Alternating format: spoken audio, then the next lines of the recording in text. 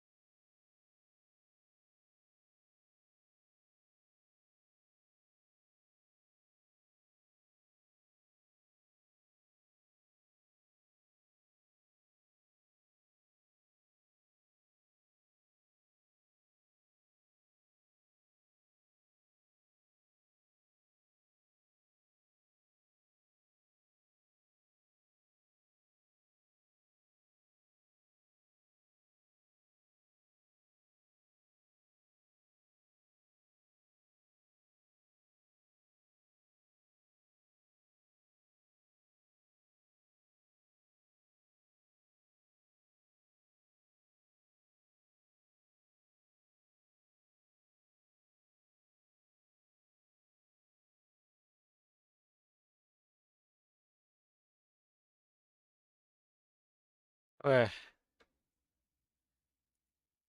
Hello? Okay. Give me a second here. Let me remove that text. Because I'm not technically eating. I got myself a nutrition shake because I need it. I'm not doing good, but I will try my best.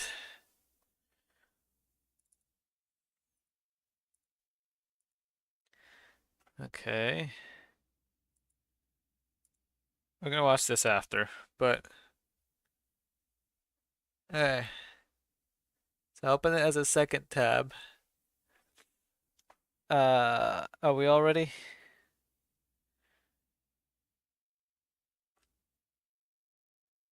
Actually, hold on.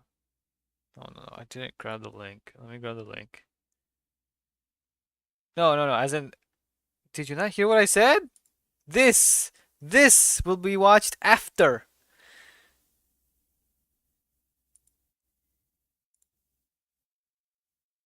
Cause I need, it's necessary. Okay.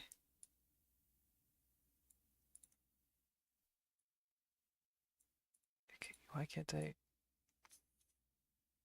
Okay. Copy. Then remove the tracker because I don't want the tracker. Are we ready?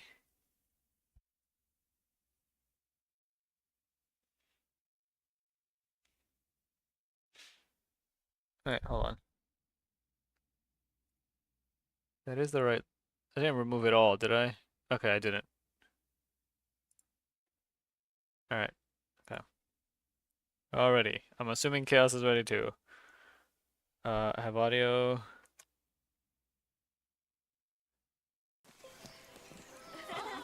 Is this? Oh! Hold on. Hold on. Hold on. Yo! Yes!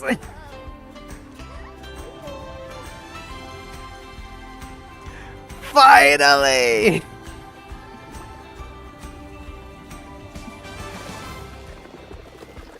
Oh my gosh.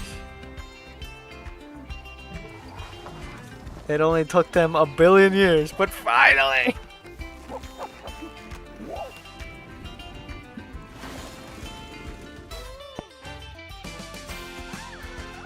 I'm going to make the assumption that all that we are seeing right now is going to be in the base game. Ooh. Oh, wait, you're right!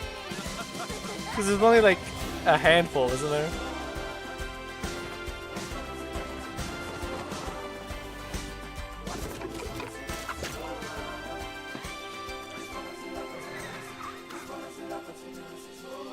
Actual aquariums. Oh, that's a lot sooner than I thought. Hold up, hold up, hold up. Deluxe edition has an additional 6 species. We have Golden Eagle, Inland Tamarin, Axolotl. Wait, I want to know if these are the small things still going to be in exhibits? Are they actually going to have full thing? Also, yes, finally, aquarium. Donation bins, animal donation bins, toucan eat shop, tiger photo wall. I'm excited. I'm hyped. I'm hyped. I gotta see what people say, right? There's gotta be stuff.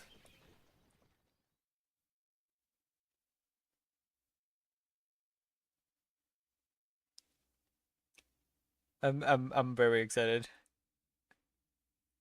From the graphics, models, decorations, new species to aquariums and aviaries. I'm I'm hyped. More gremlins. So aviaries and aquariums, finally.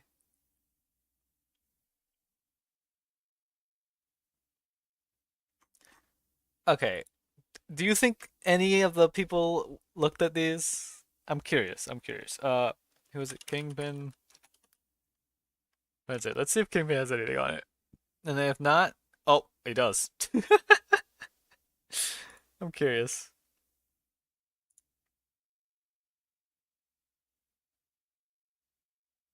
Planet Zoo 2 likely is the most anticipated zoo simulator of all time, and today we've finally gotten our first look at the game. Let me tell you, the wait was absolutely worth it.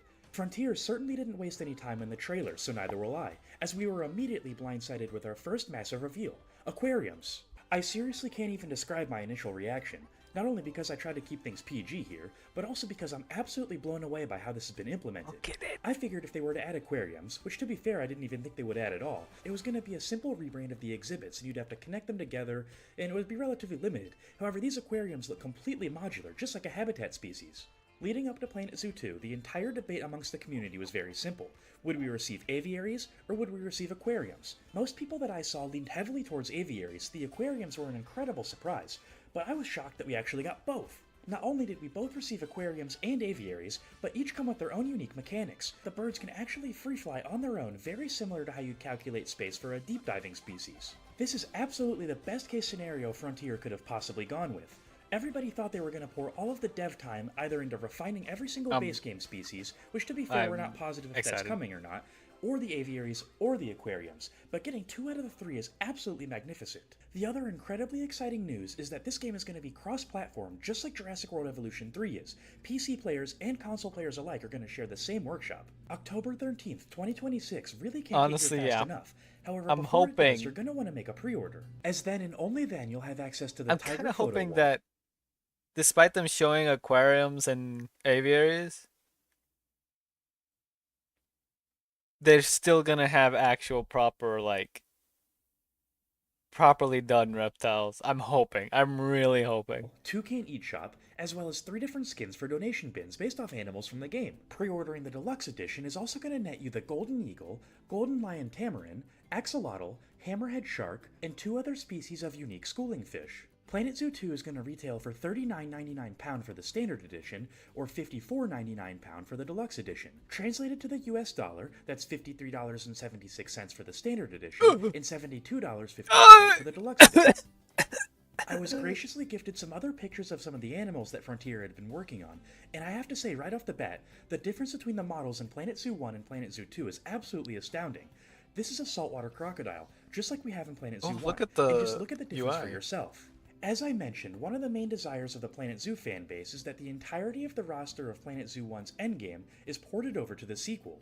That means all DLC animals should be in the base game of Planet Zoo 2.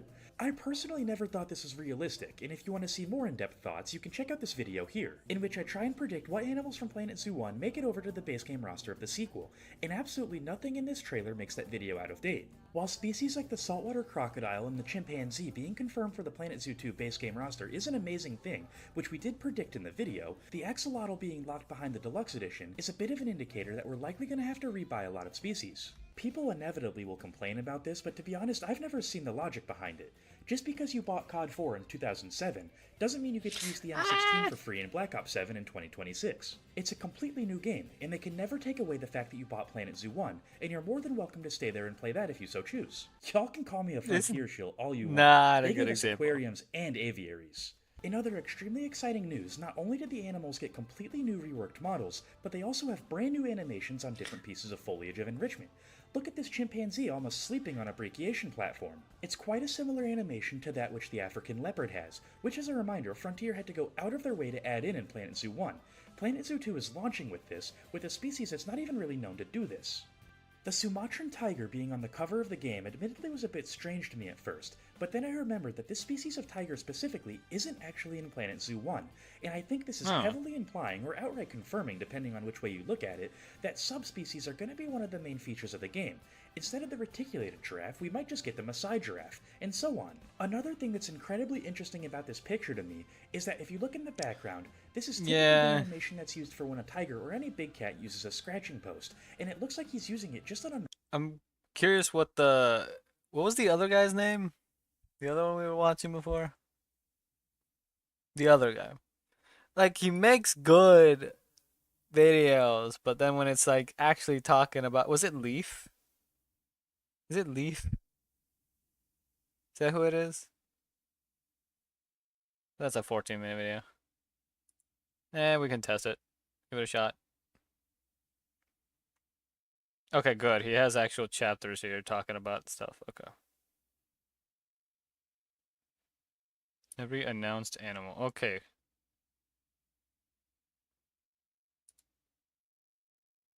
Yeah. Come. Oh, is it gonna work? Come on. Wait, what? Why is it not? It suddenly switched. What? What is happening? Leaf gets them wrong too. Wait, what numbers? Oh, 65. Oh, okay. Never mind. You meant the price. I can't even. Okay, I don't know what's going on. Is my internet dying? I think my internet might be Okay, I'm calm. Planet Zoo 2, everyone. The day is finally here. Hope you guys enjoyed seeing the trailer. Yeah, we have a lot to uncover, so welcome everyone. My name is Leaf, and let's get right into it. Let's unpack everything we know about Planet Zoo 2. Okay, I have hold on, established a little It's just for the beginning, all right? And you wanted me to see the whole thing about how there's Planet Zoo 2, okay? cheat sheet for us to kind of go over the main I things. was So only let's gonna jump watch right one into thing it. in the beginning. Aquariums are officially coming to Planet Zoo 2. Here we'll have saltwater and freshwater aquariums. These look so good. We've only seen saltwater aquariums so far, but they look beautiful. We can have keepers go in and Okay, they so we even are getting don little freshwater, scuba too. gear. That is just so adorable. But yes, these look so good. We can see that the water shader has completely been just completely No! changed for the better. The confirmed animal I need to raise the price. I need to raise the price. That's what I need to do. I'm raising the price.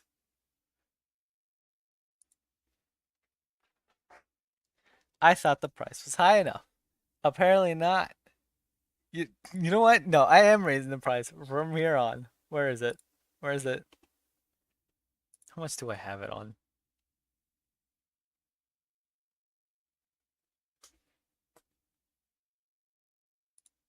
I need to check.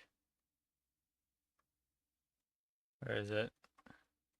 Is this called Y? Where is it? There. It's 10K and you're still doing this. You know what? I'm raising it to 20K.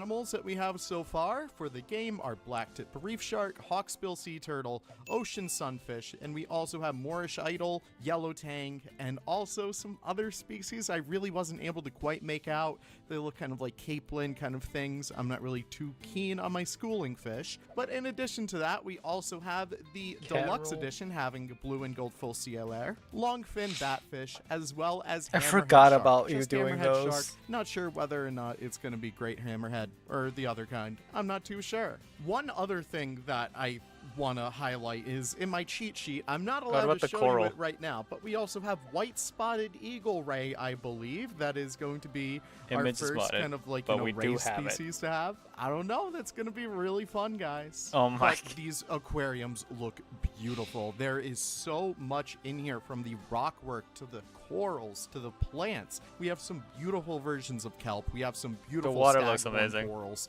We have some beautiful tube corals, sponge corals, everything. It just looks so I'm excited. beautiful. Also, the ocean sunfish or mola mola is my absolute favorite. So incredible that we get these guys in the base game. That is crazy to me. Now, let's move on to aviaries. Let's take up the skies a little bit. So we will be getting aviaries, and they will have a new tool to fully construct Just quickly say, we all know that I'm 100% gonna be doing a like playthrough where it's just purely aquariums, right? custom aviaries. Oh my word, that's going to be so good. It's going to have this new generation of ceiling netting, so that's going to be very interesting to see how that all plays out. I really can't wait to They better just have some hear of the more cool about that from the aquatics. Planet Zoo devs. Already you can tell there's so much love Like, going into this. they better sequel that have, they like, really care about making it great. In terms of the animals, we get the Crustaceans, white-tailed eagle. cephalopods, That like is a little thing all in the my good stuff, cheat all the sheet over interesting here. things.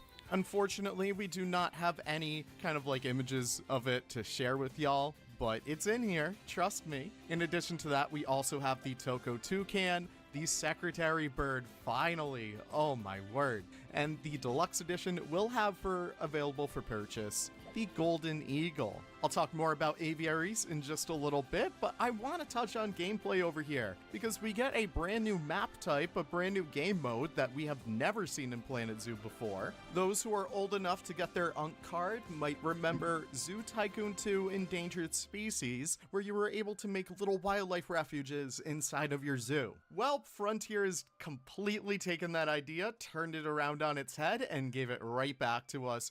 We have wildlife reserves. They are a new style of gameplay that rely on you releasing animals to the wild from your very own zoos. I think this is a thing at the very end of the trailer that we get to see. This is going to be incredible to see just in full swing of things. I don't know. I love this. I think we all pretty much expected either aquariums or aviaries to be revealed for Planet Zoo 2, but I did not excited. expect anything like this. I can't wait to look more into this. Now beyond that, in terms of normal kind of day-to-day gameplay, we have the career mode coming right back. We have the fauna ecosystem network. That's going to be very interesting to see how it all plays out. I really hope Ernie Goodwin and Dominic Myers come back, though. Please. I need my funny grandpas. This caught me by surprise in the little cheat sheet. You can even explore your zoos in first person to get a guest view Since it is of just your talking. animals. I'm not sure how deep this first person mode is going to be, but please, I really want it to be so in depth. Please let me just get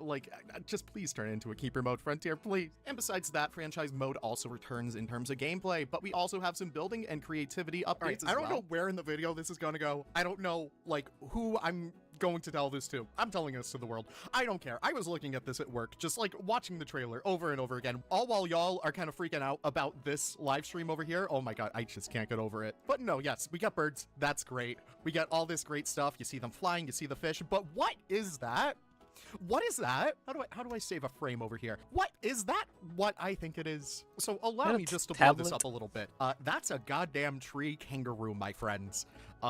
This game might be goated. This game might be goated with the sauce. Oh. All right, that's it. Back to your regularly scheduled He's talking about what's video. on the I'm tablet. so glad Okay. that Frontier has recognized where they kind of fell short with Planet Coaster 2, unfortunately. But what was bad for Planet Coaster 2 is great for Planet Zoo 2, because we get 5 returning themes and 4 brand new themes for Planet Zoo 2 base game right off the rip. That is going to be awesome to see. See, one of my biggest issues with Planet Coaster 2 was the lack of general kind of good theme park building options. You couldn't get in there and you couldn't build your Disneyland or your fake Disneyland or anything like that, because there wasn't a Pirates theme, there really wasn't an adventurer theme, there really wasn't a castle theme. So it's really great to see Frontier is recognizing this and is like, you know what, we'll give it to you guys. I'm really doing my best to try and parse together what these themes might be. From the trailer, I don't really have a decent idea. It looks to be kind of like an Asian inspired zoo, and overall it just looks so good, guys. I don't know. Also, finally, the last kind of quick bits I have in It here, still the looks Frontier so Workshop nice. is confirmed. It is going to be cross-platform. I hope they make the necessary adjustments to make it work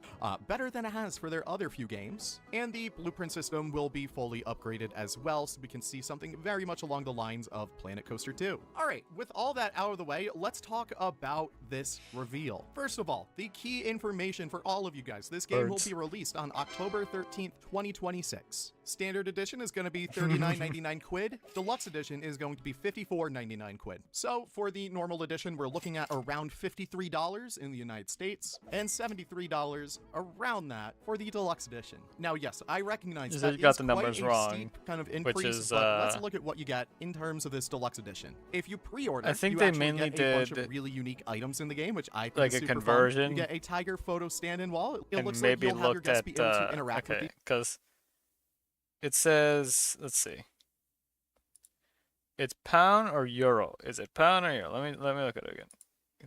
Okay, pound. So $54.99.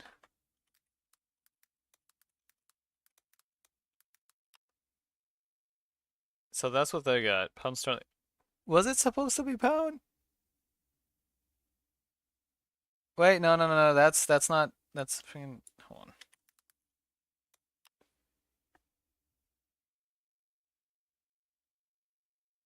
Is it pound or euro? Because it's telling me the same symbol for both. Okay, hold on. Pounds rolling.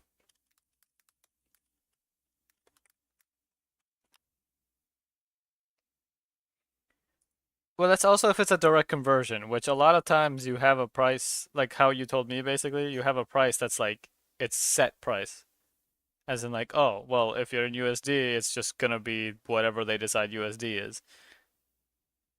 Yeah. So it's they just did direct conversion. They probably didn't like find the actual thing on the page. This edition is going to be 54.99 quid. So for the round that, what you get in terms of this deluxe edition. If you pre-order, you actually get a bunch of really unique items in the game, which I think is super fun. You get a tiger photo stand-in wall. It looks like you'll have your guests be able to interact with these, which is very fun. You get 3 unique animal donation bins, which are just like these kind of like animals with their mouths open. Looks like we get a shark, a hippo, and a toucan. Very adorable. And finally, you get It's the actually a toucan different eat kind of shop bird. and signage. Very cute. Oh, while we're here, can we talk about how both Eben and I got a little reference in the little trailer? Yeah, so from now on, you guys will need to refer to us as Chief Chief Leaf. Leaf. That's it. I'm sorry, I don't make the rules. Now, in terms of the deluxe edition animals, which I know everyone really cares about, Golden Eagle, that is a fantastic animal. It is from North America and Eurasia, I believe. Yes, Golden Eagle might be one Chief of the Leaf. best additions to the game because they have a wide variety of habitats from North America to Asia to Europe and even to Africa, which I think is incredible. I love having these very robust animals. Golden Lion Tamarin, I'm looking at it right now. It looks so good, guys. You can't really get too good of a picture out of it from the trailer, but oh man, it looks fantastic. Now that's it for the quote-unquote habitat animals, but what about our aquatic critters? Well, this is interesting. The axolotl is one of the deluxe edition animals. So this can probably spark the debate of, yes, they are going to be including some DLC animals from Planet Zoo 1 as paid content for Planet Zoo 2. However, it's just the axolotl, like, that's fine. Also, we didn't really see too much I'm of wondering a if exhibit this is look in terms of, you know, the trailer. This I'm is a really hoping that we freshwater get a aquarium. gameplay trailer relatively soon Rather that than goes an over this, one of those because like I really mini want to see if they upgraded little these at all. exhibit And things. finally, in terms of fish, we have the blue and gold Fusilier. Really cool kind of schooling fish over there. We have the hammerhead shark. These guys look so incredible. However, like Frontier, you can't just say hammerhead. What kind of hammerhead? Is it scalloped? Is it great hammerhead? Come on, come on. Appeal to the fish guy. And finally, we got the long fin batfish. Fish. Again, a really cool schooling fish that we got in here. Just looks super I pretty. can't and believe honestly, they finally one of the added coolest species fish. with the coolest babies out there. Oh man. But I'm not even sure if the schooling fish will even have babies because we didn't see much of that. Oh no. All right, but there is like way too much to unpack over here. But oh my god, you guys, this feels incredible. The chimps look so good, but one thing that we noticed over here is the Sumatran tiger as opposed to the Bengal tiger. That is very interesting to me. So I don't know. I don't know if I got to Frontier by going all, hidey-hody realism, but the Sumatran tiger is a much more common tiger species that you can expect out of a zoo, so that was very interesting to see. Yeah, just kind of going through the trailer over here. I'm just trying to pick and parse out like things that look at the foliage. The foliage looks so good, my friends. Oh my. From this image, Gulpy comes back. I don't know what I think it says Moon Jelly and Gelato Bros, I'm guessing. Gelato Bros.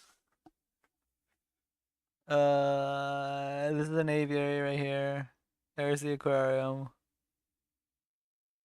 Also, the fact that it's just beachside is just really nice too. My word. What a step up from Planet Coaster 2. What a step up from Planet Zoo 1. This looks beautiful. I personally can't wait to get into this game because it just seems like the culmination of everything that Frontier has learned over the past few years with some of their latest games. I don't know. This is going to be incredible. We can see a bunch of new animal upgrades in terms of the saltwater crocodile. Got a significant upgrade. One of the first animals in Planet Zoo 1, and it looks so good nowadays. What a handsome devil. And not only them, but the chimps seem to have also gotten quite a visual upgrade. They look so beautiful now. But yeah, I really just wanted to get a quick video out for you guys because this information is on a need-to-know basis. You guys need to all get hype. I cannot even begin to explain just how excited I am about all of this. All of the new scenery looks great. All of the new animals look great. We have fish, we have birds, we have wildlife parks now. This is all the new animals. Let me look at this scene and see if there's any like because obviously like the eyes are getting attracted to all the stuff up here, but I'm trying to see if there's anything down here great. Yeah. like eels or have birds, we have Octopus, wildlife parks anything now. like that. This is truly going to be one of the best games of all time. So let me know what you're most excited for down in the comments below. Okay, so it's If you guys basically are them new talking. Okay, anyway. So we're about to switch to the game, right? We're about to switch to GFL. Okay, go do the event on there. Before I do that, though, I do want to show because I kind of was going through it as in just skipping story just to finish the levels. Yes, you go ahead, Pats. Skipping the levels and just doing, like, well, not skipping the story, so I don't read the story, and then going through the levels, um, just trying to beat as many as possible because there's only a couple days left. Um, and I'm not gonna miss, I do have a guide thing that I'm following along that I've been doing for the levels because I was like, that's not what I'm interested in right now, story. So I was just doing that. But anyway, uh, because of that, I can't rewatch this intro sequence thing, I don't think. So we're just gonna do that here. I think is this the old one or okay, this is the old one. Okay, hold on.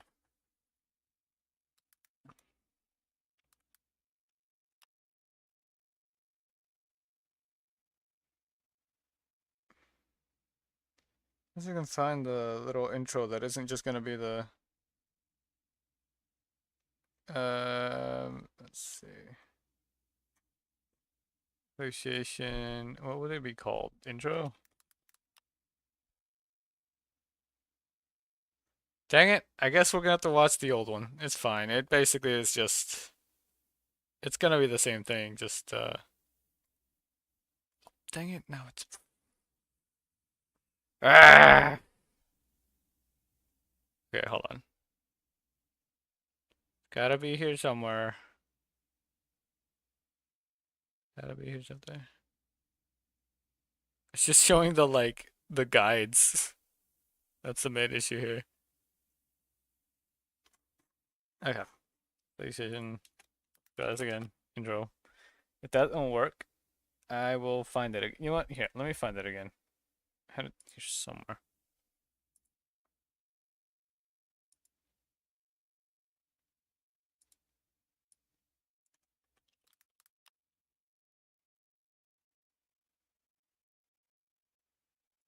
Is it this one?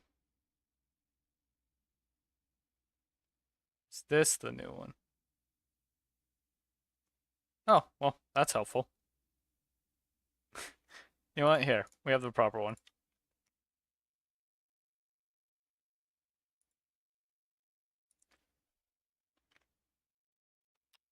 Oh, this should be the proper one. It's even from the freaking goes from the Mika team channel. If only my browser. Okay, there we go. Here you go. This is what we saw right when we clicked on the event.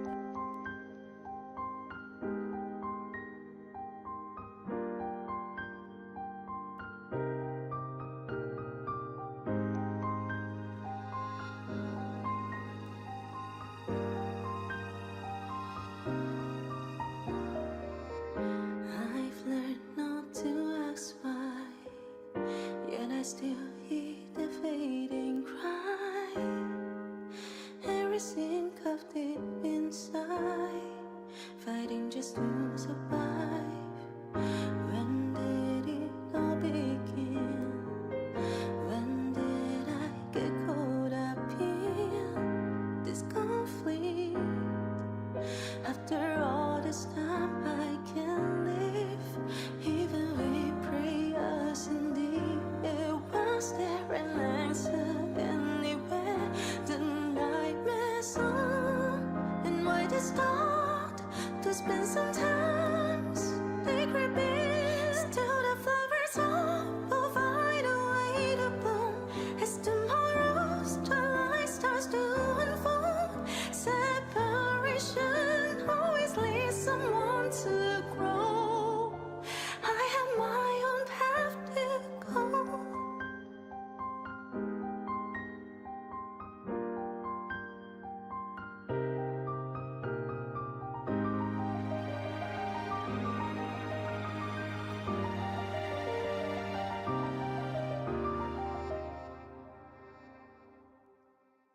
8 years. It's been 8 years. I think a little more than that actually. But yeah. Um ah! Okay. Let me get this up. I remember how to do this. How do I do this again? No, not that one. I can use this one, sure.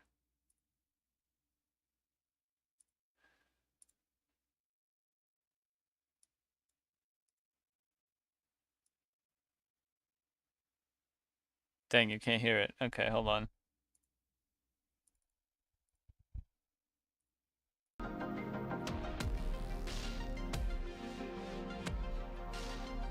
I mean, it's not like you're gonna have to hear it much, but we're also gonna be going through a lot of difficulty.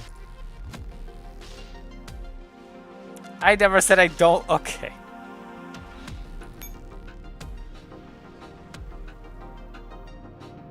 Now it's getting here with my like bajillion resources. I went off because the time had run out. Pretty sure I said it too. I need to turn on the. There we go. That's a little better. 晩ご飯こそ忙しい一日を乗り越えた自分へのご褒美だと思いませんか？ The text box didn't show up. 指揮官様、 There we go. ラジオ体操なんていかがです？高いリラック But ス yeah, 効果が期待できますよ。 we have 7 sand table, which is like whatever. That's just like the ranking thing, which I just do the cumulative score thing. I've tried doing the ranking before.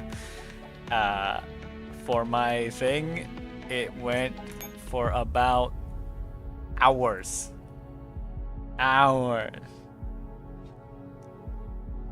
Okay, so we're on 19 out of 29, because I had literally earlier today just beaten this, no, not that one, this one, which was really difficult. Then this one, and this one I haven't tried yet. But we're actually gonna go through the story, because I have not read any of it at all. What do you mean she's going to die? We know she's alive in the second game. She's not gonna die. Anyway, it's all the lights in the sky are stars. Okay, well, I'm gonna see where I am at. She's going to.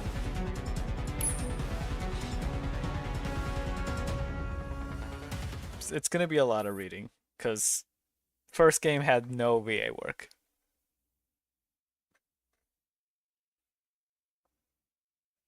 Oh look, redacted.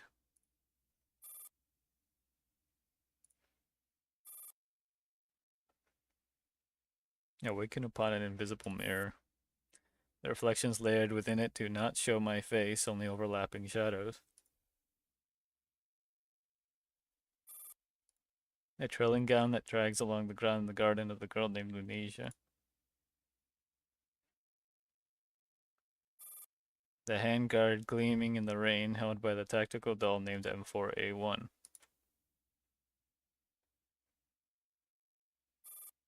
The currents and neural pathways reborn from rust belonging to the mastermind named Elisa.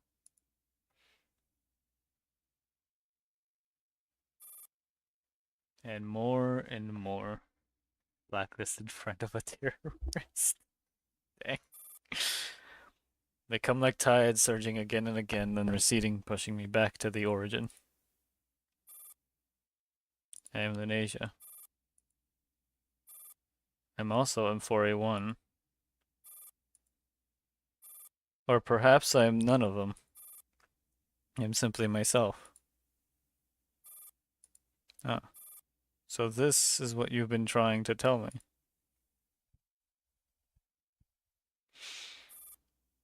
Dandelion? Nothing but an ordinary human. Where are we? How did we get here? Remember we were in the interrogation room on board the Elmo. Was it Williams doing? There is a lot of missing context, but I'm gonna do the last event anyway. I have the context, I mean, but like, you know. Like you, I know nothing about our current situation. Help this person sit up. Darkness, that familiar yet unfamiliar face, rises and falls within my memory. Ordinary. Ordinary. What an utterly ordinary person. How long have we been here? Maybe a week, maybe a decade. Is this really the time for stupid jokes? Ordinary looks, ordinary physique. Even their personality is so plain and unremarkable.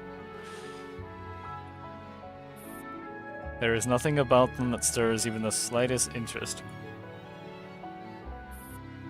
You woke up before me? Yes. Did you see our abductors? I don't know who abducted us. All I know is that the last time this door opened, it was a handful of scientists working under William. William. What did they do? They took me to the lab. After that, I don't know.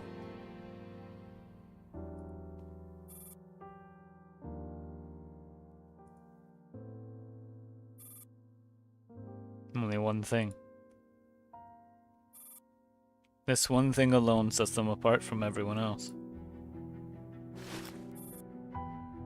The wound is here.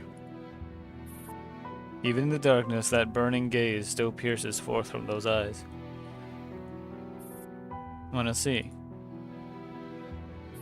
This person's eyes shine as brightly as stars.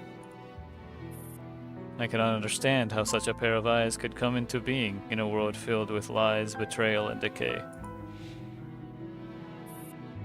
No. We need to get you out of here and give you a checkup. Just as I expected. They don't show the slightest reaction to my teasing, even though they seem like such a warm and humorous person in my memory. Can you contact the dolls? No, the signal's completely jammed here. Commander gets off the bed, walks over to the door, and gives it a few light taps to get a feel of its thickness. For some reason, this behavior makes them seem endearingly childlike. I can see outside through this crack. Why is that? You're right. Can we use it to escape? Why is it that someone so ordinary can obstruct Little Bill again and again? Let me try. Why is it that someone so ordinary can stand at the center of so many whirlpools yet remain staunch and unwavering? Oh. Are you okay? Why? Commander, just run. Leave me. Why is it that someone so ordinary can influence my memories, my actions, even my thoughts and emotions? Get on! I want to know the answer. So this is from her perspective, okay. Redacted. So have you found your answer? The commander is a brave soul. That's all they are. In different worlds, there are different endings. Like everyone else, they cannot escape death most of the time. Perhaps they were meant to become a hero, but this world has no need for heroes, and this era has no place for heroes. I have a simpler word. Idealist. The commander, Anje, and countless others like them. What are you trying to say? The power of a goddess does not entail omnipotence. The world still belongs to them.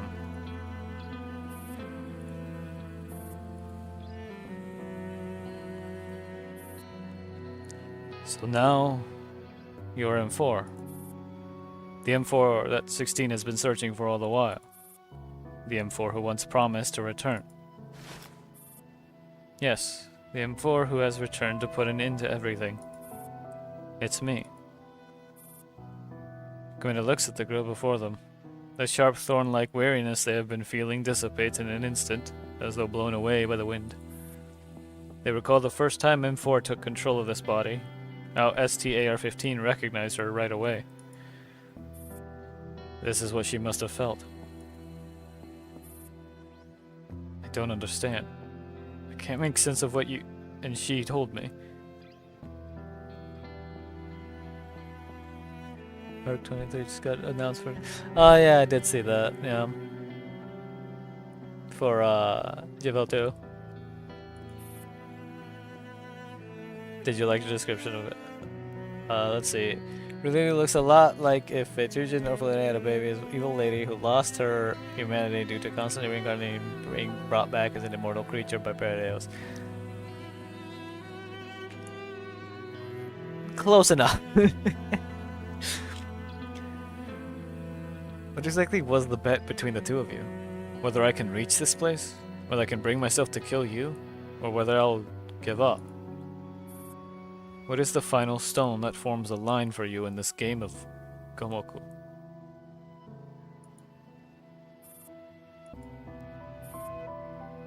That isn't important, Commander. What matters is whether you can accept the outcome.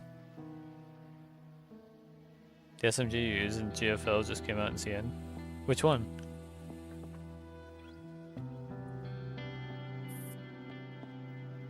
I can't. Oh, P90. Yeah. Commander's answer comes without the slightest hesitation.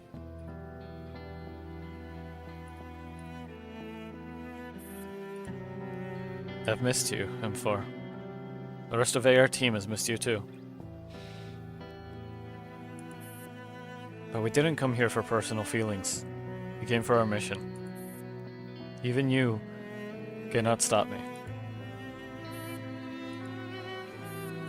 And as she closes her eyes, a calm smile on her face. I know. Was that also within the possibilities you foresaw?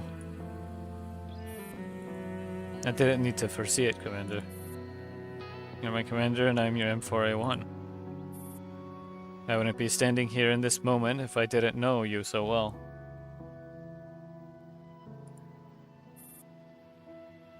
I know I cannot stop you. No matter what reason or excuse I give, I cannot break your resolve. However, your expression turns somber in an instant. Do you have the resolve to pay the price? The price? If killing William exacts a tremendous price, even so, will you still go ahead without hesitation? Of course. The commander answers without the slightest pause. I understand. Lenasia slowly walks closer. She rises onto her toes, cupping the commander's face in her hands. Those eyes, not truly her own, lock directly onto theirs.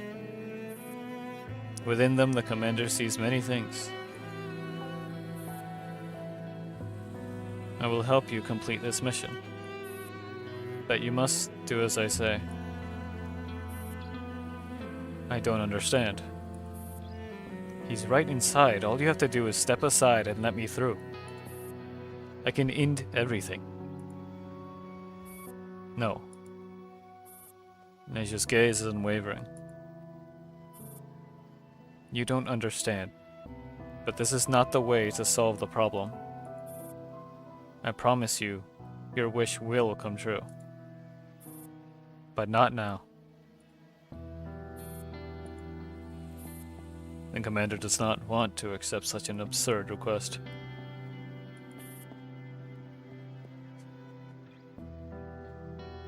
Be it Lunasia or the being before them now who calls herself M4A1.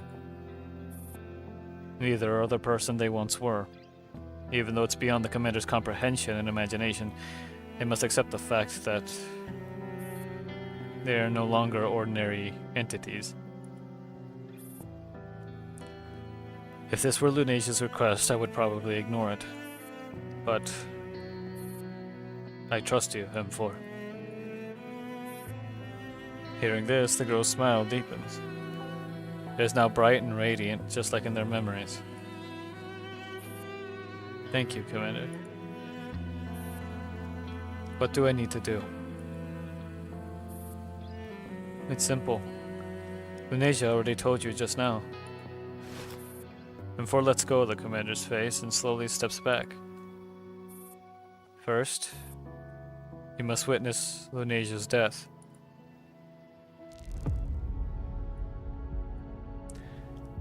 So, I think both of those were flashbacks. Because that was happening in the event that I thought was the end, which is the event that began the exile. Which is where, long story short, the commander fakes his death. Or more like, everyone claims he's dead, but he fought like crazy to survive. But then got like caught and a deal was struck. You recognize him, don't you? Redacted 2064 at a hotel in the White Zone of Frankfurt. This is the image for the hotel that we were in when that incident I told you about happened. So I think we're gonna be seeing a lot of previous things as well. All kinds of advanced medical equipment are brought into the hotel's luxury suite.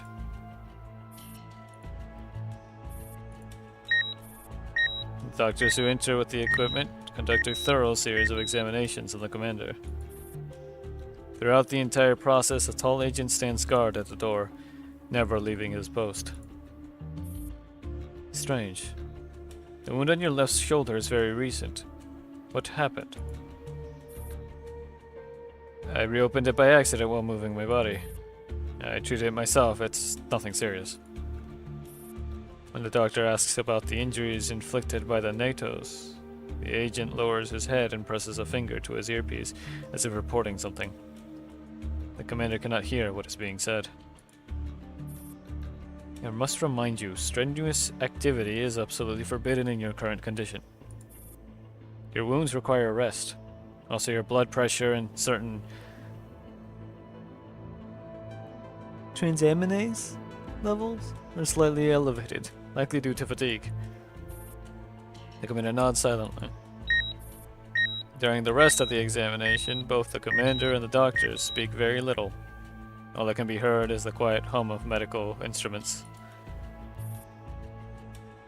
There are no other issues. Please make sure to get proper rest.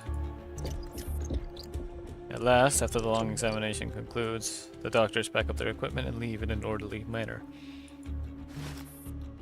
The agent at the door conducts a final inspection of the room, checking even beneath the bed and behind curtains. Satisfied that nothing seems to be out of the ordinary, he closes the door behind him.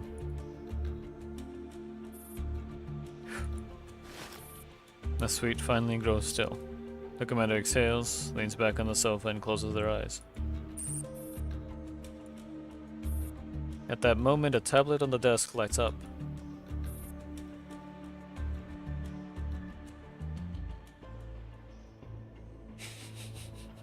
Our commander is truly a VIP, staying in the most luxurious presidential suite in all of Frankfurt with full medical services to boot.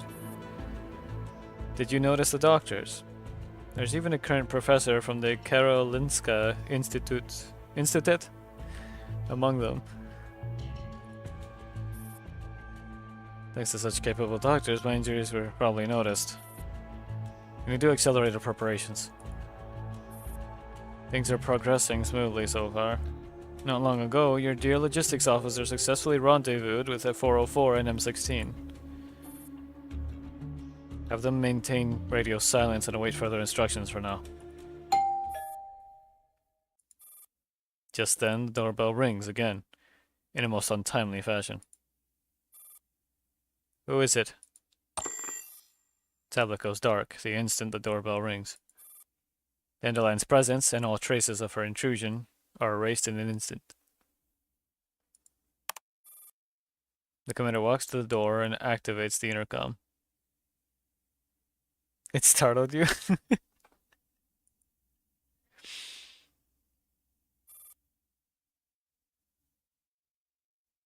Open the door, Commander.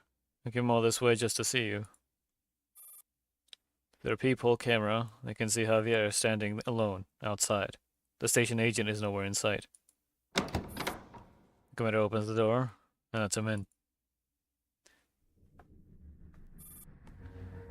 How is it? Comfortable staying here? If anything's not to your liking, we've prepared other hotels. No need. This is fine. I heard from the doctors that your injury is taking a while to heal.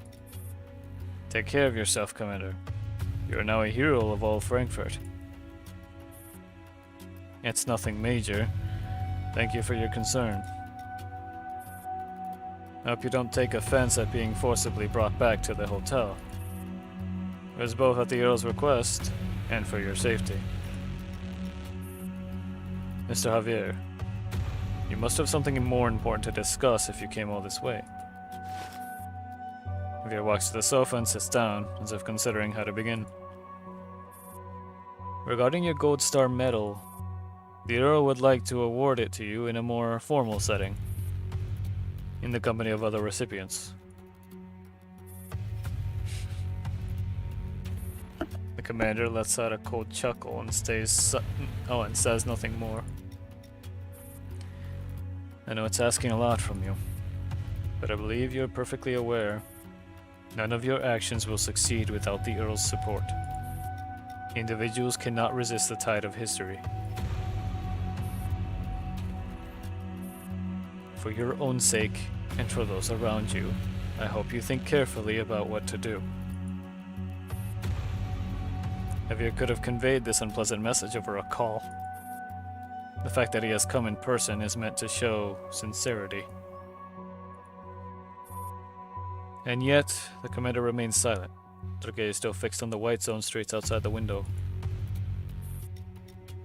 I've only had that Glenlivet once before. It was when IOP and Griffin established their partnership under the Earl's arrangement. You understand why the Earl has the bottle placed right here, don't you?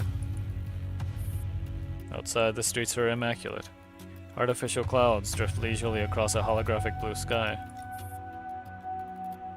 This is the underground White Zone, home to Frankfurt's political and business elites, as well as dignitaries from various nations. Unlike the devastated surface still awaiting reconstruction, this place remains pristine, barely touched by the war. Mr. Javier, I'm very grateful for the 12 hours you bought me. I'm afraid I don't know what you're referring to, Commander, so I can't accept your gratitude. However, the young often have different ideas and beliefs than the older generation, especially in times of change. Using his cane, Javier pushes himself to his feet. I hope we'll get to sit and talk like this again, Commander. About anything. So do I.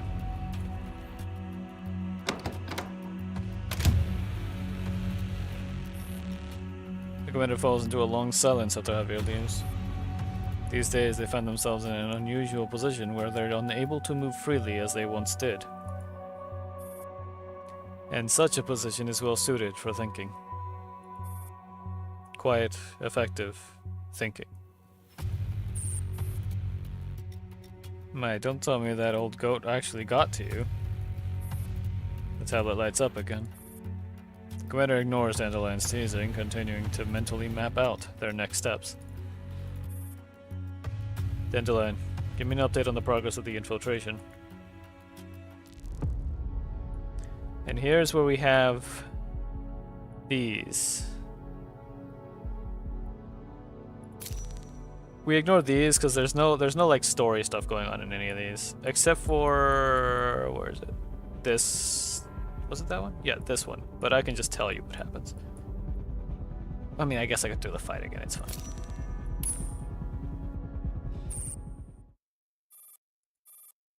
Encrypted channel chimes flatly.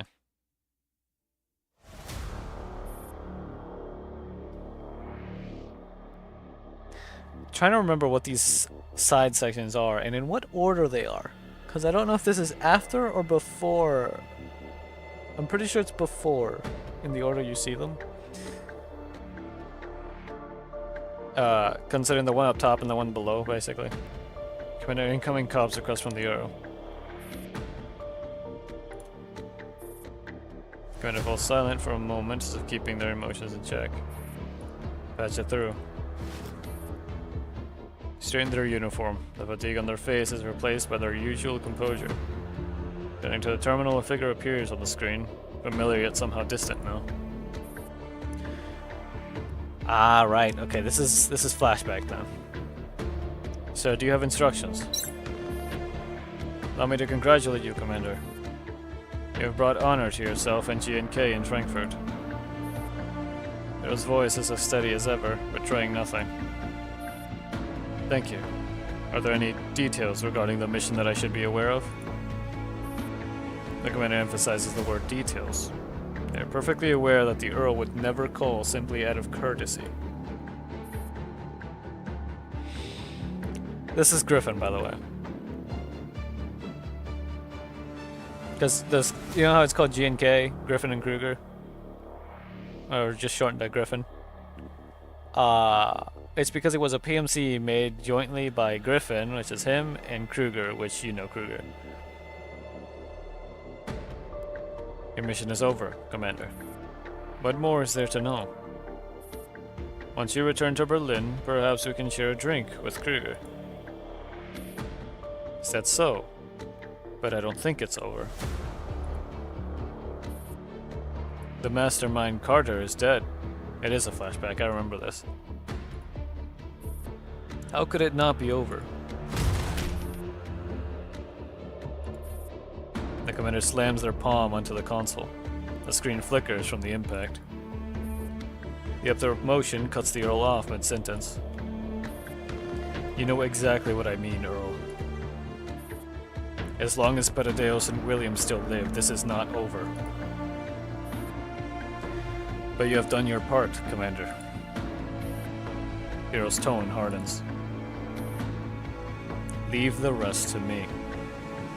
This is the Elmo, yes. We had to have it. We had to have gotten it from somewhere. Remember? We got it from the first game. At the very end of the first game, but yeah. This is the Elmo.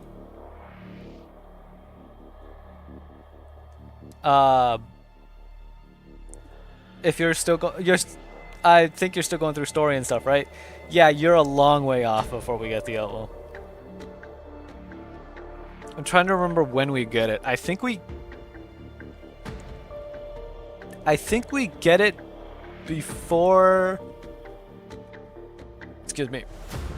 Before we take on the Towers of Avernus, which makes no sense, but it's in an area known as a black zone. Instead, you know how there's the white zones, the green zones, the yellow zones, the red zones, but there's the black zones, which are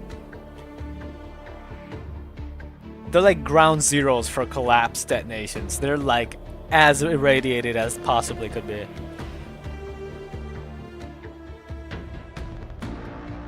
They don't even look like Earth anymore, basically. That's how those landscapes look. I wonder if they'll show it here, but I don't know. Leave the rest to me. And what will you do? Absorb Petadeus? Recruit William?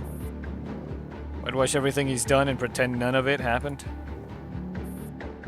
Watch your words, Commander. Hero's brow finally furrows. I can tolerate your emotional outbursts for now, but I'd walked the battlefields long before your military career even began. But you haven't seen one in far too long. You no longer see the sacrifices on the battlefield. The commander's voice rises sharply, thick with the weight of blood and fire. The ones who died because of the ISO's boxes. The ones used as test subjects by Petadeus. Did they ever exist in your eyes? Were they nothing but necessary sacrifices to you? William's life is worth more than all of theirs, isn't it? The URNC is about to be formed. Oberstein and Carter will take the blame for everything. This is the greatest consolation we can offer the dead. Would you ignite war in the coming age of peace? Commander. The dead don't argue as eloquently as you do. Commander's voice turns ice cold. The peace you speak of is built on lies and corpses, a collapsing castle in the air. I will not accept that. Neither will the dead of Frankfurt. Enough. For the first time, anger surfaces on the Earl's expression. Commander, you are too young. So young you think yourself invincible. So young you forget who gave you the might to speak with such self-assurance. I may be young, but I've never forgotten what I'm fighting for. The Commander straightens slowly, meeting the Earl's gaze without flinching. I'm willing to fight and even give my life without hesitation. But Patadeus and William must face retribution for what they have done. There can be no compromise. Gugu's indulgence has made you forget your place. It's time you were reminded how the world works. The screen goes dark. The call is cut. The Commander releases their grip on the deformed sofa armrest and rubs their throbbing temples. Just then, the Elmo's main power cuts out instantly. Emergency lights flicker twice and die. In a heartbeat, absolute darkness and silence engulf the command room.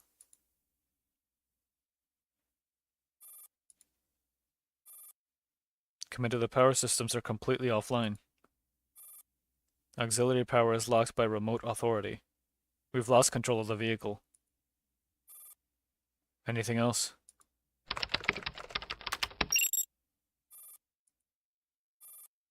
Every T-Doll manufactured by AOP has been forcibly shut down. I can't reach any of them. Get me Javier. And send a general call. Assemble everyone we can still reach in the ops room. A holographic projection on the communicator flicks to life. Javier appears, his expression weary. Commander, I wish we were meeting under better circumstances. So you know what's happened. The Nidhogg Protocol. Has Kruger mentioned it to you? The what? The ultimate failsafe within the IOP-GNK framework. Once activated, all cooperation between IOP and GNK will cease. This protocol will shut down all IOP-made dolls. It will forcibly revoke your command authority. So it's been activated. Not a question, just a statement. Javier sighs. Technically, I should have been the one to execute it. I tried to contact you right after your call with the Earl, but the Earl beat you to it and gave the order himself. Looks like I've properly ticked him off. Silence on the other end of the line is enough. I just hope you'll cool your head, Commander. I've watched you come this far, and I know how hard-won your achievements are. Considering the current situation, going back to the Neo-Soviet Union may be the best move now. Even if I have nothing left, I will never give up the hunt for William. Someone has to do it. And right now, that someone is me. I don't want you doing anything foolhardy, especially when I can't help you. However, I can see that nothing I say will change your mind, just as nothing will change the Earl's. Take care, Commander.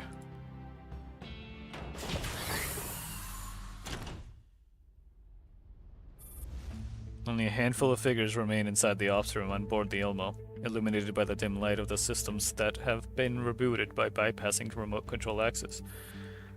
Squad 404, Task Force Defy, Squad Hume, AR Team. Not even 20 dolls. That's all that's left of the Ilmo's fighting force. Commander, all the dolls that can be contacted are gathered here. The commander nods, their gaze sweeping over each familiar face calmly. The Earl has locked down all IOP dolls and systems.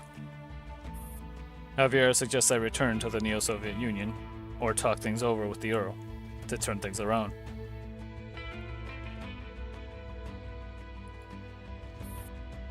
Moonlight spills through the viewport, casting cold shadows across the commander's face. Their eyes burn with the resolve to see things through to the end. We have lost all support. We stand against the entire world, against the outcome that's already been decided. But I'm not going back. I will find William and eradicate Petadeus. Commander draws the Makarov that Nell had returned, chambers around with a sharp click, and holsters it. No matter the cost, no matter the future. I'm doing this for those they've butchered. Even if it's a one-way trip to hell. I won't turn back. Silence. Then the dolls answer the commander's declaration with resolve in their eyes. The air team will always fight at your side, even in hell. Promised 15 we'd crush Petadeus. Save us a seat on that ride. Can't let you run off to hell with your unsettled debt, so count us in too. Whatever your decision is, we stand with you. I said I would bear witness to your ending, so I will watch you as your journey to hell.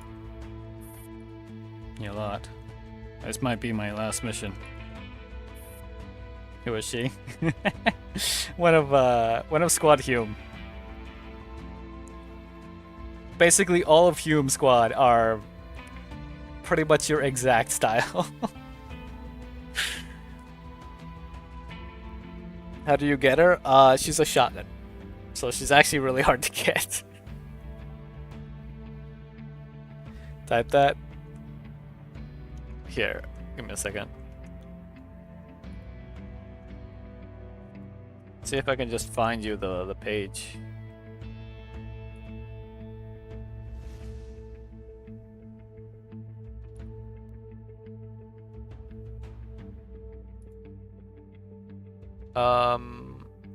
Close enough. Here.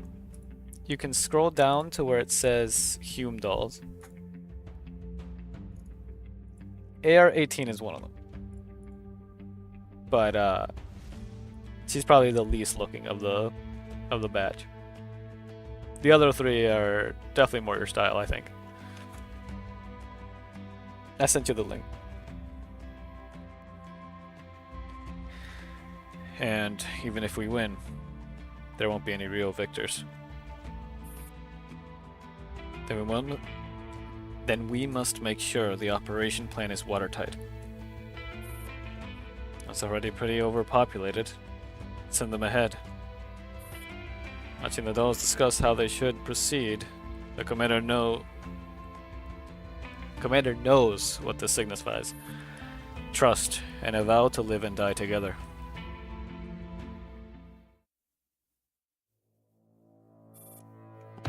Near the Stasi headquarters. Commander Styx's signal disappeared in the white zone. This is the Stasi headquarters. I suspect she's gone underground. Commander, the underground is part of the white zone. The Stasi's intelligence servers are located below the surface. AK-12 has been there before.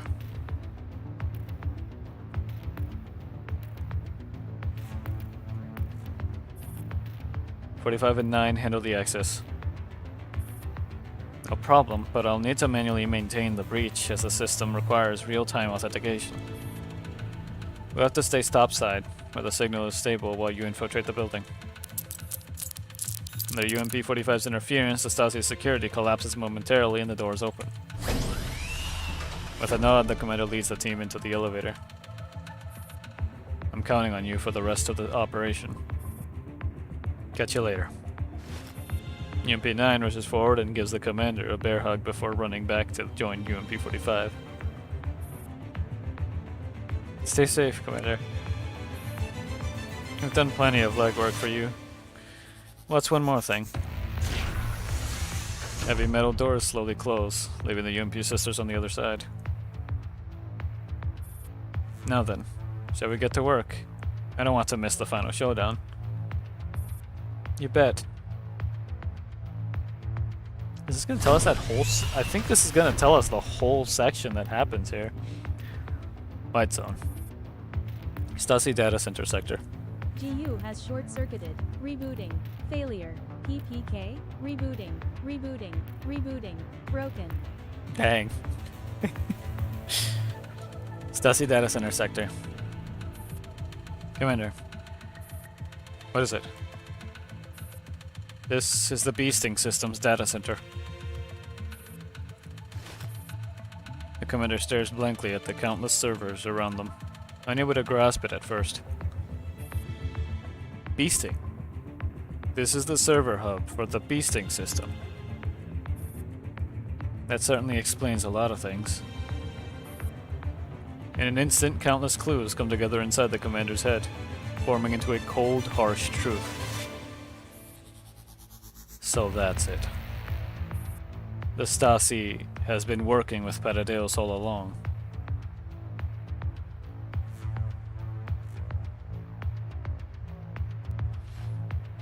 Excuse me? What? What is this about Air 18?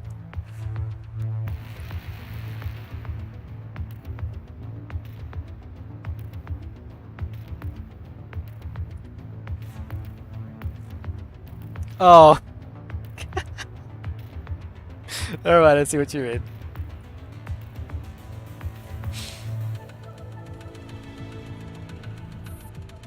No wonder their intel on Paradeus was so accurate. Which means Styx. Sticks? Looking for me, Commander. Metal spikes erupt from behind a column and come hurtling towards the commander's group. STA-15 raises her weapon and shoots down all the incoming projectiles. But more metal spikes coming flying straight toward the commander from the pillar on the opposite end.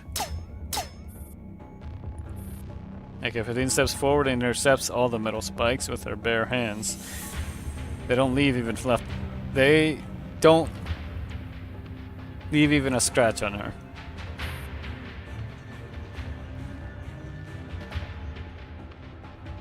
Look familiar? Show yourself. You really are the ace of Task Force Defy. Impressive.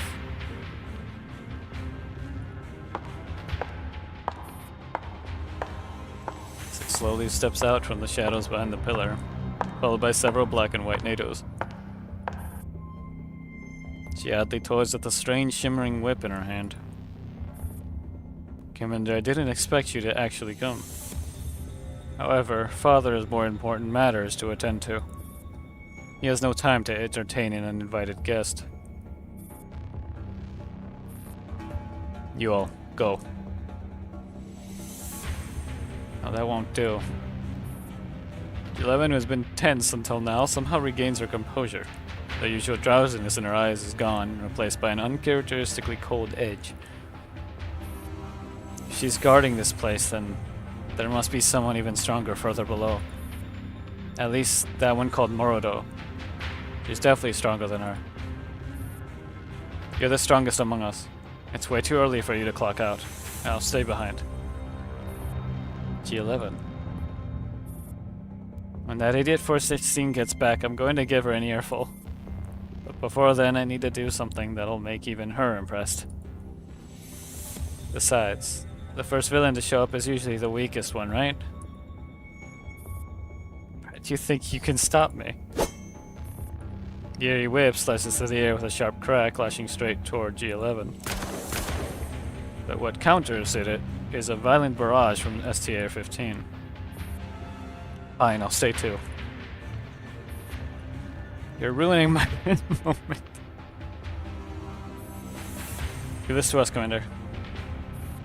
Right. Counting on you.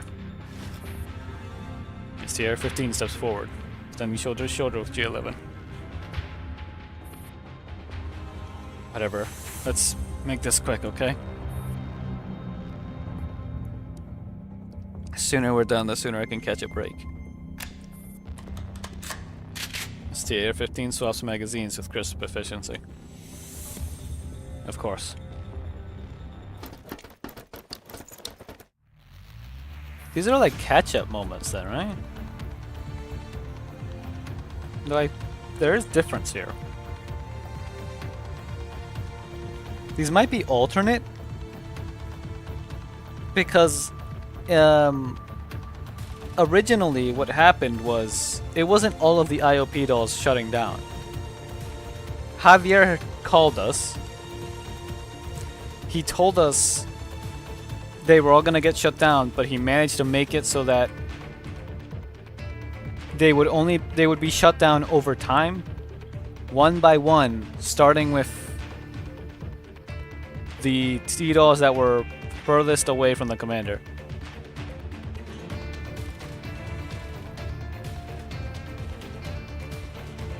So like the last would be the closest to him. Well, in this, they all got shut down instantly. Keep it within the white zone. Please don't worry, Commander. G11 and STR-15 are both Griffin elites. Mere NATOs won't be enough to overwhelm them. Commander nods. The planet had already accounted for Patadeo's interference, but the early appearance of someone like Styx means the enemies ahead will be even more formidable. In addition, we just intercepted a piece of key intel about the final step of Project Valkyrie. The final step. The surgery. The final surgery. Everything they need is now in place. Commander, UMP-45 and UMP-9's operation has encountered resistance. They may need more time. Understood. Patch their comms directly into my channel.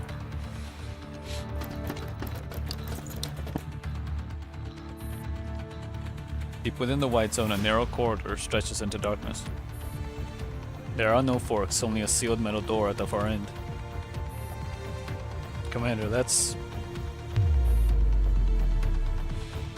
Before you can finish, darkness suddenly falls. Electronic warfare. All units defensive measures. Oh, Brahmed. Brahmed. Finally, a guest. Okay, 12, already cloaked, intercepts Brahmed's electronic attack and instantly drives her blade toward her. With infrared vision, AN-94's gunfire is already locked onto the target. Brahmed leaps back, evading the barrage, rotating to the standard NATO's lying in ambush near the door. Looks like it's our turn to shine. Commander, leave this to me in 94. Keep our commander safe. AK-15 nods, her gaze unwavering. AK-12 lightly fist bumps AK-15's chest armor as a wordless farewell. But does not stop them. Simply watches as the commander's group advances down the corridor ahead. Brahmed, you seem more pliant than the rumor suggests. I thought you'd try to interfere. Don't misunderstand AK-12. Opportunities to have some fun with Defy alone don't come often. And interfere? Why would I do something so gentle? Brahmed stretches, licks her lips. I'd really like AK-15 to see the way you kill yourselves later. AK-12's eyes snap open. You can barely see it, but they're open. Now that sounds more like what I've heard. In that case, I hope you can last long enough for this to be fun.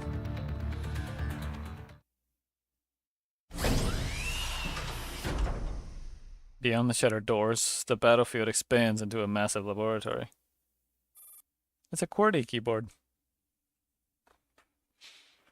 Commander, according to intel, the final surgery of Project Valkyrie is taking place here. But it seems Styx and Brahmed aren't the only ones present. A familiar figure descends from above. You! All my homies hate this. For what she did several events ago. Meet again, Commander. She makes her entrance, a wave of black and white NATOs come pouring in from every corridor.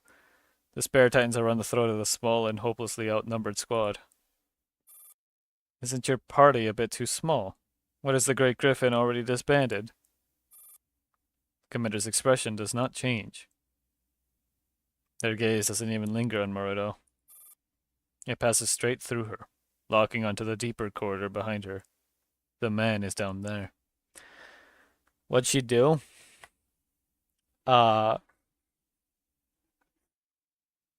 Probably like one of the top 3 worst things that have been done to the commander specifically, which was her killing somebody very specific in front of the commander when they thought everything was gonna finally be okay for that character. I don't think it really matters if I mention, but Macklin.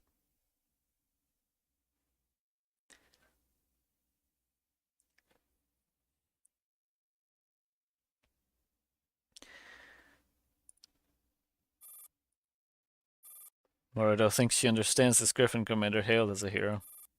Brave, composed, kind, every positive adjective can be used to describe them, just like Angelia. But the commander has changed. Those eyes are filled with raw, unmasked hatred and murderous rage. You done? The commander speaks quietly, but the words chill even a veteran like Maruto. Go. The moment the command is given, AK-15 launches forward like a shell.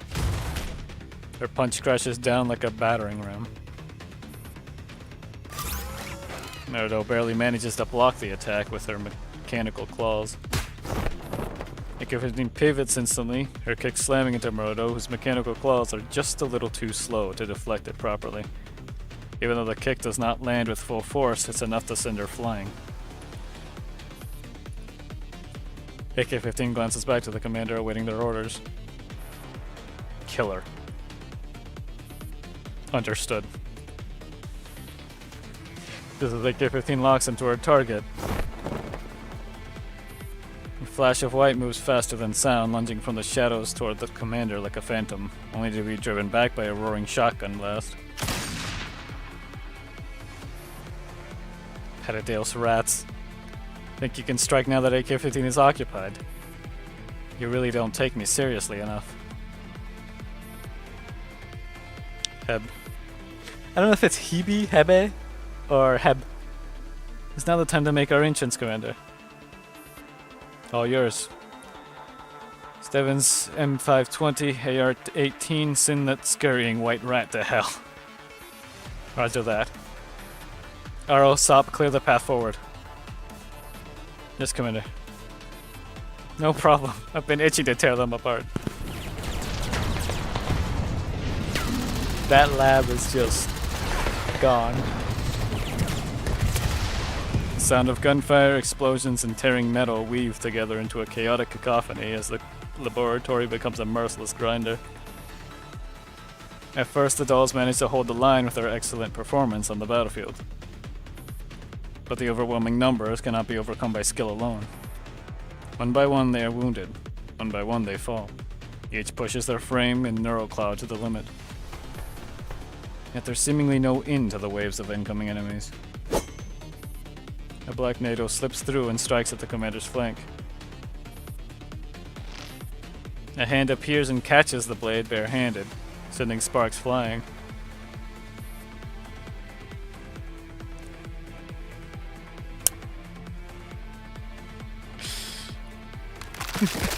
With a twist of her wrist, Saptu rips the NATO's arm clean off. She kicks it away before riddling it with bullets. Don't you dare come near the commander, you trash. I think this is an alternate way it could have ended. Because we definitely managed to have more units with us, if I remember correctly, because of the protocol not being all at once. Another White NATO's blade pierces through her shoulder from behind. Go to hell.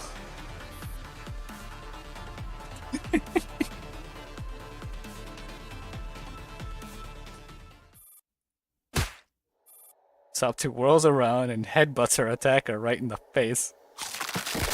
She bites into her throat, and with a blood-curdling crunch tears it apart.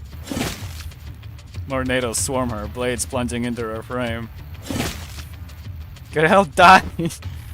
But she does not stop. She doesn't even slow. She grabs their weapons and snaps them with a furious howl, then pummels the NATOs with the blunt weapons. Even as her body becomes a pincushion, she does not fall back. Not a single step.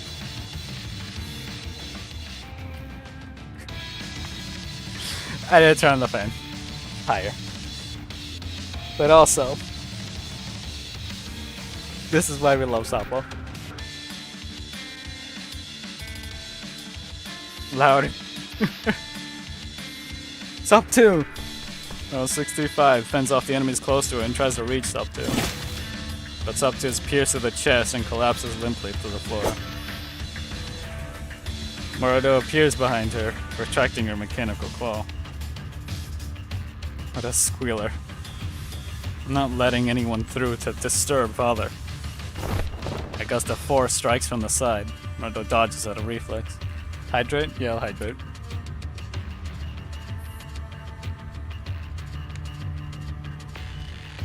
Just in time to avoid the mangled White NATO thrown toward her. AK-15 follows with a kick, destroying Morodo's mechanical claw before she can steady herself. Going somewhere? AK-15 glances at Sub-2, who's struggling to stand. After a moment of silent deliberation, she decides against pursuing Morodo further. Instead, she plants herself in front of Sub-2, holding the line against the swarm. I can handle it. With AK-15 repelling most of the NATOs, a brief opening appears toward the operating theater. Commander, the path is clear. Good. Standing at the entrance of the passage, the commander turns around to look back. The lab is now a hellish sight. Sop-2 is trying to stand with broken legs. AK-15 is fighting both Morodo and countless NATOs alone. RO-635 takes damage while covering the commander's approach to the passage entrance. AR-18 and Stevens M520 are still battling hard at the other end of the lab. All this was started because of him. RO, stay and help the others. Commander, we don't know what's ahead. It's okay. You've done enough. I'll finish this. The commander looks at RO. This usually sentimental doll seems to be struggling to find the words to express her feelings. We'll wait for you. Right.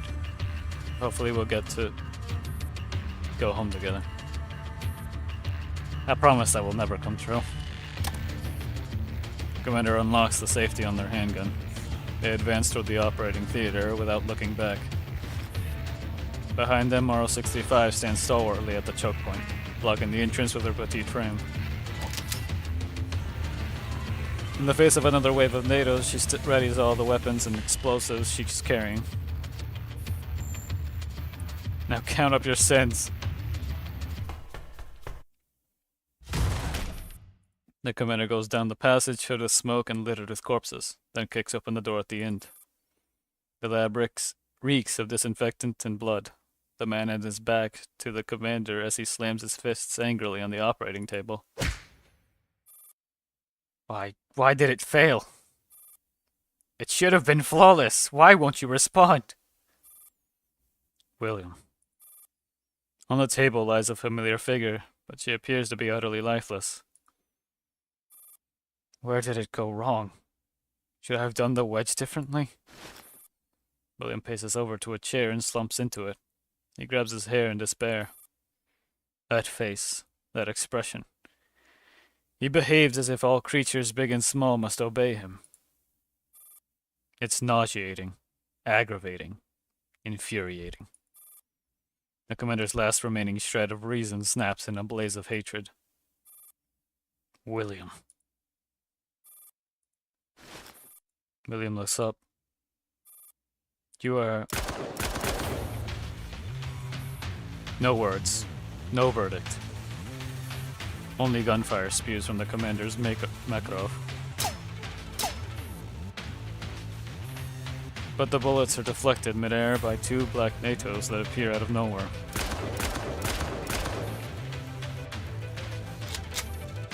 Commander reloads without pause, and keeps firing relentlessly at the parts of William's body that NATOs cannot defend. Bullets whiz through the air, grazing William. One of the NATOs throws herself over at him to shield him completely, while the other lunges at the commander with her sharp blades. Roll, shoot, dodge. The commander fights with everything they have, pushing their human body to its very limit, but is still overcome by the black-clad figure. Their pistol is knocked out of their hand, and they're pinned securely to the cold, hard ground. What a nuisance. William kicks the NATO, shielding him aside impatiently. He slowly climbs to his feet, walks over, and peers down at them.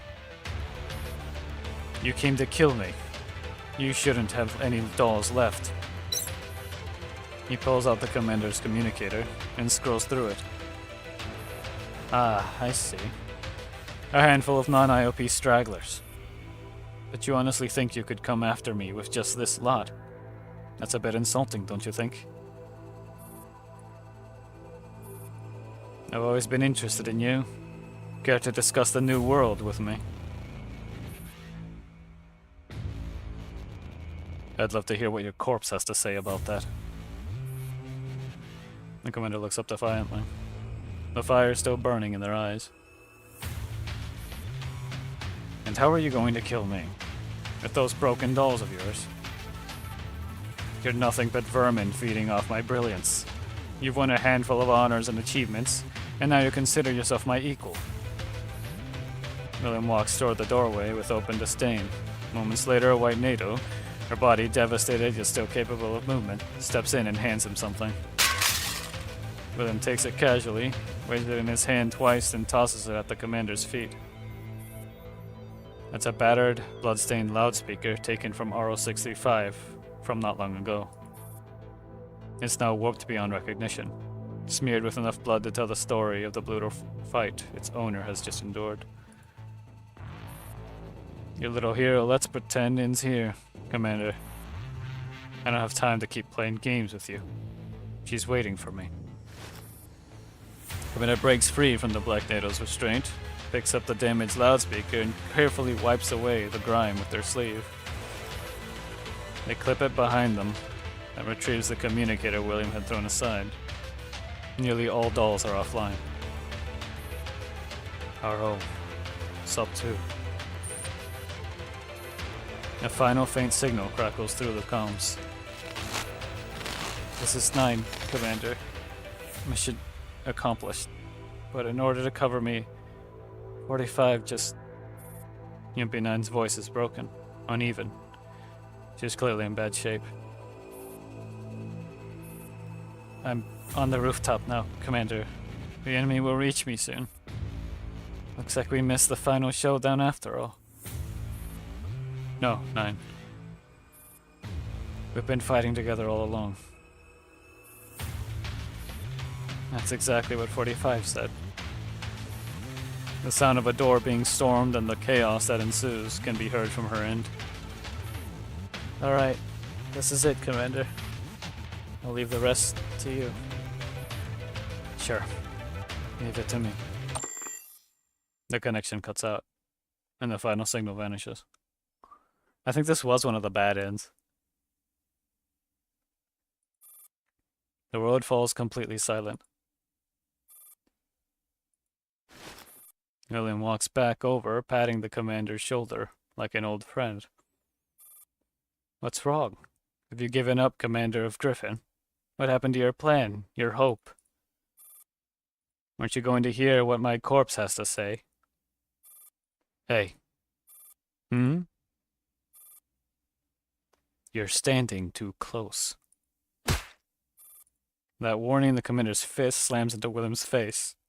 Blood bursts from his features. The NATOs in the room instantly subdue the commander again, but a silver ring slips from their hand. What? A blinding white light devours everything.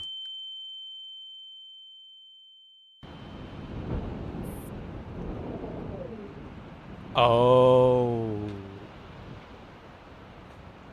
Silver ring. And then wild blinding light. On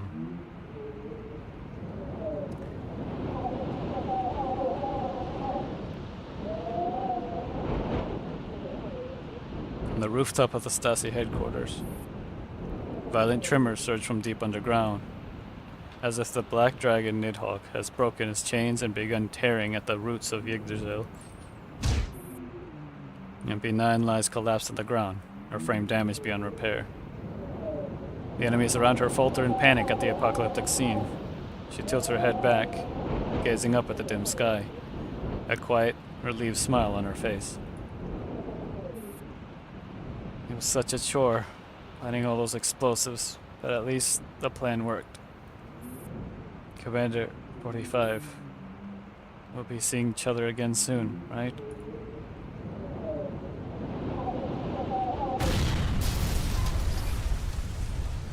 Seconds later, the Stasi headquarters erupts in a massive chain explosion centered on the elevator shaft. Flames surge upward from below like Surtur's sword of fire, devouring floor after floor, turning the entire building into a towering inferno before it collapses in a thunderous roar. The order of the old world, along with all its sins, is reduced to ashes. The flames of annihilation rise into the night like a brief dying sun. All of Paradeus and the Stasi's secrets, along with the remains of those nameless heroes, are buried forever beneath the ruins.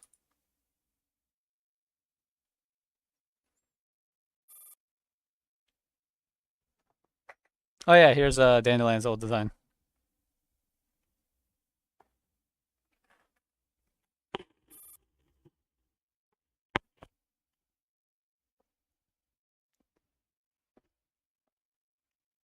A comet strikes the moon. A white rainbow appears as the sun.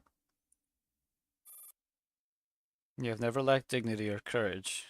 For your ideals, no matter how thorned the path ahead, you press forward without hesitation. The idea of practicing prudence and self-preservation seems almost like a luxury you never afford yourself.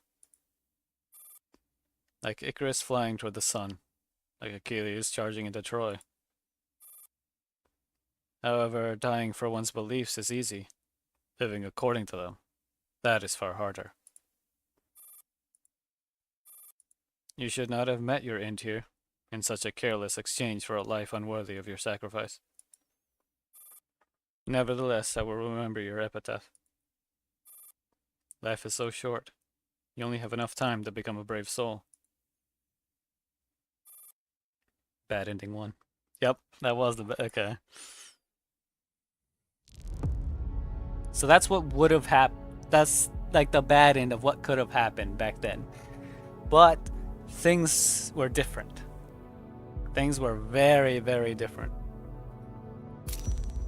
Achievement point.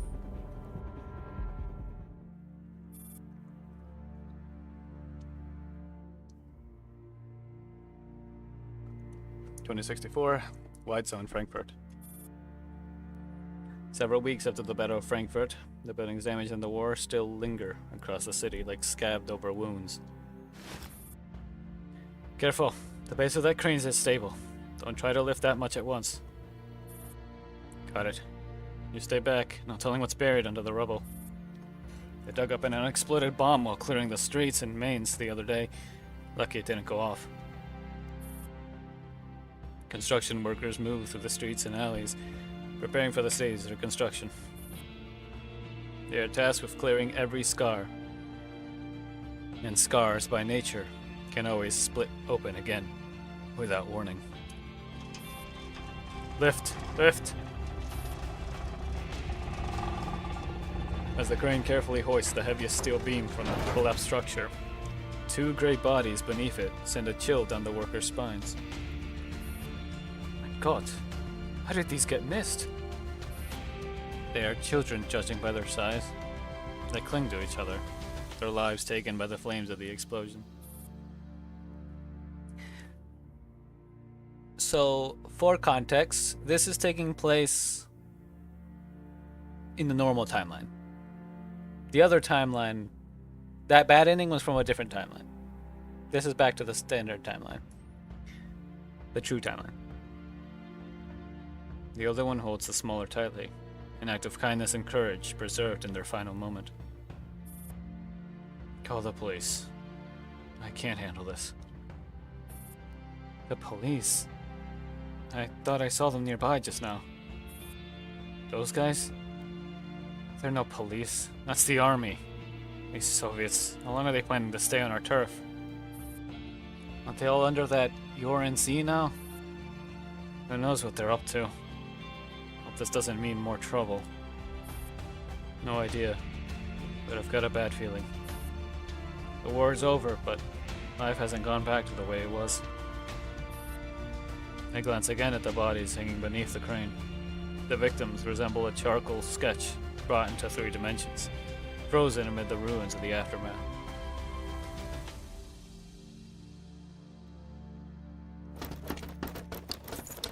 In a narrow alley beside the ruins, armed URNC soldiers have already arrived at the entrance. With practice efficiency, they split into squads under their leaders' signals and surround the building. On a rooftop not far away, 2 figures observe the scene. Hidden perfectly in the shadow beneath a water tank, they appear like discarded fragments of the structure itself. They're concentrating their forces here. Looks like they're preparing for a full-scale sweep. No heavy weapons spotted yet.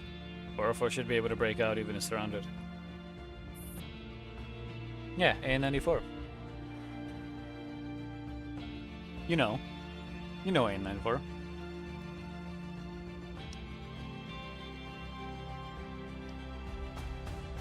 Yeah. That would have been true before. Don't forget they've lost their most important asset now.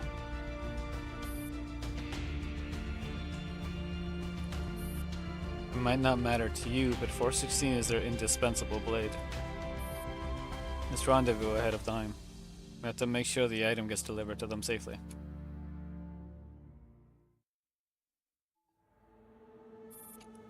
Meanwhile, in the basement of a building, Kalina and the others remain unaware of the situation outside. Long time no see, Kalin. Kept you waiting, huh?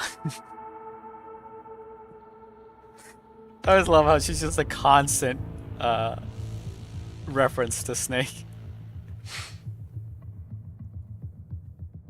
To Metal Gear. 16.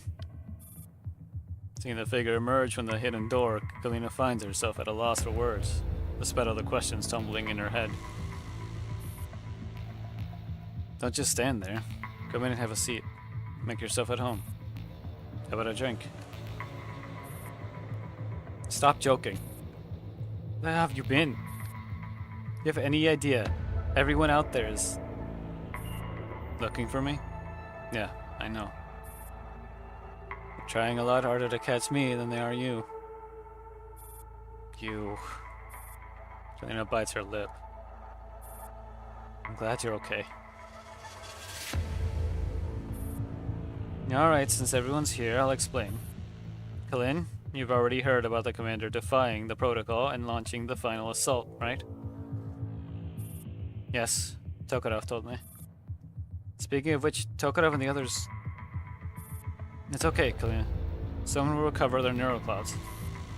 I don't know who exactly, but the commander would never abandon a single Griffin doll. We're short on manpower, and they're valuable assets. Cold as it sounds, I'd really like to have them repaired and back in action soon. If only we could fix 416 too. My workload's gotten so much worse without her. 416's been working hard enough already. Let her rest for once. Anyway, as you know about the Nidhogg Protocol and the commander's final decision, I'll continue. Unfortunately, in that operation, we failed to kill William. The reason's unclear, but one thing is certain. The commander has no intention of giving up. After the operation, they realized that the elite NATOs we destroyed weren't all of William's remaining forces. It's because we succeeded in the final assault in taking out everything we came across. If I remember...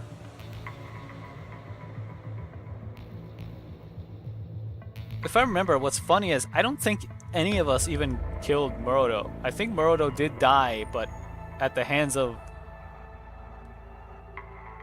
the Lunasia M4.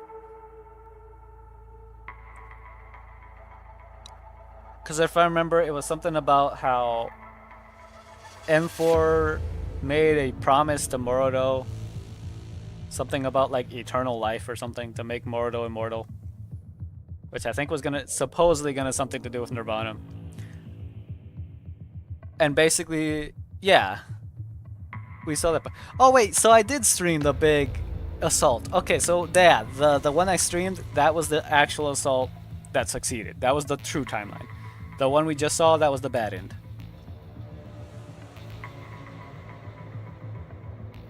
And all of William's remaining forces. William, or rather Paradeo, still has numerous hidden labs and factories in Frankfurt. Based on intel, they all belong to Oberstein, and they're gradually coming back online. What? You were shocked too. Mostly that the commander found out before we did, but it's true. Looks like someone important is backing William.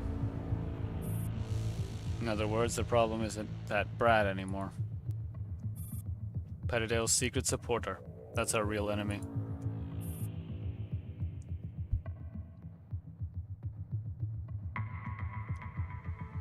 Exactly, he's the one helping William reactivate those facilities. You mean... Griffin Lyons. The Earl. Why would he side with Patadeos? Because he's a filthy liar, a madman, and a politician. He wants all of Patadeos' technology and research. And what the commander and we need to do now is make sure he never gets it. I feel like I've missed too much. If the commander has chosen to fight, then I'll help them. I finally found them again. I'm not letting them go off alone again without knowing anything. I'll stay by their side. I'll fight with them. What a touching confession. If I were the commander, I'd have fallen for you already. Fall for... No, that's not... Relax, I'm just joking. Surely you don't think anyone hasn't noticed, do you?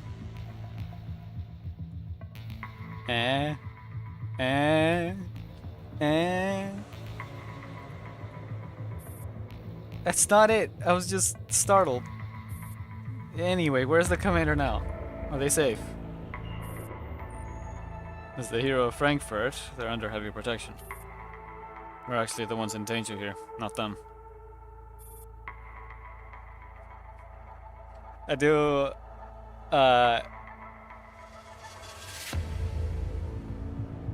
how to put it? I do like that they do, like, point it out. And the fact that, like, if you think about it... Well, actually, I don't know how long it's... Okay, in the timeline of the game, I don't know how long it's been since the day we joined Griffin to now.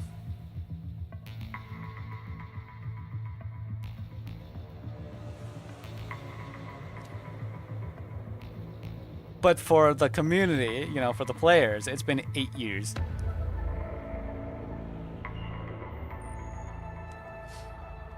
Yeah, your NC forces have been chasing us non-stop. You've been on the run every day. Can't even remember the last time I slept properly. Just then a rhythmic knock sounded at the door. Kalina tenses immediately. Who is it? Relax. That rhythm. It's one of ours.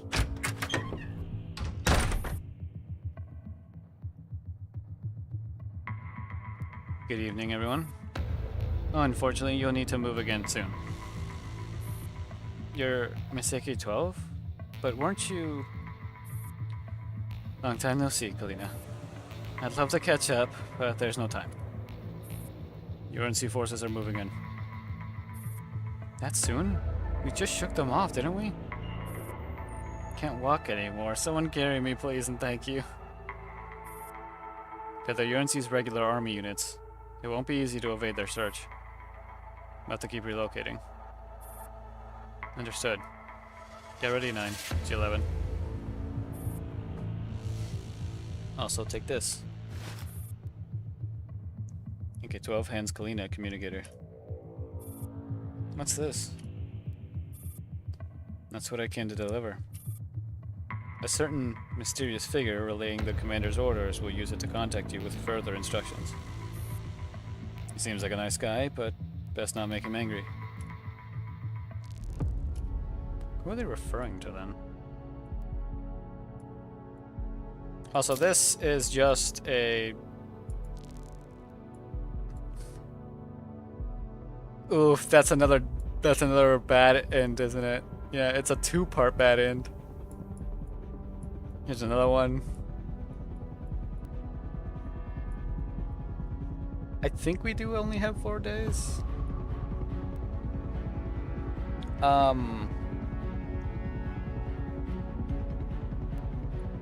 We've done what? Just the beginning. And my vocals already hurt.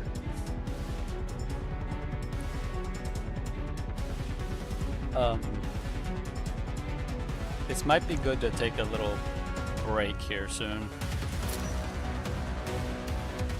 The Real Folk Blues, Part 1. What's this about? I arrived at the airport not long after finishing my meeting with Mr. Kruger. A quick glance tells me the AR team is already assembled, along with all their necessary supplies.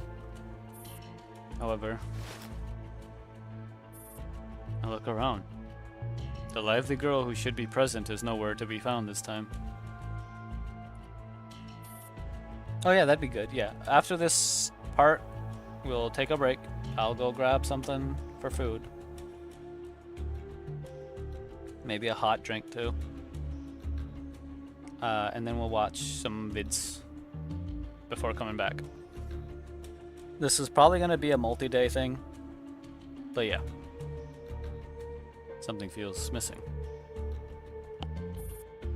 The night sky today is exceptionally clear. For some reason, a night like this feels perfectly suited for saying goodbyes. Commander, what's this mission about? A bright, energetic voice snaps me out of my thoughts. I compose myself and turn around. It's a kind we've never taken on before.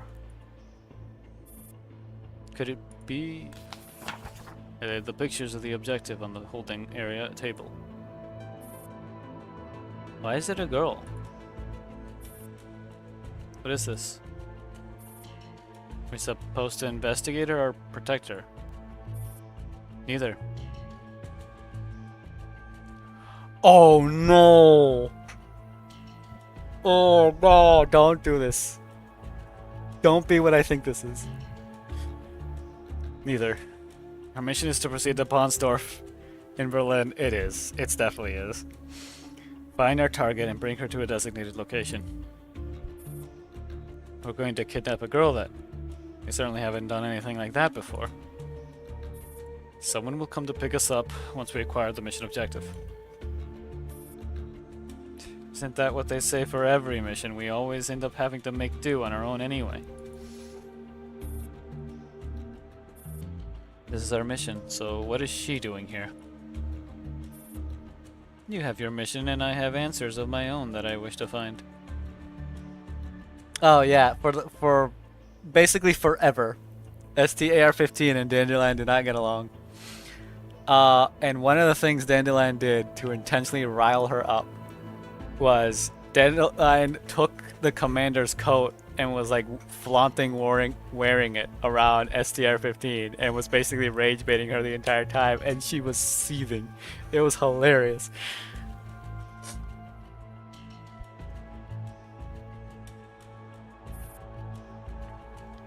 This mission is closely linked to Petadeos. Dandelion may end up being very helpful. Dandelion stands behind the AR team, ignoring STA-15's icy glare.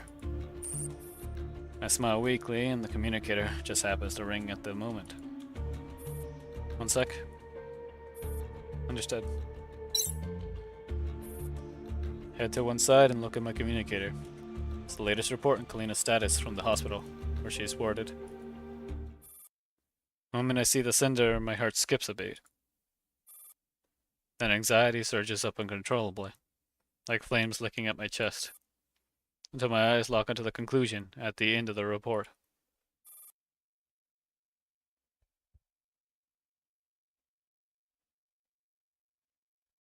Suspected mild bacterial pneumonia.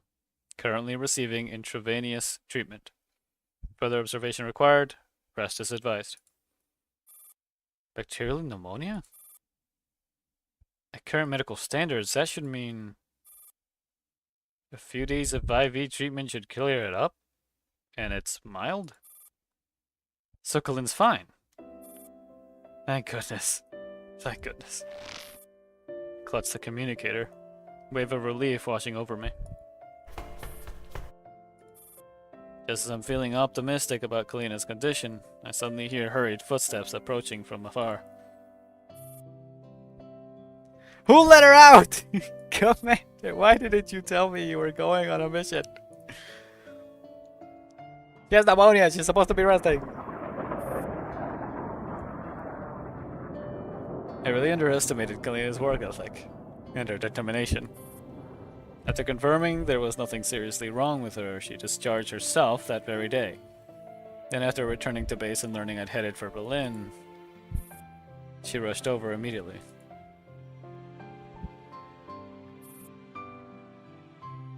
Don't respect that. That's not healthy energy. How could you go without me, Commander? Honestly, after everything we've been through, missions like this no longer faze me. Still, Kalina's arrival brings me a sense of reassurance. And it's not just me. Everyone from the air team in Squad 404 seems more at ease with her here. We all know this trip to Germany is a true venture into the Lion's Den. Compared to the straightforward gunfire of past enemies, facing an unknown threat like this keeps us constantly on edge. Kalina's presence eases that tension, and the atmosphere lightens. Sometimes it almost feels like we'd never left the base. It's not because she doesn't understand the situation.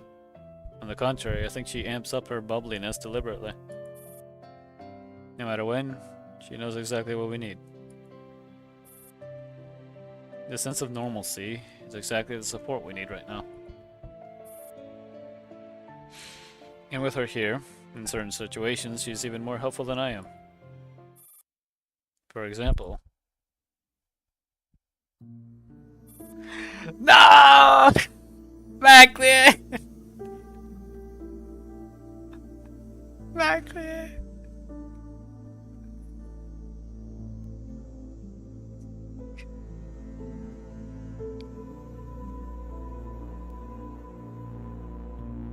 You poor soul.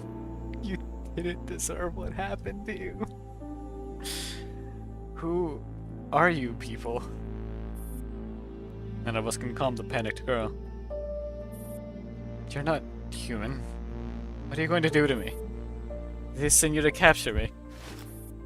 Macklin takes out a small knife, but her hands are shaking from her fear. When she realizes the dolls are not humans, she grows even more terrified of us strangers. Stay back. Don't touch me. I won't go back with you. I'll never go with you. Calm down, please. Please calm down, my lady. We're not bad people. Look, I'm not even armed. I'm just an ordinary human, see? Kalina approaches her with her warmest, most reassuring smile. Neither a soldier nor a Tito, she looks even more fragile than the girl herself.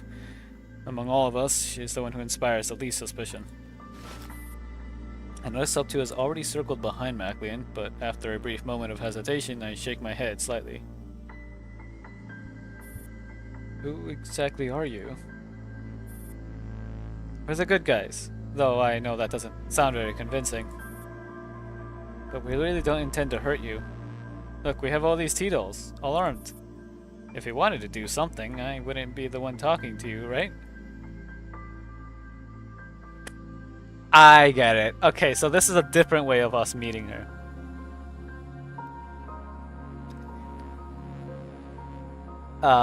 Which is... Originally, the way we meet her isn't by just picking her up and leaving. It's we have to infiltrate Bonsdorf.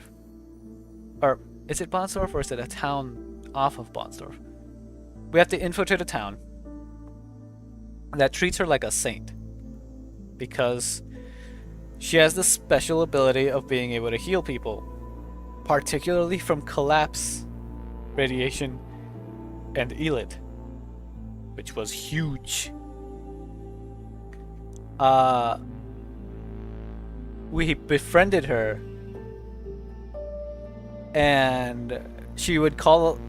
She was one of the few people who would call us by anything that wasn't Commander. We went by a fake name known as Robin, and that's what she would call us as. Even when she found out that we weren't the Commander, she would still call us Robin. Or that we weren't Robin. Or a Robin. That we weren't who we said we were at first. She still decided to trust us and keep calling us Robin. If we wanted to do something, I wouldn't be the one talking to you, right? But I know you're scared. After all, what those people just did to you was horrible. Commander couldn't stand it any longer, so they got you out of there. His words seem to have triggered Macklin's memory, and her face turns pale. But her thoughts also begin to settle. It's all coming back to her now. It was me who got her out. Okay, so, for more context. The town had like a town leader lady. Who basically tricked Maclean into having a private it was considered a private healing session or whatever, right? That she needed to talk to some people who were involved with the new sponsors of the town. Turned out to be a bunch of hyper rich,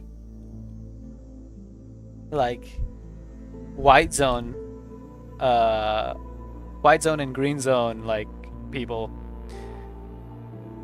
who were absolutely obsessed in the most unhealthy way possible with her. And it turned into a case of they all just started like grabbing her and everything, while the person that she trusted, the woman who was like the town leader, just stood back and watched. Like, first it was a ton of pictures taken of her, and then they all started like yelling at her, saying about how like to touch them and to heal them and all this other stuff, but they clearly didn't need it. And then they started grabbing her and stuff like that. Which is then when we, or by we I mean the commander, who was peeking through to see what exactly was happening with her, because he needs to keep an eye on her for the mission. He busts through the door, grabs her, and they dip. They run out of there. But then they end up getting chased by the whole town, because the lady starts telling everybody, like the whole town, including the normal civilians, that Robin was kidnapping Macklin. Kidnapping the saint. Or the saintess. So then he had the whole town after him, but they did manage to get out and everything. Which seems like the same thing happened here.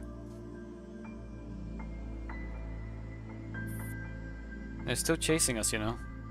You don't want to be caught again, do you? But don't worry.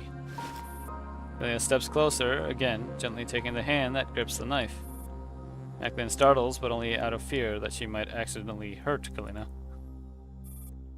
We'll be fine with the commander here. Even if the sky falls, the commander will hold it up for us. Commander? Say, how long are you planning to keep chatting? Did you forget we've got pursuers behind us? Right, we'll talk somewhere safe. If you're willing to trust us, please come with us. Mecklin's gaze shifts between Kalina and me. In the end, faced with Kalina's irresistible smile, she nods.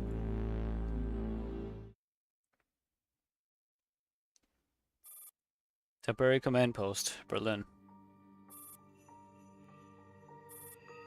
Your name is Macklin, is that correct?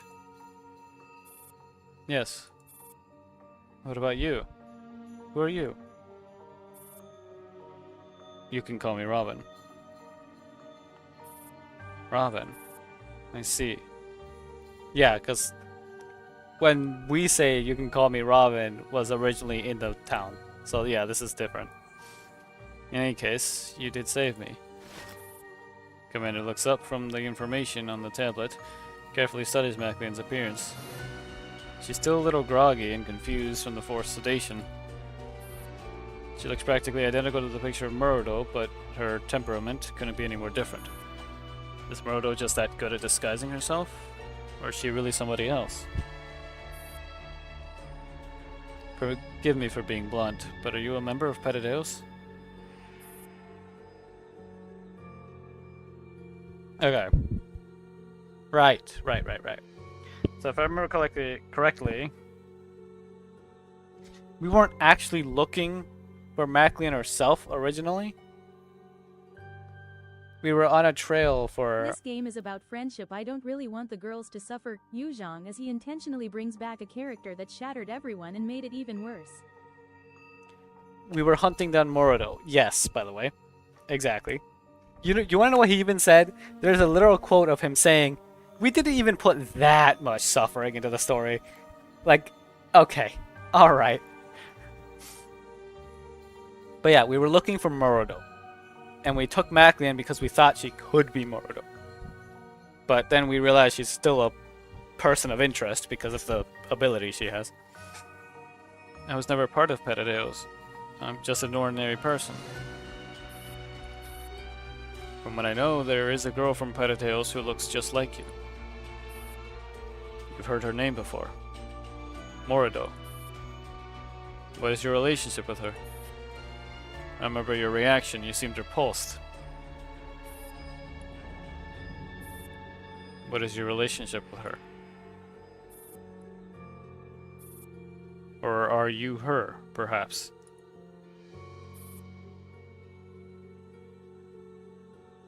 I have only one name, Macklin. That's the only thing people call me. If I must speak of her, it's a name I never want to hear again. So you're not her. I swear on my life. So you refuse to disclose the nature of your relationship with her.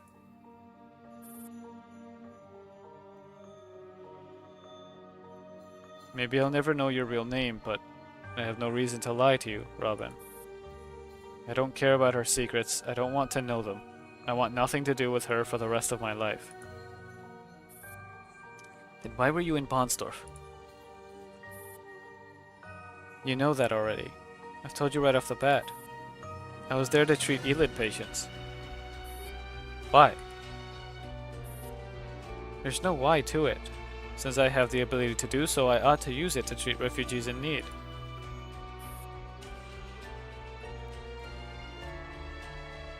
Staff Manor hasn't been around for that long. Where were you before you came here? Treating patients somewhere else. You could say that. How exactly do you do it? To my knowledge, there is no existing medical cure for Elid. And yet, you are somehow capable of it. I saw it with my own eyes. If all you want from me is information regarding the cure to Elid, then you can just bring the patients to me, and I will save them. I'm sorry, but you seem to have misunderstood. I don't actually have any friends or family who require Elid treatment. In fact, every Elid patient you cure is someone I wish you could save. I don't understand. Then why have you brought me here? Many have tried to abduct me because of my ability to treat Eidolon. Either their loved one is ill, or they wish to profit from my ability. If the former doesn't apply to you, then it must be the latter? I'm not interested in money. We haven't known each other for long, but I believe you. If you truly don't have any ill intentions, then please let me go. There are still many patients waiting for me. I genuinely wish to help Elite patients. Not just the residents of Bonsdorf, but also others all over the world. I have deep respect for your aspiration, but... There's a creak as Kalina pushes the door open. Commander, I've organized the intel about Bonsdorf. Oh, hello again. Hello. Maclean visibly relaxes at the sight of the friendly young woman. But Bonsdorf isn't a place worthy of them. Commander takes the file that Kalina has brought in with her. As you said yourself, people tend to approach you for two reasons. Let me tell you. The residents of Bonsdorf are both desperate and opportunistic. If you don't believe me, here's all the proof you'd want. I compiled the dossier myself. You'll find out the intel sources listed in there. There's no doubt about it. Miss Maclean, I'm afraid they've deceived you. Maclean reads the file silently. Sorrow flickers across her face for a brief moment, but then it's gone. How do you know about Morudo? You fought off Patadeo's forces while bringing me here. Who exactly are you? I can't divulge our identities for now. But one thing is certain. We are enemies of Patadeo's. You want to know why we've brought you here? Here's why. We do not wish to exploit your ability or to profit from it. The only reason we sought you out is because you are the spitting image of Morudo, and we are certain Morudo is part of a much larger conspiracy concerning Patadeos. We're here to destroy Patadeos. Nothing more. And I personally believe you, Miss Maclean. I've seen this Morudo's photo, and even if you look exactly like Morudo, I don't think you're a bad person. So, there must be more to it. We won't force you, but if you're willing to tell us anything, maybe we can stop Patadeos and their evil plots. We can help more people, just like you want to. Maclean closes her eyes and ponders what she's just been told. After a brief silence, she opens them again. They are now brimming with resolve. I understand. I don't know how much I can help, but I do my best, Miss Kalin. Robin. Thank you for believing me. I believe you too. Maclean's past is even more tragic than we imagined. After witnessing our battle with Patadeos and with persuasion from Kalina and myself, she finally agreed to cooperate. But her memories are chaotic and fragmented. Even she herself can't make sense of them. So, for efficiency, we have Dandelion attempt to access them directly. Maclean seems unusually distressed when she first sets eyes on Dandelion, but she calms down under Kalina's reassurance. What? How am I top of... What do you mean?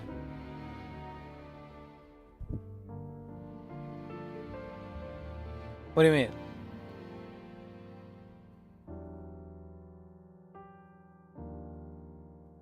Like... on your friends... How many people do you have on your friends list?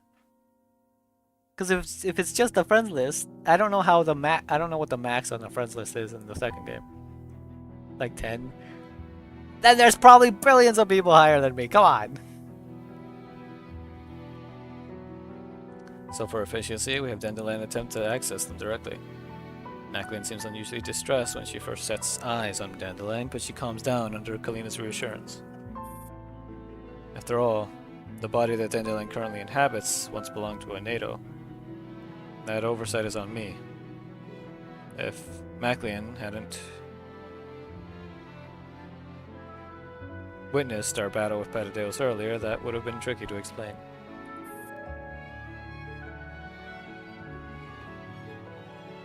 Dang it, G.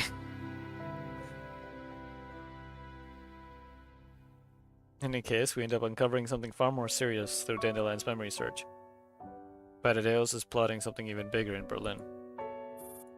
After reporting this to the Euro, I receive an invitation that interrupts the investigation.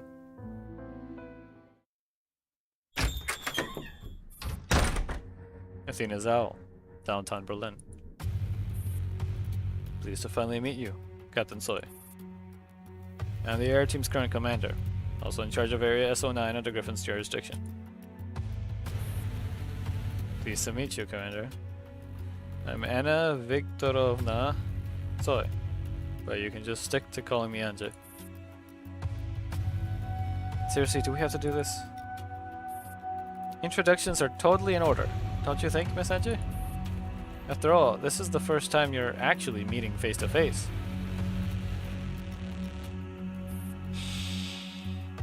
Didn't expect you to tag along, but it's for the best. Can't have too many dependable people by your side. That said, hey, at least we got a good ending to Anje in GFL2. Like to her, like everything related to her. But I don't like that they say it is confirmed that they have Anja's like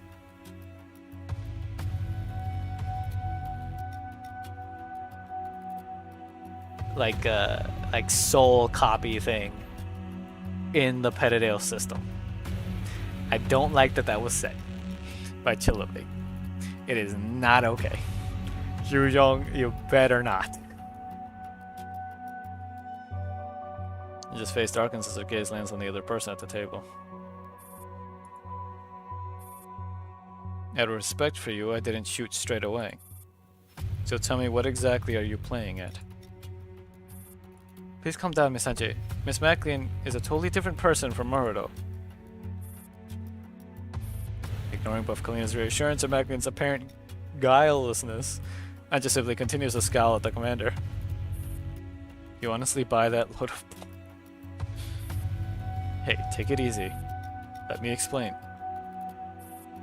Alright, go on then. I let it aside and proceed to make my case bleakly. First of all, the way I see it, whether she is Morodo or Maclean is beside the point.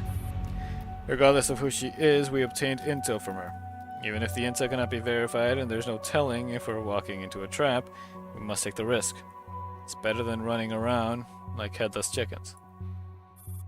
Second, to answer your earlier question, I can only tell you that I also believe her. You.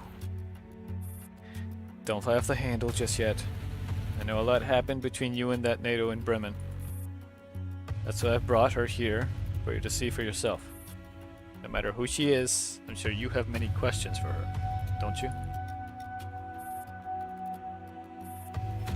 Let's say Miss Maclean really is one of the bad guys. Right now, Task Force Defy, the air team, and Squad 404 are all outside the bar.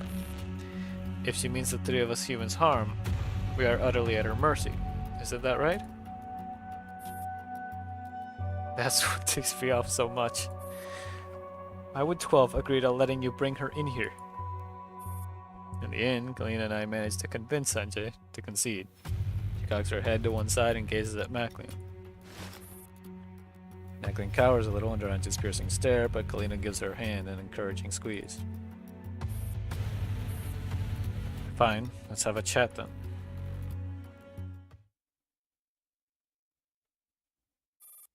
Berlin prison. How are things on your end? Almost all sorted. Is the fight done as well? Yeah, they've cleaned up pretty much everything. Should be the last. Right. I nod and let out a sigh of relief.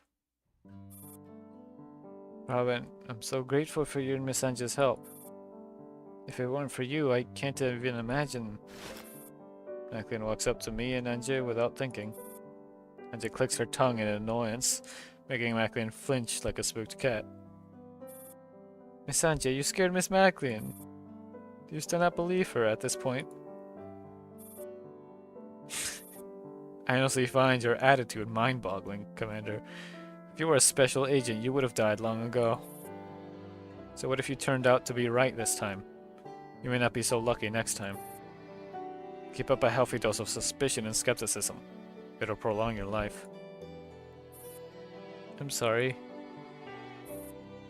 Don't make pointless apologies if you've done nothing wrong.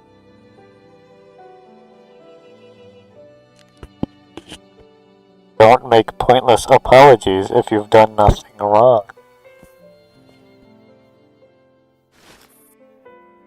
Anja walks away from Maclean, leaving her to ponder the remark. Watch Anja, she lights a cigarette off to the side. She seems a little morose. Not that I don't understand how Miss Anja feels, but I also sympathize with Miss Maclean. It's okay. Miss AK-12 told me a little about what happened in Bremen. It did sound like something Morodo would do. It's only natural that she loathes me, having suffered at Morodo's hands. It's not true. It had absolutely nothing to do with what Morodo did. I don't really understand what's the relationship between you and that Morodo. But it doesn't matter if you're sisters, clones, or even mother and daughter, you are not responsible for someone else's wrongdoing. You are your own person. You think so? Yes. So don't let her bother you. In fact, Anja's already convinced that you're not Morodo. Well, that's just the way she is. Yeah, that's just the way I am. Deal with it. Anja may be standing away from us, but she has clearly heard every word of our conversation. She pipes up a little exasperatedly, as if in rebuke or maybe just a gripe. Kalina sticks her tongue out at Anja, and she exchanges a look with Maclean and winks at her. Even though Anja's stance is not really softened, Maclean can't help but let out a soft chuckle. Okay, break time. But next is part 2, so we get to see how that turns bad, right? Alright, so we're gonna break. I'm gonna see about food. I'll be back.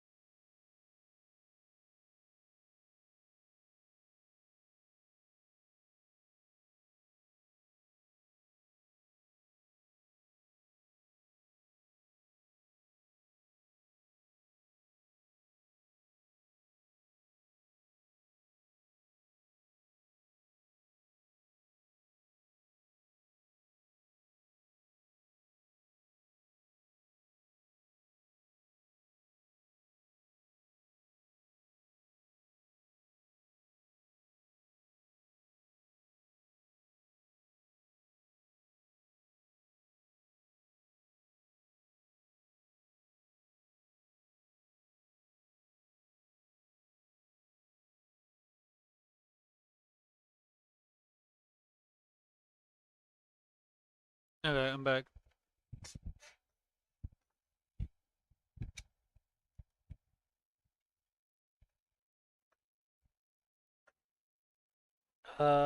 It's mm-hmm. Um, we've got Dog, we've got Dino Guy. Ugh. Oh wait, thanks for nothing. Thanks for nothing. Yeah. Let me hydrate.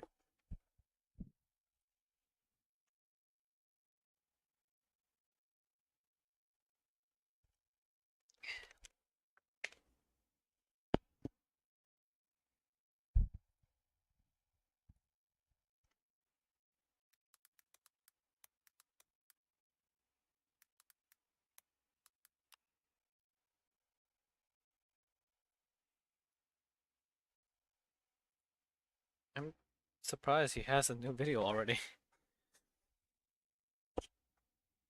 Look how short of a time is between these when the other ones are way longer.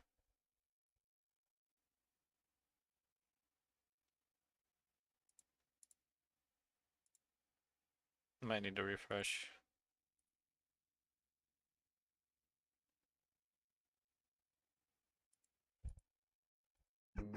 This video is sponsored by FlexiSpot. I got a new desk for my office, and it moves.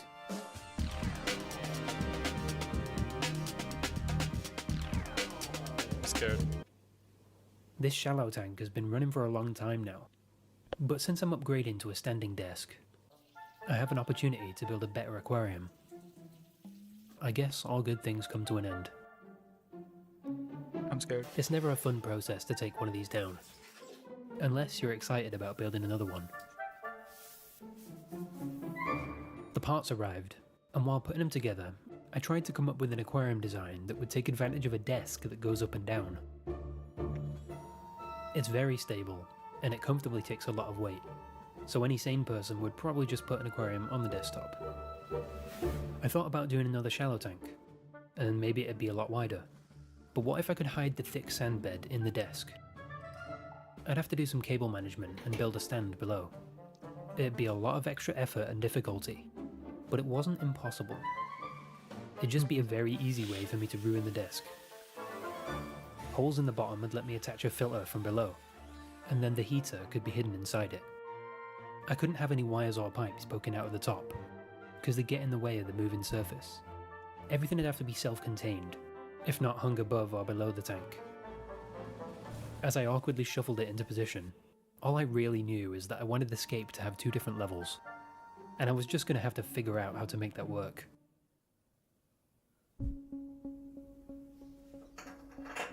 I have to design around the pipe connection that's in each back corner, but otherwise I'm just going to start placing rocks and see where they take me.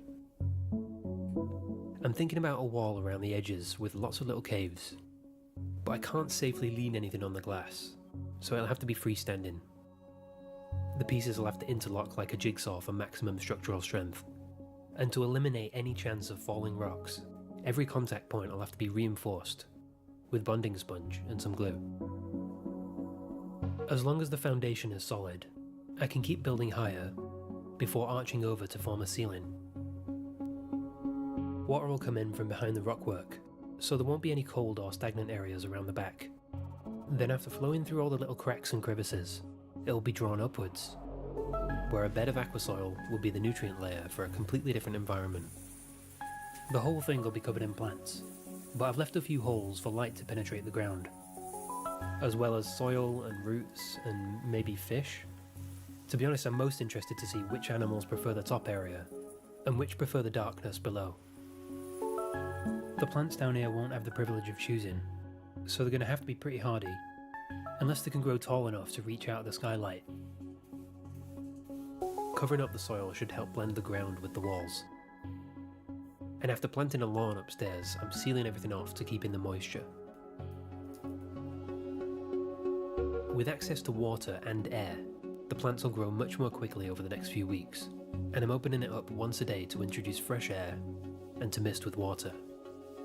With this head start, the roots up top will be able to secure the substrate in place, so it doesn't all wash to the bottom when I fill the tank with water.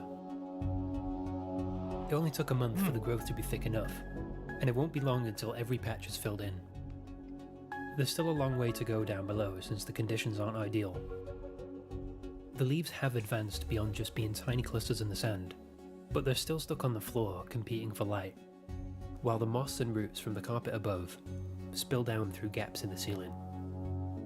Even though they'd be happier to stay in this humid cave, I think they're all ready now for the big transition, and won't take long adapting to being submersed.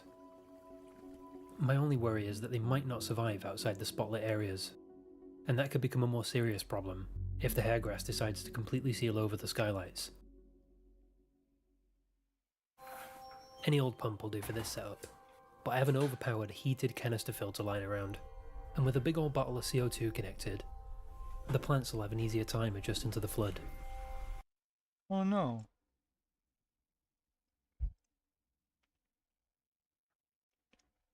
I'm guessing it's from being old again. I don't want two ugly tanks on my desk at the same time, so for this project I'll try to keep everything looking pristine as the system develops. And well, the plants have been used to having carbon dioxide, so who am I to take that away? My landlord wouldn't like me drilling into the ceiling, so I made some brackets that sit on the existing curtain rail, and that's where I'll hang the light. Before any animals, I need to deal with this thing, so I stuck some mesh inside a hole that I drilled through some rock. Problem solved. The last 2 times I put a tank on my desk, they had no shrimp, but they're too much fun to watch, so I won't be making that mistake again. The sand bed underground is a lot easier for them to pick through, so I'm guessing that's where they'll spend their time. It's so crisp and clean, it feels like it can only really go downhill from here.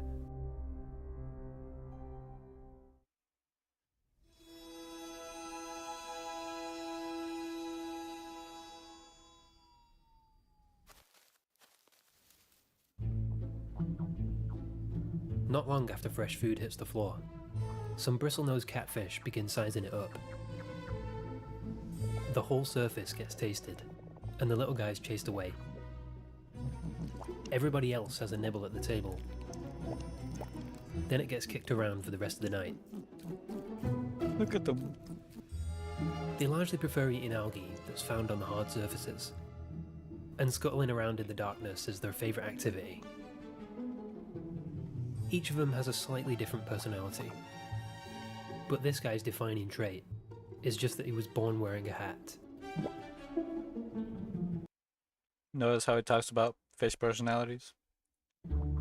Good. I'm very quickly going to have to start putting more vegetables in, because every silicone seam is being cleaned systematically, and also every individual ball of aqua soil.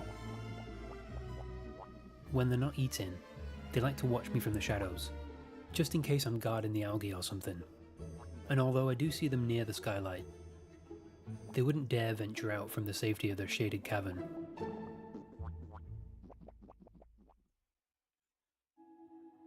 Even after sunset, the quiet pitter-pattering of the shrimp continues. And the nocturnal catfish come out into the open for some breakfast. As the 4 of them gather around the table, they don't realise they're being watched by something in the background. A clumsy antenna reaches through the leaves, seemingly undetected, at least for now. Then the strange shape stumbles over the bushes, where it climbs onto the back wall, and it's even more difficult to see. Wait, what is that? A chunky crustacean joins the community. I like to imagine it only wafts its fans to look more mysterious. I'm guessing they call them vampire shrimp because of the scary fang-looking Vampire shrimp. Of course also, there's vampire I suppose shrimp. because they're nocturnal. And they're generally pretty intimidating. But in reality, this guy's a big softie, who's slightly confused after dropping through a hole in the ground. A little trot into the open is just to find somewhere safer, so he can gather his thoughts. Something so amazing about this shape of this thing and how it moves around. And figure out what to do. Look at him. A tiny friend blocks his path, Can you have this? and after planning a careful route around, I didn't even know this was a he thing. continues to climb. Mole This crickets. spot will Yes. be fine though, because he's anchored to a solid surface. That's from which exactly what it surveying his reminded new me of. home will be easy. This, and after planning the careful route around, he continues to climb.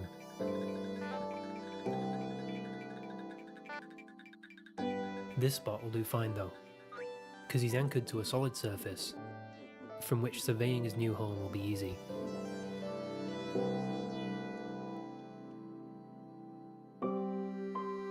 I've added never seen another those before. inhabitant, and just like everyone else so far, it's a species that likes to hide away in a little hole. So when floating over the cliff in the corner for the first time, she knows exactly where to go.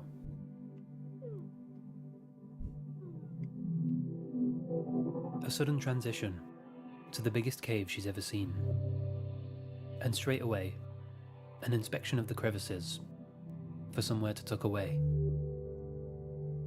The desk edge creates the illusion of an even wider expanse, You can try, yeah. and she supposes this place is too big for her to be the only one here. And she's right. There is another, already exploring the web of roots that are now bursting through every gap above, softening and shrouding all the natural stone pockets that could provide an ideal home for the two of them to start a family. So a catfish swings by to welcome them. The pair of peacock gudgeons seem almost shocked that they've happened upon a refuge that's completely shielded from the outside world. There's a moment of connection with the giant blue creature that lives here. Is this his domain they're moving into? And if he's peaceful, why is he covered in armor and spikes? Still, they may never have a reason to leave this place again. Except there's a noise coming from the surface. A familiar disturbance they can't ignore. So one by one, they investigate. The weird plastic spaceship is back, with some more of their kind. Basically, the shop I bought them from had a restock. They're a little younger and just as confused, so they sink to the bottom and mingle with the other cave dwellers, which is when the original male flares up to make himself known. Sometimes, small invertebrates can become food for these gudgeons, so I'm going to have to keep everybody well fed. Especially if the shrimp begin to multiply. And most importantly, I'm also prepared to adjust things if they become anything more than just curious.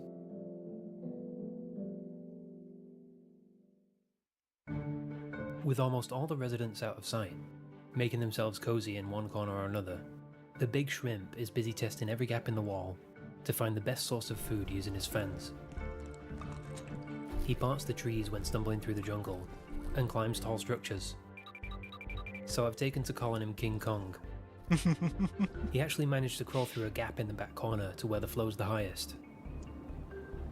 Nearby, the peacocks examine every nook and cranny to find the best one for guarding eggs, but they'll occasionally pop up to make sure the coast is still clear outside. In fact, it's too clear, to be honest, and it could do with a bit of gardening before the roots close over the openings completely. My original intention was to have a distraction-free layout, but now the Alternanther has grown out of the water, I can't resist adding more immersed plants for a pop of colour. But that didn't go exactly as planned. The filter intake had to be replaced after it got clogged, because when I added this stargrass from a pond shop, it brought a very nasty outbreak of sludgy algae with it, and it's been growing all kinds of weird green shapes for a month now. This brown thing, however, looks different. Upon closer inspection, it's hard and translucent. I think I've got a pretty good idea what it could be. Someone's looking guilty in his cave around the back, and I'm happy that he's confident enough to shed his exoskeleton. This spot keeps him well defended, and the strong current keeps him well fed. He's most vulnerable after the transformation, so there's a good chance he's finally found where he's meant to be. Don't look at him, he's naked. We can't all be like the catfish, that are happy to settle down in any random crevice. Some of us need to search far and wide to find the right hideaway to curl up in, somewhere that brings us peace before we take on the world. The algae's showing signs of a crash, so I'm clearing it all up now, along with one last trim. 3 weeks later, and there's no sign one of the died algae this time, coming back. But there's still some way to go with this system before it reaches its full potential. I'll tweak the top area over time to find some more visual balance. And I might remove the shrimp if they stay reclusive much longer. They're scared of the masters of the underground garden, but it is slowly creeping out of the cavern towards the light, which hopefully means more cover and a safer environment. A school of nimble little ditherfish should be able to help with that as well, by diluting the gudgeon's attention as they bring life to every corner of the tank. At first, they were understandably a bit shocked from the move, but made friends with the other residents in about 5 minutes. I'm used to being surrounded by aquariums that change with the seasons, but this one feels like 2 different worlds depending on the time of day. The Danios are the first species to spend time above ground, where they frolic in the grass and spend all their time socializing with each other in the sunlight. Sometimes they involve me in the conversation, and they've become my little friends during the workday. They can keep me company while I plan the next tank. Oh, she does? I couldn't have realised such a wacky design without a desk from FlexiSpot. Yeah, she's growing. Alright, so this is just a sponsor segment. Thank you to my patrons for sticking around all this time, and for making these videos possible with your support.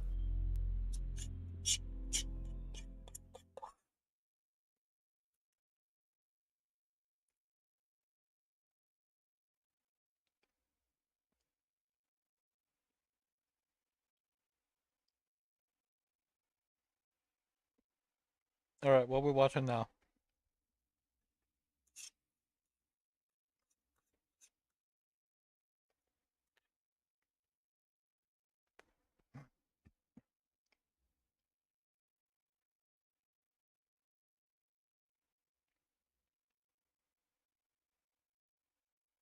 What's up? Mm-hmm. Mm-hmm.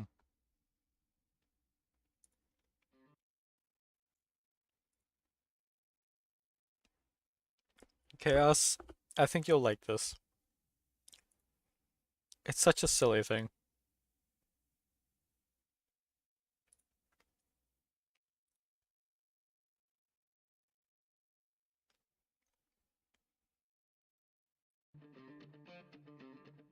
Commanders, welcome to the first ever Elmo Waterway Grand Prix, exclusively sponsored by Elmo Manufacturing.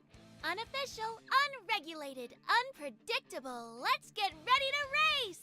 Mo here in the commentary box. This is the beginning. Pizza, pizza! Hello, Commanders! I'm your commentator, Pizza! No teams today. No frame levels here either. Just pure... Because, okay, they talk like there's more, but I don't think there is. Is there? Wait, hold on, let me see. You know what? Hold on, it'd be much simpler if I did this. I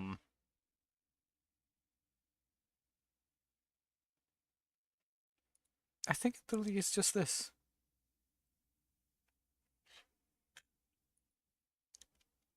Let's see.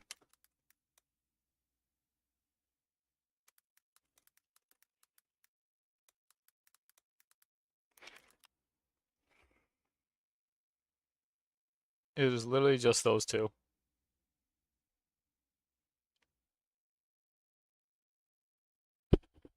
There's group stage and semifinal. That's what it says.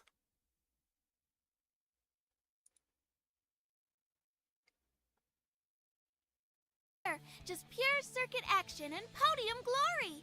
Semi-final about to get underway. Yay! What a true test of skill and luck we have today. This 23-meter water circuit features 4 absolutely wicked hairpins, 3 tunnel sections, 2 loops, and 14 obstacles waiting to catch the unwary. A proper challenging circuit! Absolutely spot on. And remember, only the top 8 competitors will progress to our grand final showdown. And there we have it. After 3 days of high-octane action, 46 dolls have been narrowed down to our Sweet 16.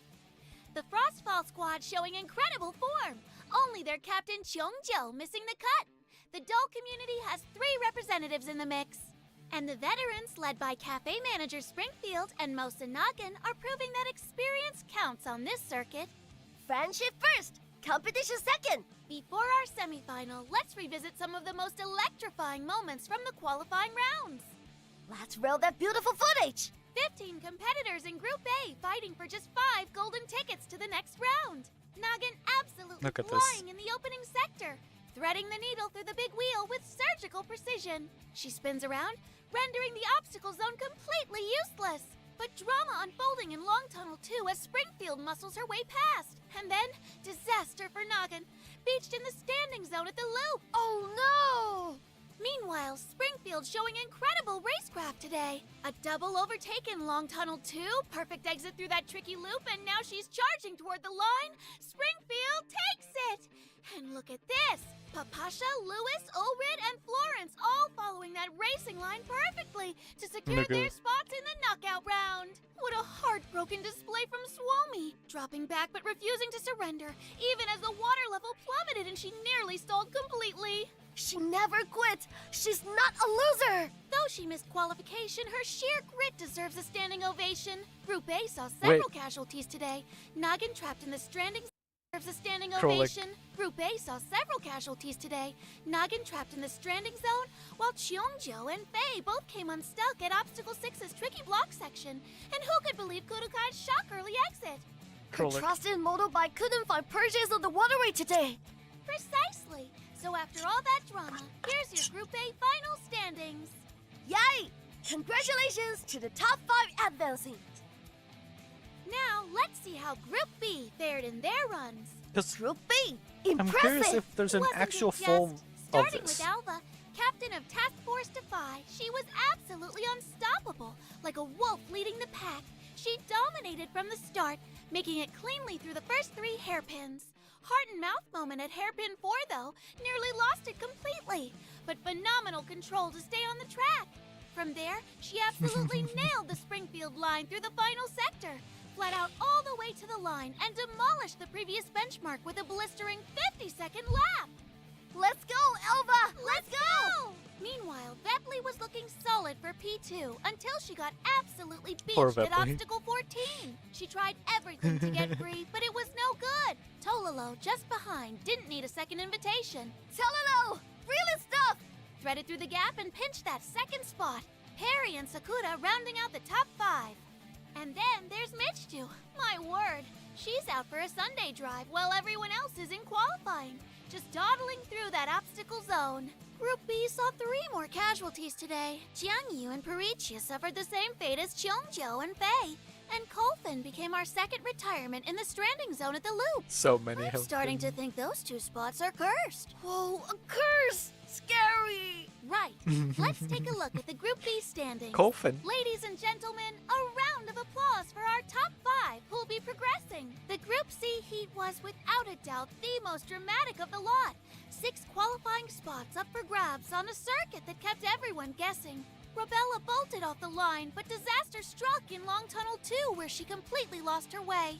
Douche of Naya seized the moment, charging through to lead, only to come unstuck at the notorious Obstacle 6. That's when Nikita pounced. Head down following the Springfield line and taking a sensational victory. Lind, Mosin Nagin, and Cheetah completed the top 4, with Chiu Hua hanging on by her fingernails for 5th. Not everyone survived the carnage, though. Championship favorite Rip. Roy Mestina and early pace setter Robella both came to grief at Obstacle 6. Their semi-final Rest in dreams up in peace. smoke. So got it. You need both Pace and Lady Luck on your side in this sport. Couldn't agree more. Let's take a look at the final Group C standings. Congratulations to our top 6 who progressed.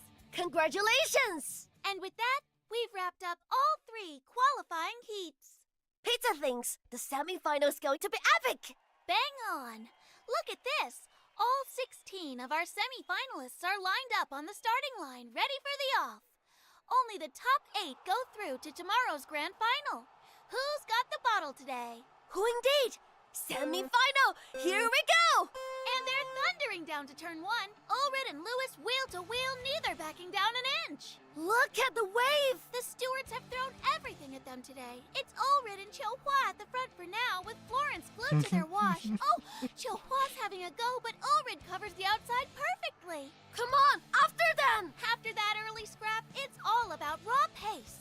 Look at them threading through hairpin 3, absolutely on the limit. Tololo! She's broken! She's broken! Tololo has slammed on the brakes at hairpin 2. What has she seen? There's no shooting star here. Meanwhile, up front, Chilhua is closing in rapidly, heading into Long Tunnel 2. Are we about to see another reversal? Textbook stuff. It'd be amazing. Perfect switchback on the exit. Oh, but that line through hairpin 4, that's brave. That block section has reaped so many victims. No way! Aura's in trouble! Chilhua's absolutely nailed that section, threading through those obstacles like she's on rails. First into the loop, pushing hard now, extending that lead. No one's got an answer for her pace. They need to do this more. Also, this is like watching an Umusume race, except it's bottle cap Tito. And now, into the final obstacle zone. Chilhua takes the Springfield line. That's P1 secured for the final. Further back, several racers hitting that loop section. And here comes Cheetah in P2, following that racing line to the letter. Someone's trying a new route!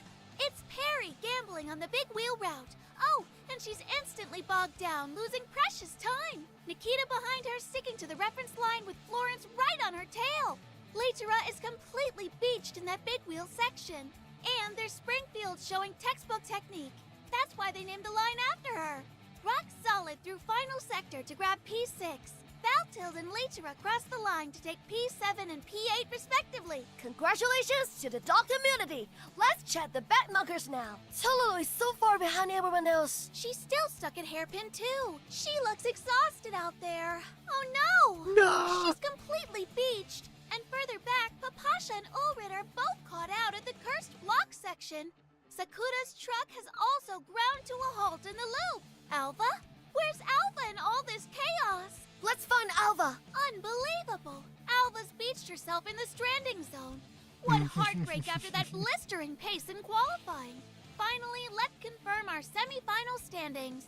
Chilhua, Cheetah, Nikita, Perry, Florence, Springfield, Valtild, and Leitera have all made it through to tomorrow's grand final. Hooray! Hooray! The final kicks off tomorrow. 8 competitors, 1 trophy, pure adrenaline. Who's your pick for the win, Commanders? Drop your predictions in the comments below. Mo and Mr. Pizza will be back in the commentary box tomorrow for flag-to-flag coverage. Be sure to tune in. See you tomorrow, Commanders! Lore accurate Mesty.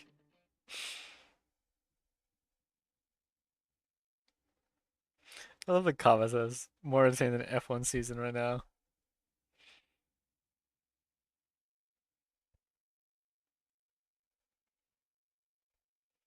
Alright, now we watch the Grand Prix Grand Finale. The finals. Commanders, welcome to the grand final of the first ever Elmo Waterway Grand Prix, exclusively sponsored by Elmo Manufacturing. Unofficial, unregulated, unpredictable. Let's get ready to race! Mo here in the commentary box. I'm your commentator, Pizza! No changes to our waterway circuit from the semi-final. Still that challenging 23-meter layout with those 4 signature hairpins. 3 tunnel sections, 2 loops, and 14 obstacles. The dreaded Obstacle 6 has been absolutely merciless in this tournament. Those innocent-looking square blocks have ended championship dreams for many of our racers, including Cheongjiu, Fei, Jiangyu, Paricia, Voimastina, and Robella. Cursed deadly block section! Spot on! And watch for those water level changes through the double loop section, creating those dreaded stranding zones where we lost Nagin, Kolfin, Alva, and Sakura in previous sessions. A trap! It's a trap! A challenge. Let's hope everyone keeps it between the lines today. 8 remarkable finalists at the starting line today. We have a strategist, a retired security officer, a doctor, a mechanic, an inventor, a merchant, a cafe manager, and a master chef here. Each fought Also, 2 lines today. Chaos, if you're still here. 8 remarkable finalists. A lot of at the times whenever starting you say zoomies, this is what I imagine here. today. Bottom We left, have look a at this. strategist, a retired security officer, a doctor, a mechanic, an inventor, a merchant, a cafe manager, and a master chef here. Each fought tooth and nail through the qualifying rounds. Pure pace and determination. And maybe a little bit of luck. Who will Lady Luck see? be smiling on in today's In final? the bottom left here, Who'll climb Nikita. the podium? Enough talk. Let's get trackside for this championship showdown. The race begins and away we go. Brilliant start from Baltild and her teammate Litera straight into formation. The tunnel, the drama. Through the tunnel section now, and Litera's found some pace. Oh, Nikita with a stunning move up the inside. What a move on Litera. The big wheel approaching. The big wheel claiming victims as always. Litera and Nikita both in trouble. No, Nikita somehow manages to escape. But what's happened to Springfield? She's practically stationary. Meanwhile, Baltild has rejoined Litera. A textbook teamwork from those two. Nikita's building a gap now. Absolutely untouchable. Nikita slicing through long tunnel 2 like a hot knife through tofu. But she's dancing on the edge with that line into hairpin 4. One miscalculation and she'll be stuck in the cursed block section. Oh, where did Chua materialize from? Oh no, I jinxed it! Nikita's beached, just like yesterday's disaster. Chihua overtakes Nikita! New race leader! Can she thread the needle through these loops? Don't get beached! Please don't get beached! Oh yes! Clean as J through that section. Now back to our Team Doll community force. Incredible scenes! Baltild is sacrificing her own race to protect her teammate's position. A truly moving moment. That's the power of friendship. Friendship! Friendship! Litera carrying all those hopes and dreams into the loop. Oh no! Cruel twist of fate! She's beached herself in the stranding zone. Up ahead in the final sprint, Chihua takes the Springfield line and charges toward the line. She's done it! P1! Chihua repeats her semifinal brilliance. The true fire of cooking fears no water. Ladies and gentlemen, here's your Elmo Waterway Grand Prix champion, Chihua! Fire! Still battling on the track, Springfield and Florence are navigating the loops. Neither has fallen into the trap. Springfield, the Springfield line! P2! Our cafe manager secures second place! Magnificent! Florence is right behind her. Same line, absolutely clean P3! Florence completes our podium. That's the top 3 locked in, but we've still got action on track. Let's see who's coming through now. Cheetah Cheetah! 8! P4! It's What the about our 8. beached competitors? Litera was running P2 before disaster struck in the stranding zone. Nikita and Baltild completely boxed in at the cursed block. Such a shame for the doll community. And poor Perry. That turn 1 lunge proving too ambitious. She's bogged down at the obstacles. The drama! The heartbreak! Absolutely incredible. Chihua absolutely flying today, channeling that semi-final magic when it counted. Springfield executing the perfect racing line, textbook stuff, securing P2 with clinical precision, and Florence rock solid from start to end. Consistency rewarded with that final podium spot. Ladies and gentlemen, your inaugural Elmo Waterway Grand Prix podium. Chihua, Springfield, Florence. Brilliant Chua! Sensational Springfield! Fantastic Florence! To all our commanders watching, thank you for joining us for this historic first Elmo Waterway. Wait. Groza was here? I was wondering, it's like I don't remember seeing Groza. Wait, hold on. We got Lena. Sania was here apparently.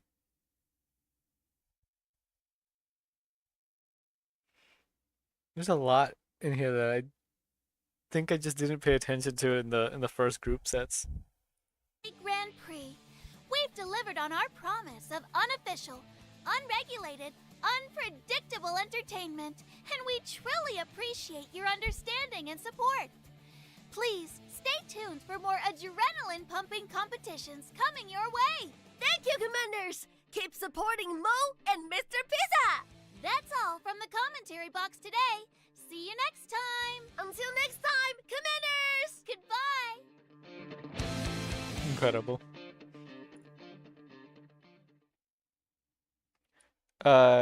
Shuihua, which is Lawrence. here the one in first place here. Yeah. Tio can send you the that works. This is how Mika decides on what event to release next.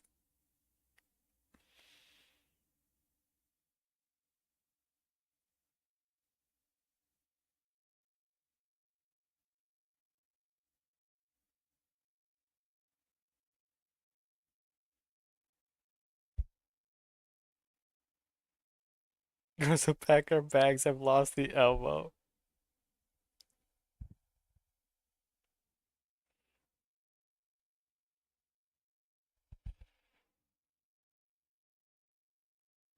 This is rigged. I bet everything on this race for a Springfield victory and she lost. My dog, my Elmo, my deluxe Mr. Pizza plushie, my platoon, all of it gone.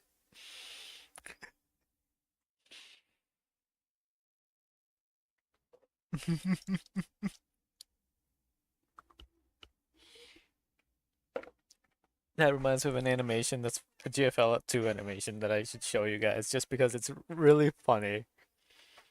But pops up in like a little chat box in that animation.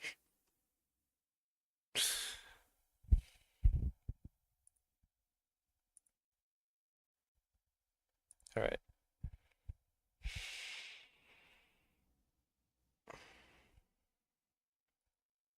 I'm gonna. Oh, that's loud. Oh, I can't. Right. I forgot. The way this works is really weird.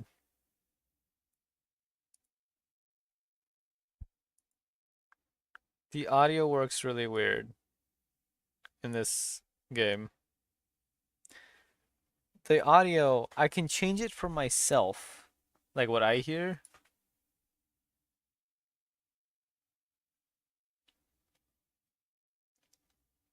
But what you guys hear, I can't change the audio, and I don't know why.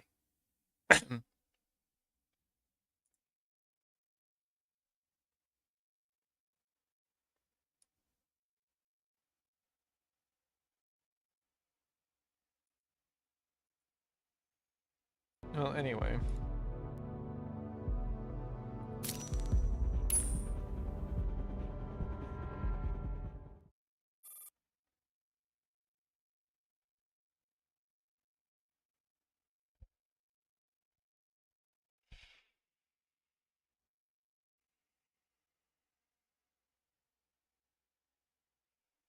Mm-hmm. I gotcha.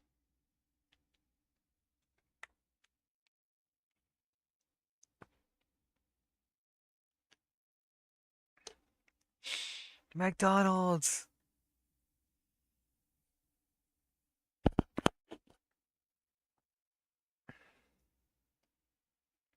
Because of Maclean's presence, Anja and I end up operating together most of the time.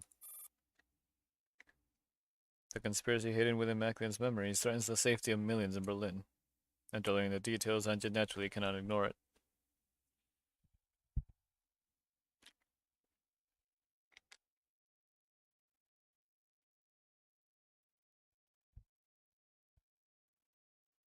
I'm taking a train trip.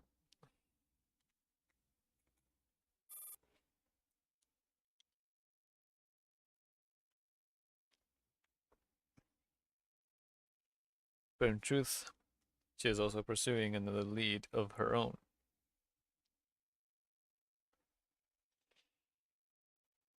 She never lets up her investigation to Dr. Gray, all while working with us to dismantle the bombs scattered across the city. Her methods are extreme. Extreme enough that even I find them hard to stomach. Tried to persuade her not to rush. Thanks to Maclean, we've already grabbed hold of Pettidail's tail. If we keep pressing forward, they will eventually slip up. And sure enough, we trace everything back to that familiar mansion. Inside, we find a name we all recognize. Just as Dandelion is sighing exasperation, that Dr. Gray, or rather, that Pettidail's NATO, arrives and has the mansion surrounded with a large force. Fortunately, through Ange's and my joint efforts, we managed to break through.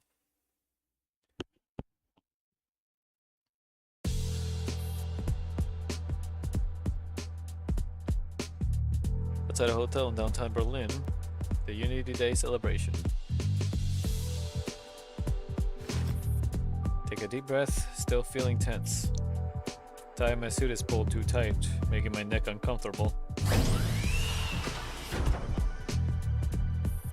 As I fidget awkwardly, the rear door of the van swings open. A familiar figure steps out.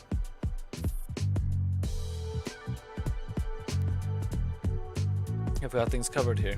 You're really not going in with them. Agent J! No matter how I disguise myself, there's no way I can blend in with the waitstaff. I'll leave that to the young ones. Sounds like you're an old granny. Still young too, you know. Wanna die?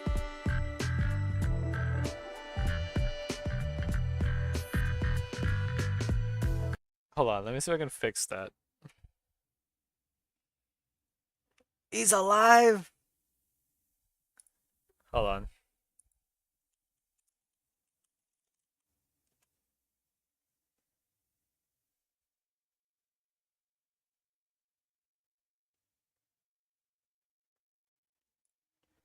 Let me look in the official server.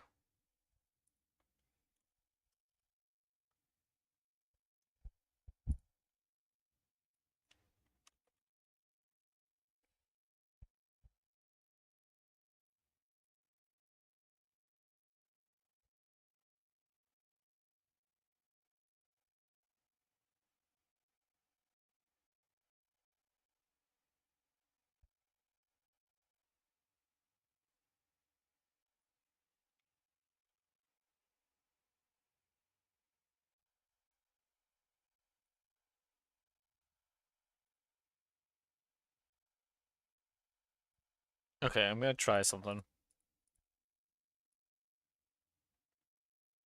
Can you guys still... Okay. How's this? Is this better? Alternate time, right.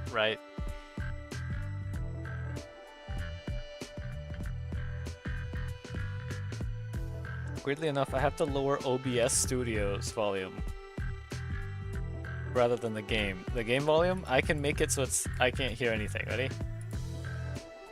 I muted the game. The game is muted for me right now. It is still playing audio in, what's it called?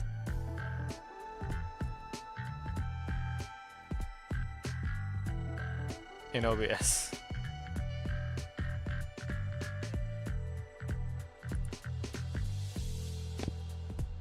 Now, please stop arguing. Where's Kalun?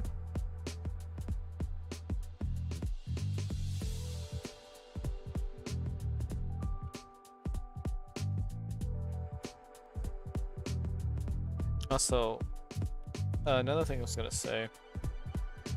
Context for Light there. He is the brother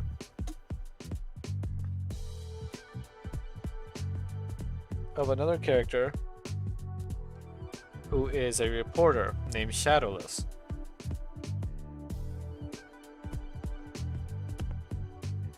he befriends Anje because he works for the, what are they called? State Sec? Pretty sure it was State Sec. Or was it the Stasi? One or the other. I think it was State Sec.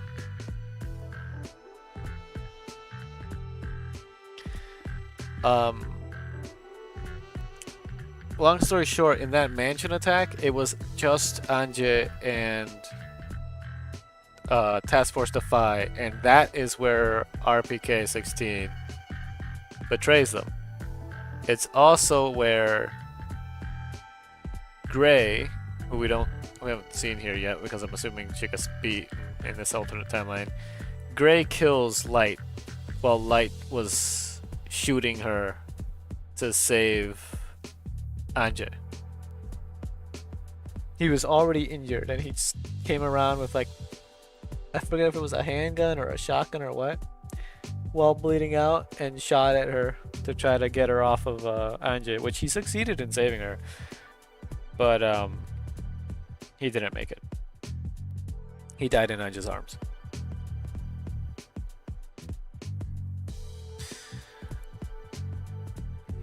Where's Colin? Watch the bickering group, but my infiltration partner is nowhere to be seen.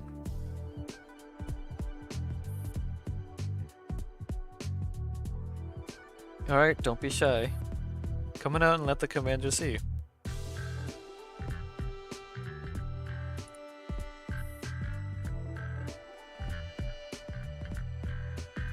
Wait, don't pull me. I'll come out myself. Amid laughter and the rustle of fabric, Maclean jumps out of the van first. Behind her, she tugs along a hesitant figure.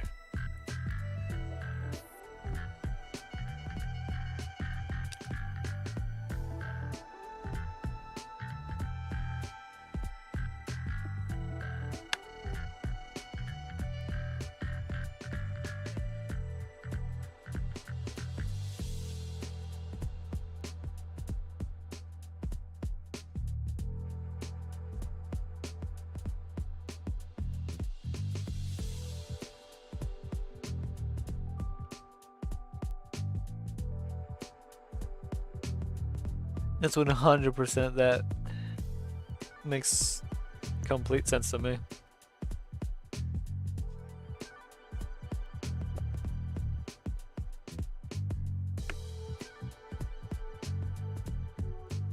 Alright. See? Commander's waiting for you. Miss Maclean. So that explains the maid outfit. I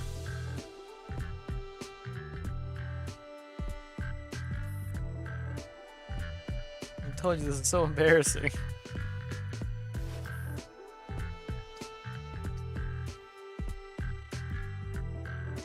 With a gentle pull, Maclean finally drags the blushing young woman into the light.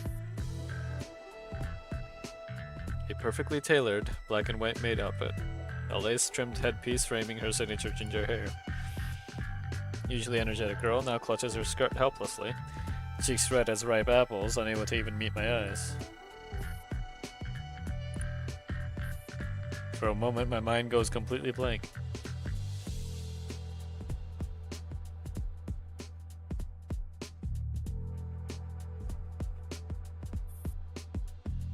Never pictured what Kalina, who always bustling around me, would look like in a maid outfit. Commander, don't laugh and stop staring at me like that. Hey, I'm not laughing. It's just, you look great. The words come out awkwardly. My face feels warm.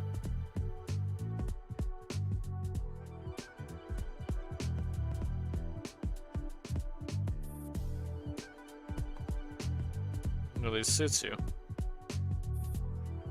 Huh? I'm snapping at her shock.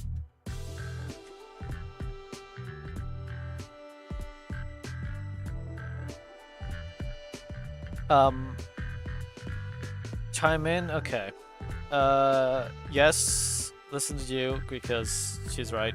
Second off, accurate. Very accurate. And also, I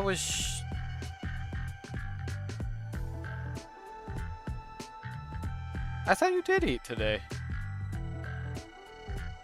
Both of you, you need food.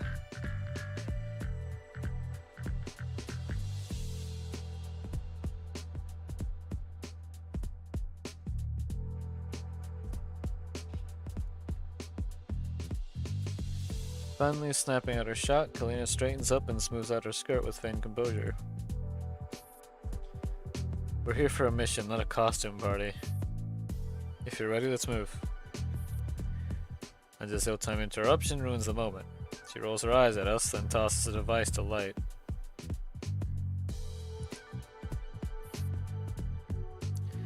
You remember what to do? Of course. Approach and investigate Rudolph von Oberstein. Pay special attention to his connection with Patadeus. That mansion is under his name and his ancestral home. He's definitely involved.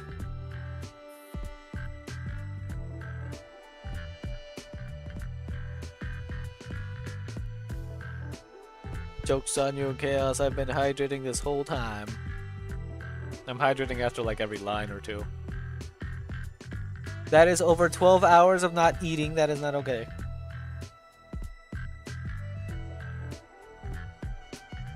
Personally, I'd prefer you slow down and cool off for a bit. After your little stunt at the mansion, Stassi's support has basically been cut off. The surveillance van's been rotting in storage. I never thought we'd use it again. It's the closest we've ever gotten to Patadeus. Might even be nearing their heart. Can't let this go. It's such an alternate timeline because RPK-16 didn't betray us. Indeed, even after the Earl repeatedly told you to stay out of it. Still won't listen. Classic Anja.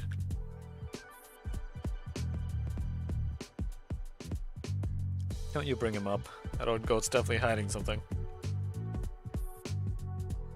Still, I didn't expect you to actually manage to get the commander and Miss Kalin inside. Stassi was no help at all. Hack the system and alter the duty roster myself. Unity Day celebration is an important occasion. But with the Stasi's authorization, it shouldn't have been difficult to plant 2 extra people among the waitstaff. But our effort was met with unexpected resistance. Probably some kind of intervention. I also almost got caught when hacking the system.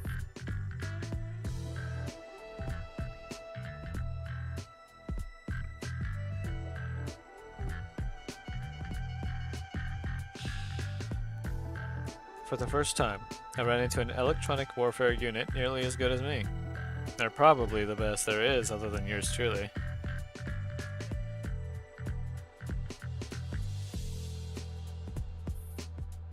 The strangest part, it's almost as if they knew I was coming.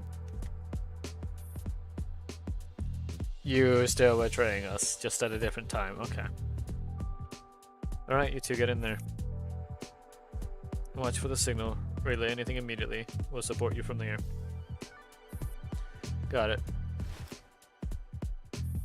Robin? When you get back, I want to take you somewhere. Where? A place that's very important to me. Come on, Commander, let's go. Banquet's about to start. Wait. Commander pushes me forward, give Macklin an apologetic smile before leaving with her. Stupid Commander.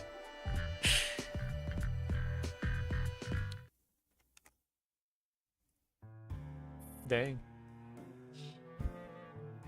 Banquet hall.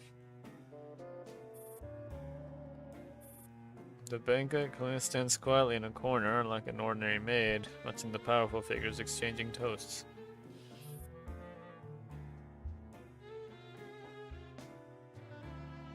Miss Macklin's already so unfortunate, I still got all jealous of her. Awful of me. It's all the commander's fault. They didn't caught me off guard, I wouldn't have panicked like that. Just complimenting me, then immediately got all personal with Miss Macklin. But her mood lifts slightly as she recalls the commander's expression earlier. She looks down at her outfit. In her skirt daintily, she hums a jolly tune and taps her heel in a little jig. No, this is the time for that. Here in the mission.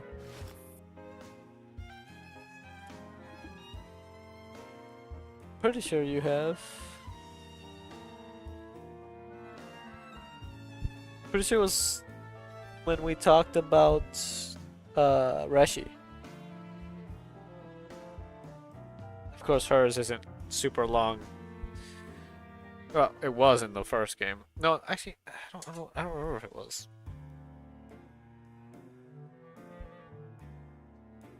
But yeah, you can say it again. Oh yeah, see, Chaos hasn't heard it either. Or hasn't, as in like either, as in like you can say it again and. She taps her earpiece.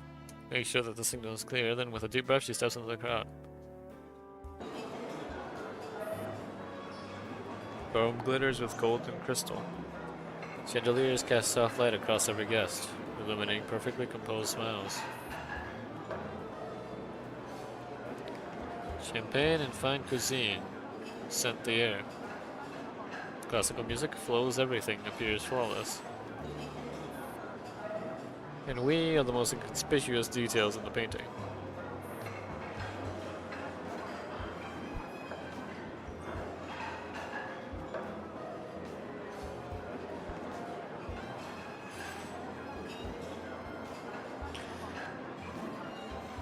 Kalina moves gracefully through the crowd with a silver tray.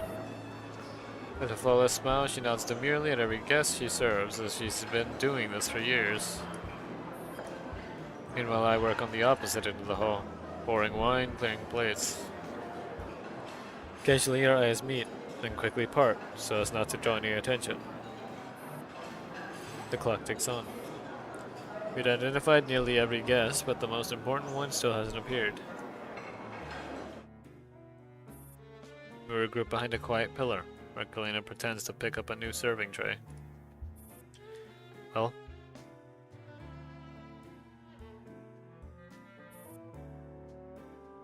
It's no good. Check the main hall, side rooms, and the upstairs lounges. No sign of Oberstein at all. Is he even coming? Same here. Are you sure your intel is solid? That's impossible. He's practically the star of the show tonight. He should be making a speech soon. How could he not be there yet?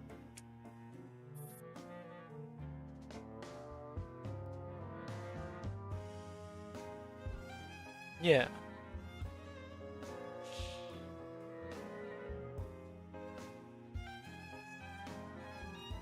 Did we overlook something?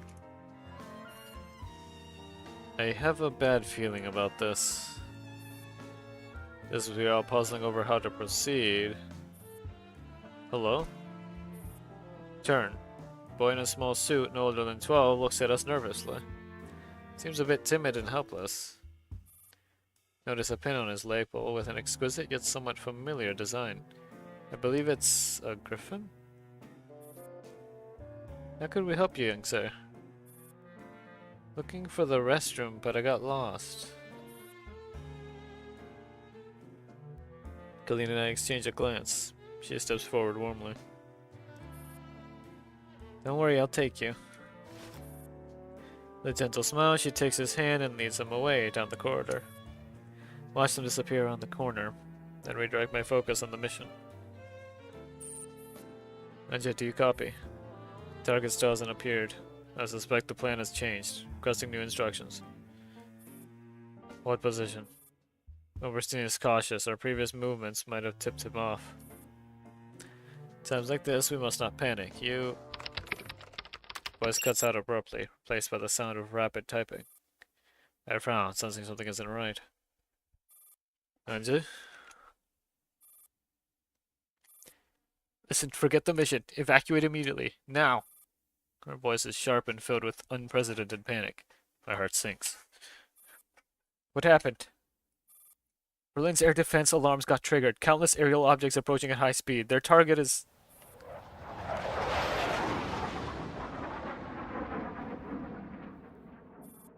Before I can finish, the resounding scream of sirens drowns everything out. In that instant, my blood turns cold. Chill runs all the way down my spine, making all my hair stand on end. First and only thought. Killin! Turn towards the corridor that she has gone down earlier. My mind is blank, save for the figure dressed in a maid-out uniform. But I've barely taken a step.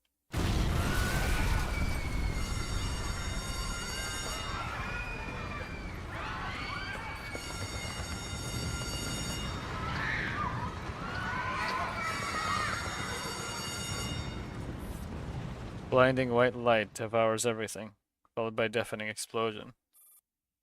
The ground shakes violently. Chandeliers shatter. Shockwave tears through the hole, sending glass, stables, and panicking people flying. My body's thrown into the air. My vision blurs as the world spins all around me. Then everything goes black.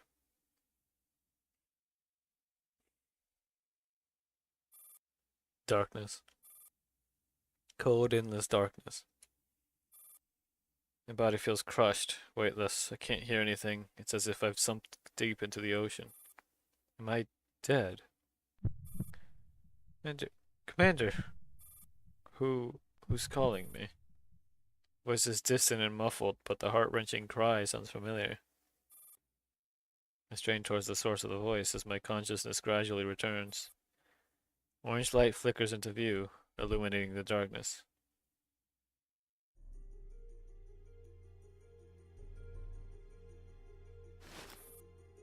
You're awake. Thank goodness. In my blurred vision, Terry face resolves into clarity. It's Kalin. She's crying. Kalin. There are a groan, but my voice doesn't sound like my own. Fire rages around us, turning everything the color of sunset. If you're awake, we have to go. I'll get you out. Seeing that I've regained consciousness, her entire face lights up with hope. She wipes away her tears and musters all her strength to pull me out of the rubble. But no matter how hard she tries, my lower body refuses to budge. I finally become fully aware of my own situation as intense pain shoots through me. My legs are pinned by a collapsed beam. It's no use, Clint. I can't move. No, there's got to be a way. Refusing to give up, she frantically tries to push away the heavy steel beam.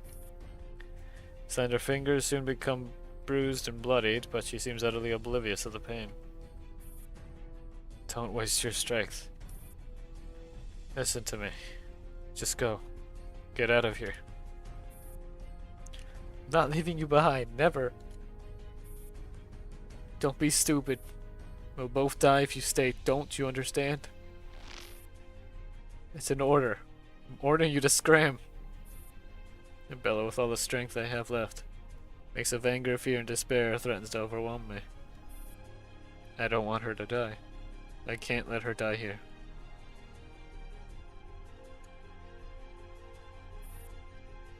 No.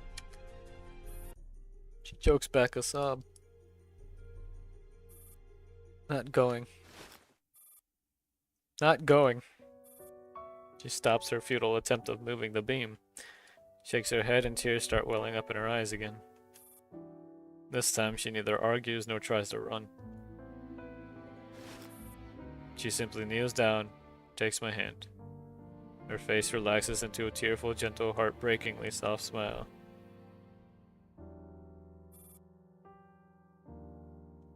For once, I won't follow your orders, Commander. You.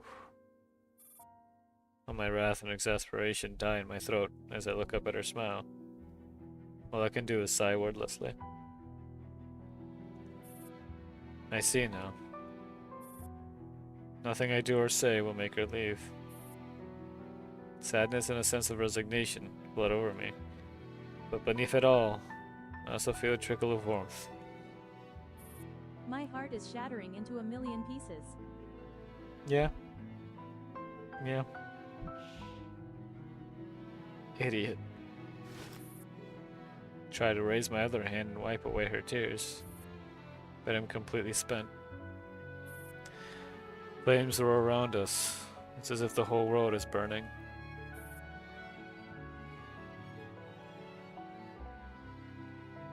Commander, will you take me with you to the green zone or yellow zone? Anywhere? Can I stay with you always? Swallow the gob of blood in my mouth. My throat burns. I want to give you an ordinary and happy life. Not as a Griffin commander and adjutant, but just two ordinary people who want to be together. Her smile deepens through her tears. Idiot. You're such an idiot. Why wait till now to tell me? She leans in, so that we're touching forehead to forehead. But thank you. Commander, makes me really happy. Structure rumbles as it starts collapsing above us. More and more flaming debris rain down around us. Death closes in. I'm sorry. It's okay. At least you're mine now, right? My last remaining strength. I nod. She squeezes my hand. Our fingers intertwine. Our spirits become one.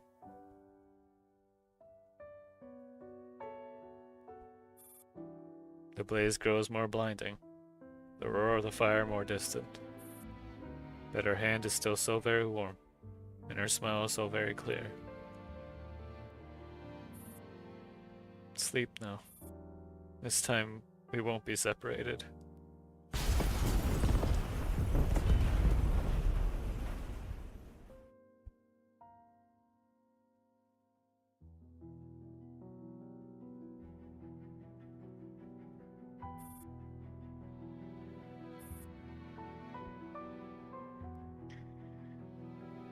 There's a post. I don't know if I'd be able to find it fast enough, right? But it's an important post that was made by one of the people who is like very, very big with this game, right?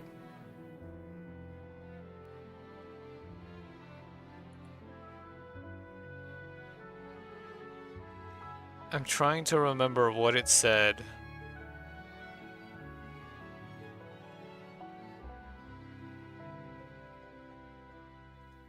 It was like... What was it? It was something along the lines of... They had the picture of Kalina in the maid outfit holding the commander's hand. And...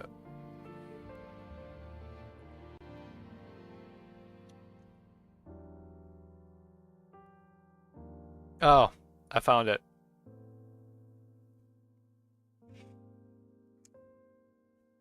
Okay, the caption, it's literally two scenes of it, right? Where it's right at the end there, right? And he said, "What mad god hinges the equilibrium of its multiverse on dooming the romance of two orphans who found love on the battlefield?"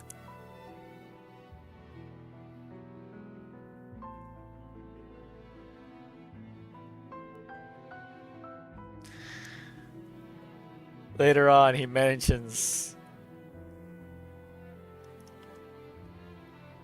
the whole family was alive and together.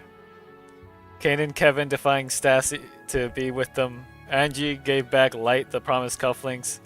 Maki teasing Killin as she was working up the courage to let her heart loose.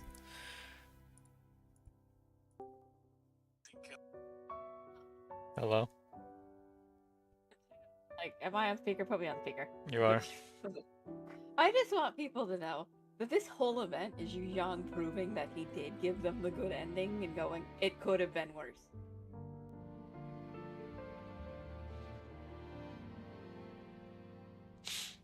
Yeah. Oh, I found the image. I found the image. Hold on. Hold on. You know what? Here. Let me grab the whole post. I'm gonna just show it on stream. Okay. Do you want me to leave now? Because I'm feeling things. They're Yeah. sad things. You can leave now. It hurts. It does. I'm gonna show the thing. Hold on. Okay. There's a post, right? This is the post I was talking about. Because he has two pictures, which is this one. It's just of the two scenes here. And then he followed it up with this. And everybody's just having it in the comments. And somebody back here, which made it clear. It makes the reunion in GFL2 so much more. Then we leave her again in Lviv. Just talking to you gets her investigated. Girl can't catch a break. The guy's called Yu Zhong. And look what he says. We didn't even put that much suffering into the story.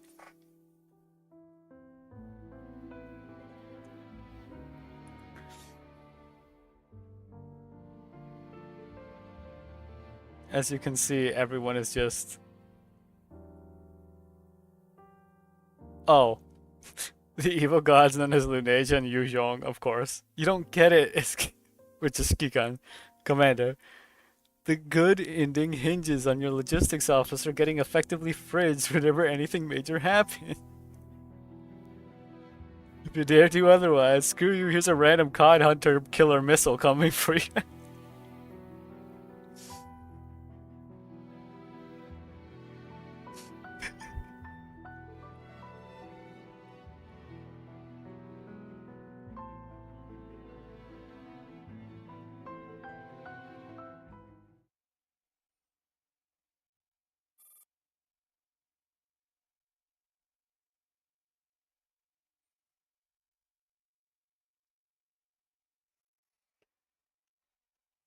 This possible timeline runs a bit long, but that is the nature of the butterfly effect.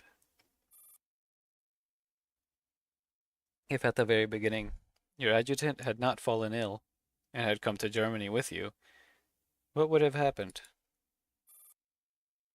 The answer is surprising. She is just an ordinary young woman, but the impact she has on the chain of events is critical. With her, you build a stronger bond with Angelia, which benefits both of you immensely. You even come close to bringing that unfortunate holy maiden back to the home she dreams of.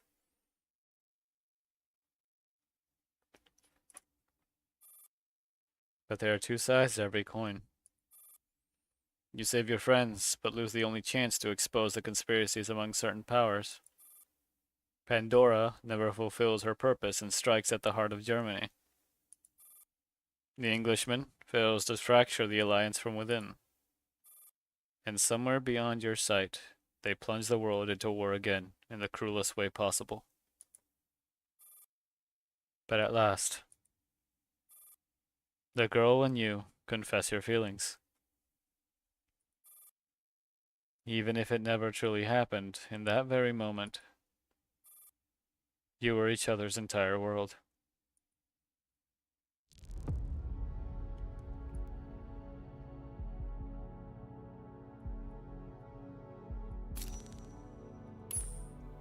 Back to the real timeline.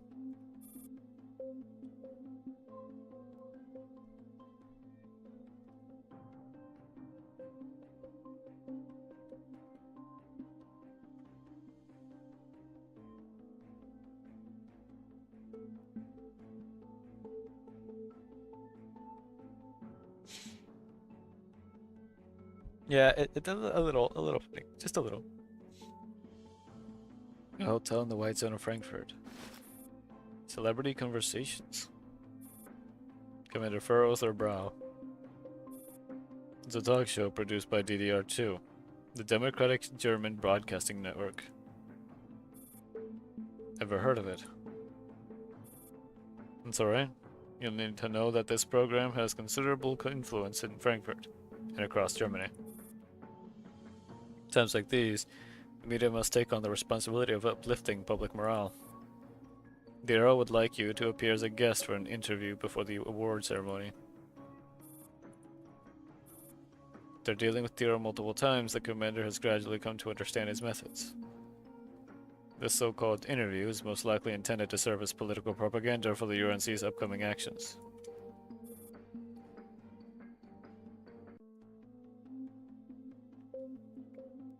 They likely do not want the commander to say anything in particular, only to appear on camera as a symbolic figure. After all, the commander is a war hero. Nothing inspires people more than a hollow statue. People of Frankfurt have just suffered greatly. They need a boost of morale. And your appearance as a hero before the camera can encourage them and quell negative public sentiment. Those are the Earl's words, aren't they? You're sad you don't get to see Kaylin and move in together? Well, she could be dead. How about that, Yuzhong? Yeah. It's literally a case of everything hinges on one or the other, something happening where no matter what, they will never be together. That's how it is. Because in the other timelines, right? You see where, oh, Commander dies. Okay.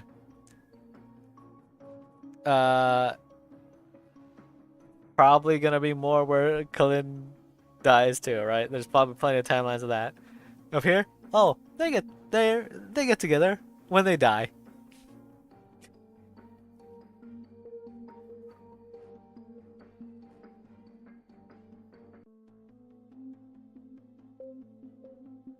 It might be a doomed ship from the start. That might be what Yu Xiong's trying to say is like, oh yeah, you like Kalin, right? You want her to live, right? Don't date her.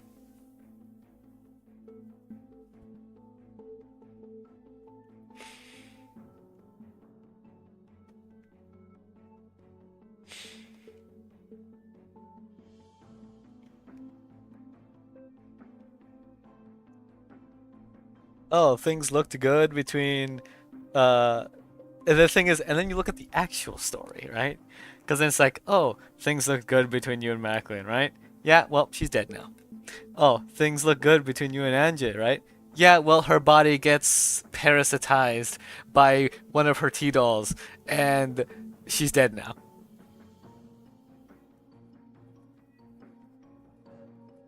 Oh, you like Kalin, right?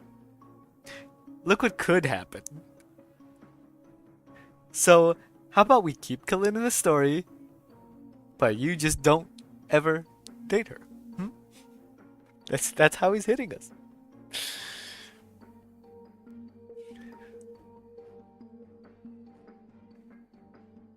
Oh, and don't even get me started with the fact that like the whole M4 thing, which was, oh yeah, like all you liked M4, right? Yeah, the commander had good relation with M4, and it seemed like that and everything. Yeah, well, she's now part of a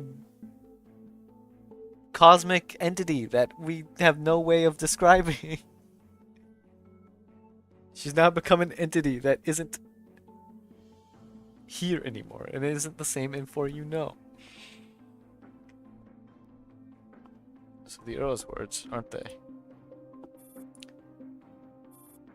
Understood. I'll accept the interview. The Earl will surely be pleased with your answer. We have arranged a vehicle for you, as well as an assistant to help guide the interview. You may follow the instructions throughout. To endure the harsh winter, one must first stockpile firewood. Until the moment of truth arrives, we must endure.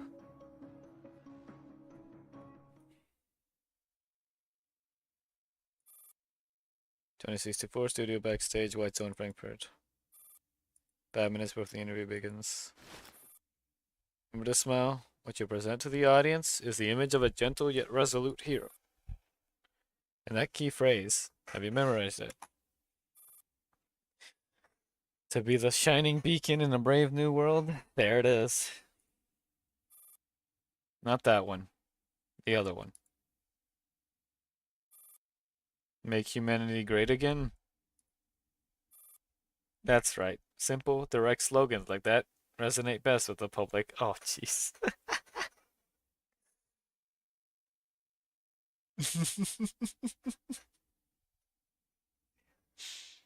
I think I much rather prefer this one.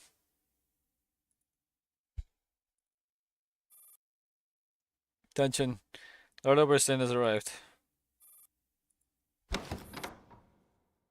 Sudden announcement makes the commander turn. Escorted by several staff members, a formally addressed figure, William, appears at the backstage entrance.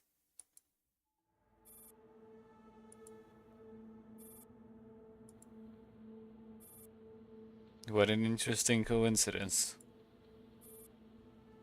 What is going on? You didn't know. This is Lord Ballard von Oberstein, recipient of the Iron Cross. He'll be interviewed alongside you. A young hero of the Neo-Soviet Union, side by side with a local rising star. Its pairing perfectly aligns with the URNC government's ideals. What a pity. Had I known you'd be here, I would have prepared a gift in advance. If I had known I'd be sharing the stage with you, I would have gladly accepted your gift.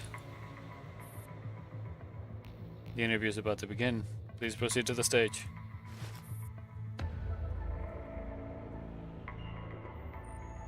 The commander turns and walks toward the stage, unwilling to exchange further words with William.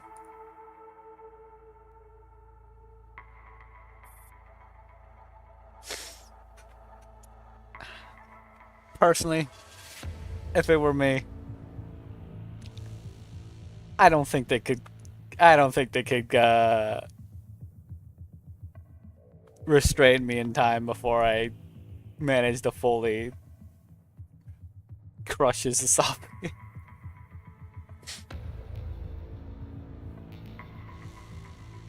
Before I strangle him. And the commander definitely could do it.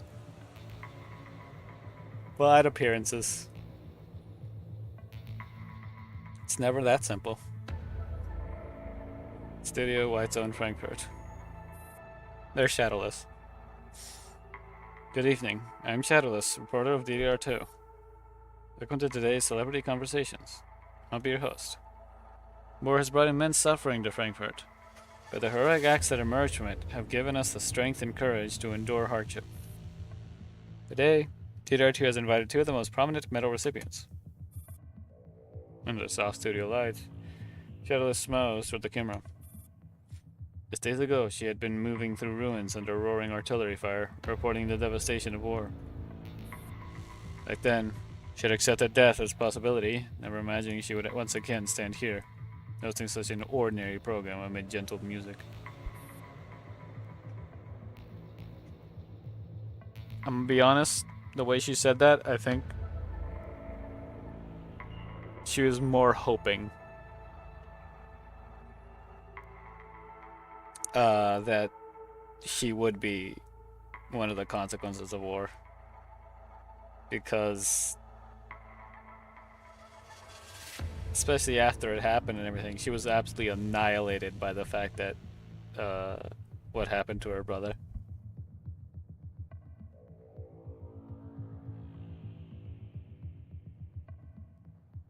I think there was even I think like Shadowless and Anja even like interacted where she promised to keep him safe.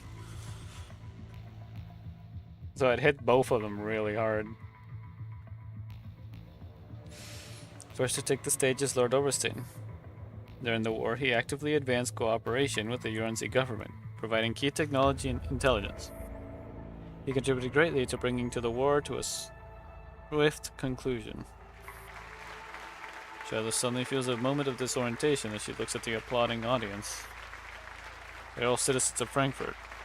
Some have just lost family and friends. We also have the hero from the Neo-Soviet Union who was mistakenly believed to have died in action and posthumously awarded the Gold Star Medal just days ago. During the war, they rescued civilians, distributed supplies, cleared roads, and saved countless lives.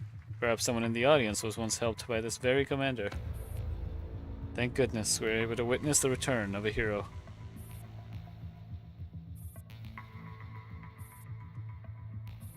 Relying on her keen instincts as a reporter, Shadowless senses the strange atmosphere in the studio.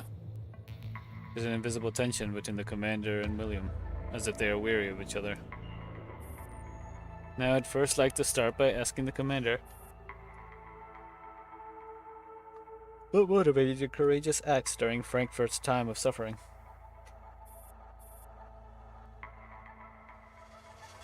I did what I did out of my love for the people of Frankfurt. But you are not a resident of the city. Where does that love come from? From the ideals of Rosartrism, for the greatness of all humanity.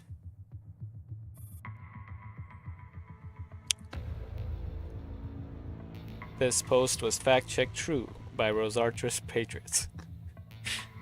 I see. It seems the light of Rosartrism has crossed borders and reached the heart of a visitor from afar. Such sudden and earnest love for Frankfurt may even put some of us locals to shame. Since Rosartrism has been mentioned, I have a question for both of you. What are your views on the Central and Eastern European nations' momentous decision of joining the URNC? Without a doubt, joining the URNC will greatly change each of our lives. Could you elaborate? How exactly will our lives change? First, the URNC possesses the most advanced technology. Plans are already underway for large-scale purification of contamination zones. This initiative may completely resolve humanity's survival crisis and usher in a new era of prosperity. In addition, under the URNC's leadership, various technologies will become safer than they are now. For example, the upcoming doll regulation policies are a crucial measure in response to recent incidents.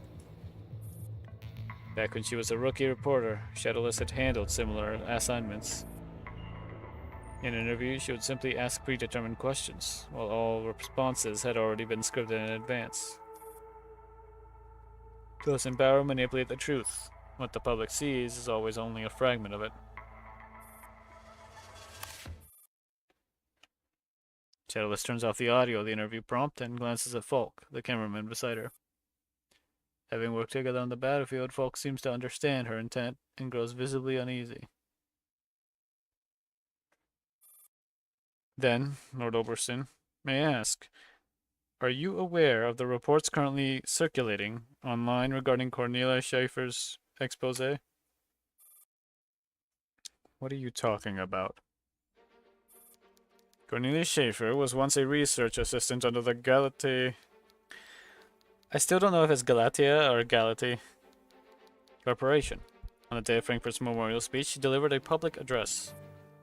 She claimed that the push for comprehensive doll regulation is actually to make way for illegal patents involving relic technology and human biological components. What? Where did this madwoman come from? Shadowless' unexpected move not only leaves Overseer at a loss, but also throws the entire production crew into panic. Some frantically signal her to stop, while others rush into the control room, seemingly prepared to cut the broadcast.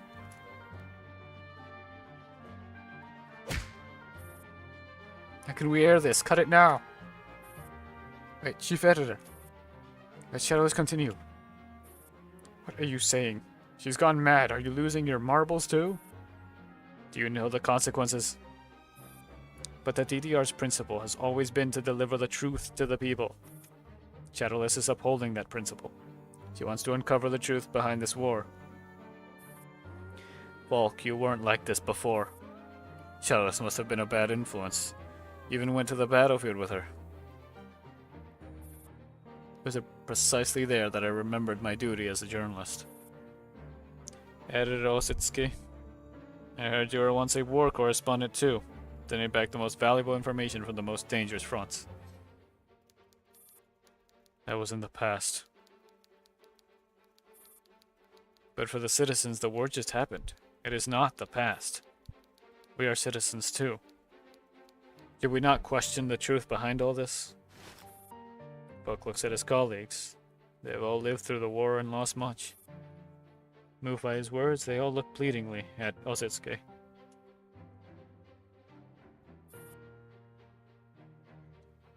Fine, I'm done arguing. But don't come crying to me when you lose your jobs, and tell to rein it in. Otherwise, I'm afraid we won't just be losing our jobs. Lord Oberstein, are you aware of this matter? All baseless rumors. I have nothing to say to that. This moment, the commander, who has been silent the whole time, suddenly speaks. The desire to steal fire was man's original sin. I believe everyone still remembers the incident at the Alte Aubert. The rumors that Miss Schaefer was spreading may in fact be a kind of warning. Sin of stealing fire? Does that mean excessive technological development brings danger? But without technology, how can humanity survive in a world plagued by collapsed radiation? I do not oppose technology. I oppose the so-called price paid in its pursuit. If the rumors you mentioned are true, then there must be other figures who have been replaced like Dr. Gray.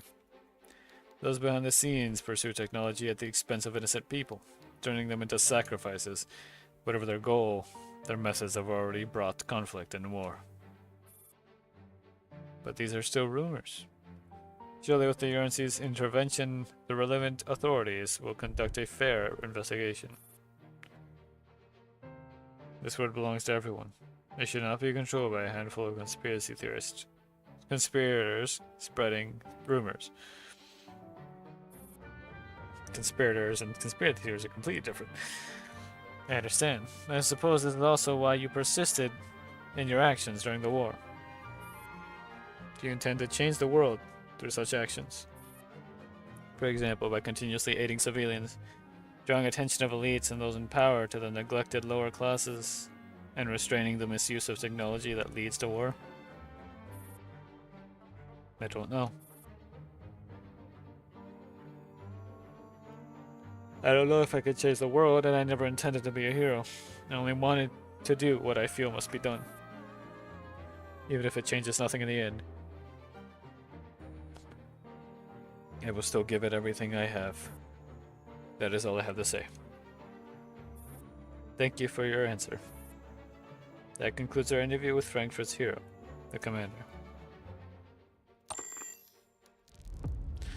Up here, at least looks bad on TV, so there's that.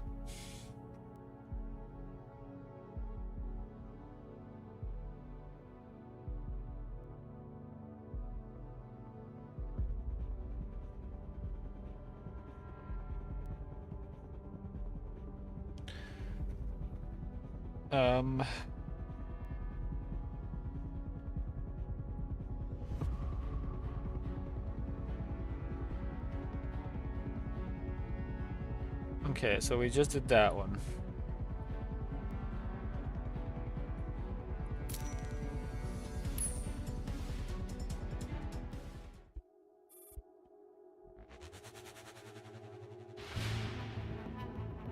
At an abandoned factory in Frankfurt. While the interview is taking place at the DDR2 studio in an industrial district somewhere in Frankfurt. Outside a factory that has been abandoned for many years, the sound of dry branches snapping underfoot echoes. As the stillness, thick with rust and decay, is disturbed by unwelcome visitors, dust rises like startled ghosts, swirling wildly in the shafts of light slanting in through the broken windows. Got cobwebs stuck to my face. Basically like rats rummaging through garbage in the ruins of the city.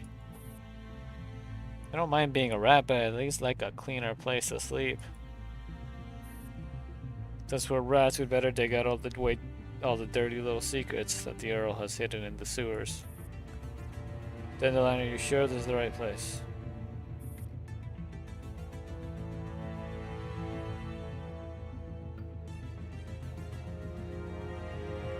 Affirmative. There should be an electronic security door nearby that's still operational. I think I found it, but it needs identification to open. Clinton is the first to notice the alloy electronic door behind among the debris.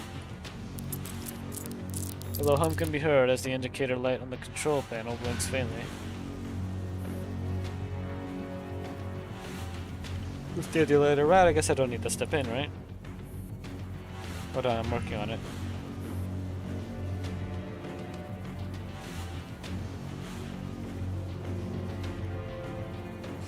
Dylan's voice comes to the communicator in Kalena's hand.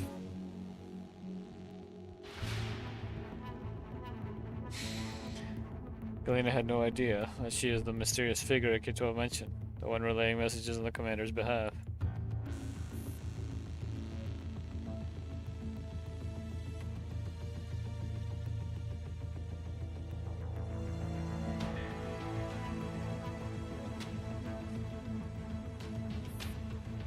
Galena looks at Dandelion's virtual avatar on the screen, recalling her conversation with Tugarov a few days ago. Tugarov doesn't know as the commander's hand is ending.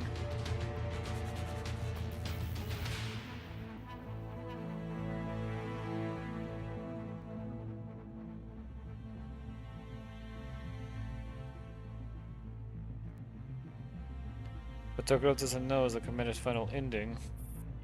When the commander and she know. Reason Dandelion lost her body and why that tank drove down the road. It's Dandelion.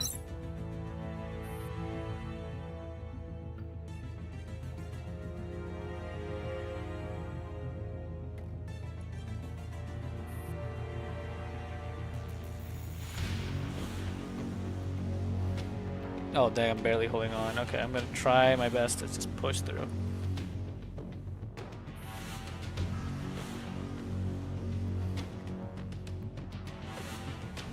Miss Dandelion, it's done, huh? Door's unlocked. That was fast. Brooklyn can figure out how to approach the subject. Dandelion has already finished cracking the lock.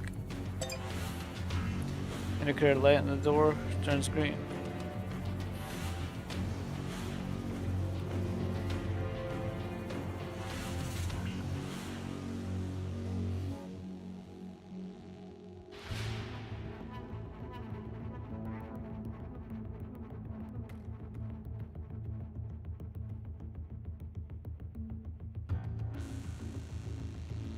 You look like you wanted to talk to me in private. I can pretend that the hack is still underway and keep 45 and the others waiting a bit longer if you want.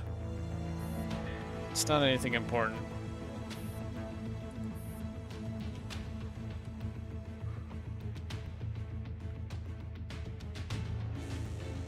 Galena takes a deep breath.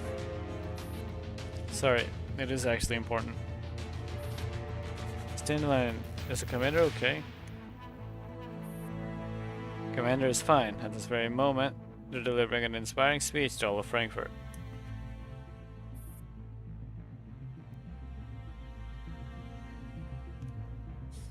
Unfortunately, we can't watch the broadcast.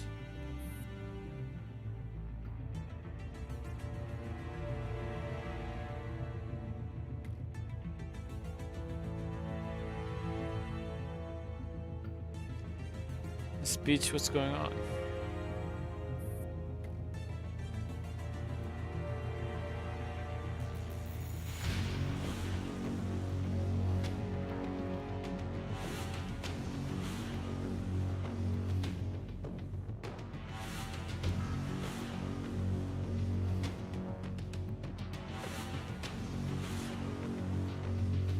Oof. I'm struggling. Fortunately, we can't watch the broadcast. Speech, what's going on? Complicated, but don't worry, I'm monitoring their situation constantly. Won't let anything happen to them. So you really have been staying by their side all along their line.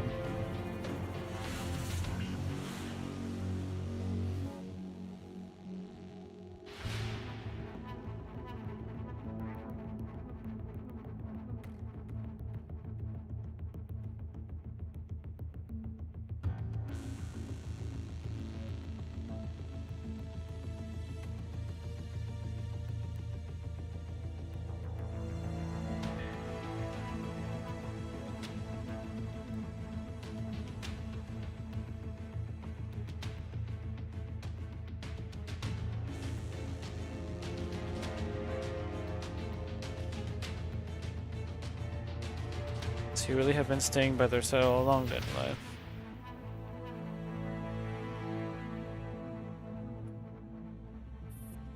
Some more good news for you. Neural clouds of Tokuro's squad have been successfully recovered. That's for Tobias securing new frames for them. They should be rebooted soon. Really? Thank you. No need to thank me, it's the commander's orders. As they set their mind on doing something along, they don't give all the stories right away.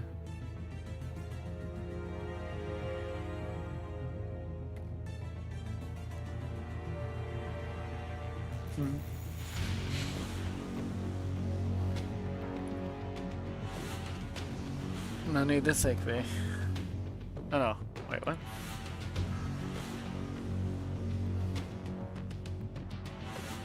Oh, no need to thank me as the commander's order. Once they set their mind on something, they don't give up until it's done. I've been so busy during their bidding. I haven't had any rest in quite a while.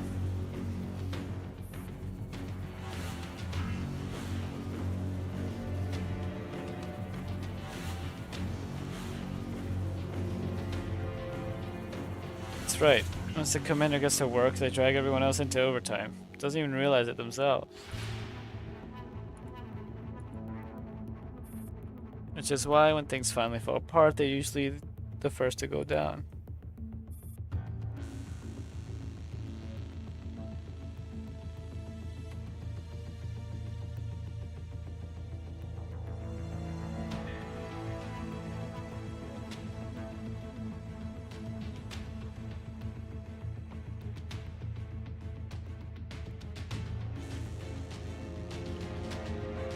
Oof.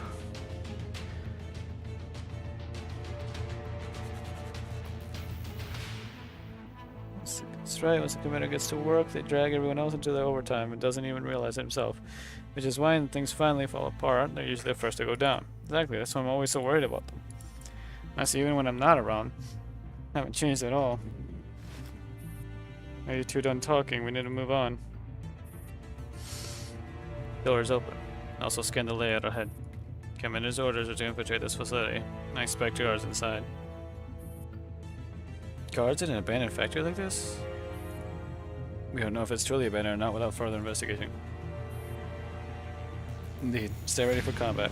The 1116 will take point, 99 will cover the rear. Make sure we keep clean and safe. If possible, I'd prefer rear guard duty too. It sounds easier than being the vanguard. Definitely requesting a transfer once 416 gets back, and taking back all the rest I owed. I need this to finish ASAP. Tennessee's 4 underground factory at Frankfurt. Group takes a narrow freight elevator and soon reaches a warehouse filled with raw materials. Careful.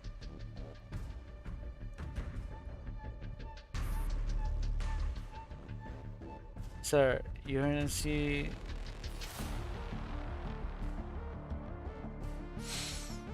You are NC soldiers. What's in these crates? Dandelion? I doubt these goods belong to Paradales. That I wouldn't notice just because there are no markings.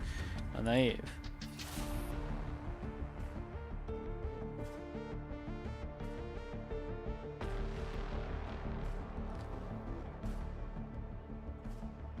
The UNC is still colluding with Paradales.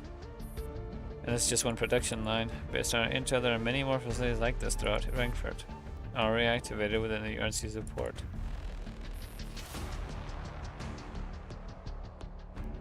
Yeah.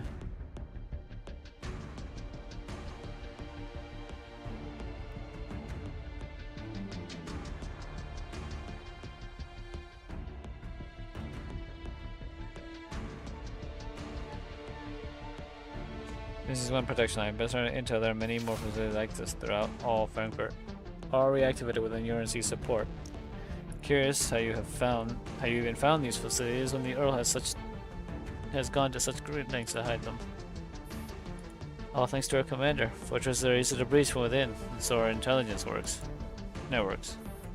Does sound like their style. Hope they don't see a bad example for others. Set a bad example. So what's next? Can't let their sacrifice go to waste. Let me think. If you want me to dig deeper into their system, you'll need to create a diversion.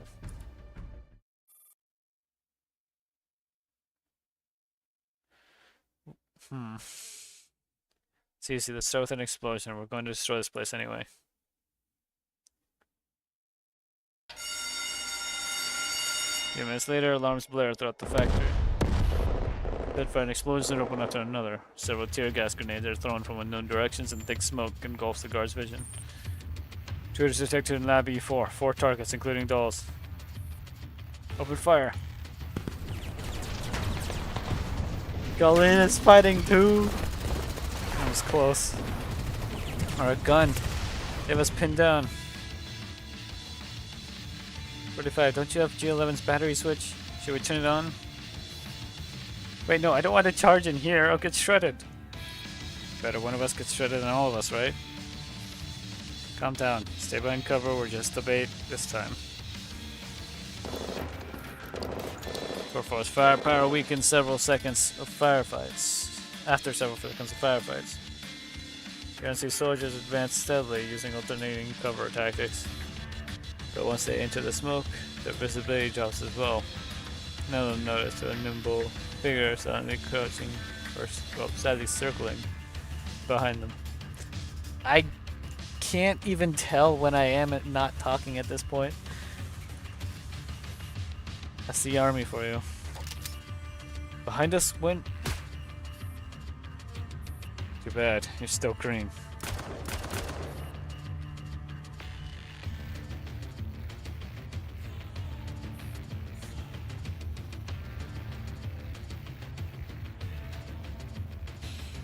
Should be enough of a diversion, right? It's more than a diversion, it's a full-on assault. Did you find what we were looking for?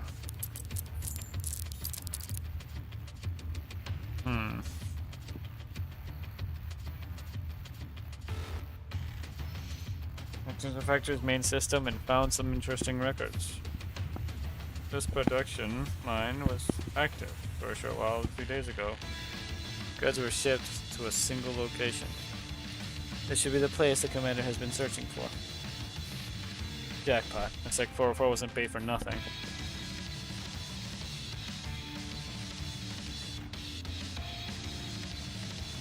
Hey, why not check the other factories and maps too? That is encrypted. Need more time to crack it, but we may not have that luxury.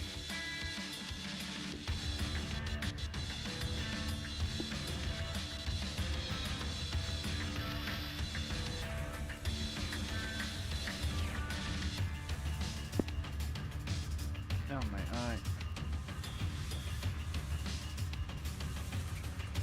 That is encrypted. Need more time to crack it, but we may not have that luxury.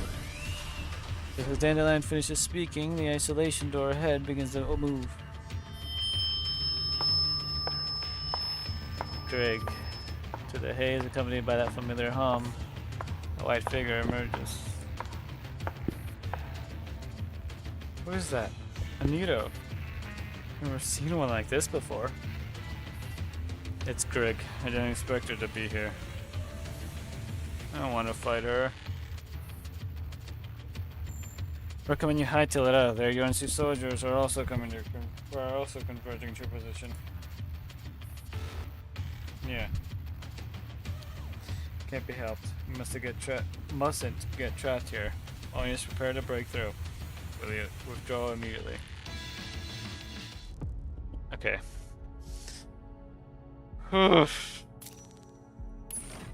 Let me just do these real quick. I am so unbelievably tired. I'm actively passing out.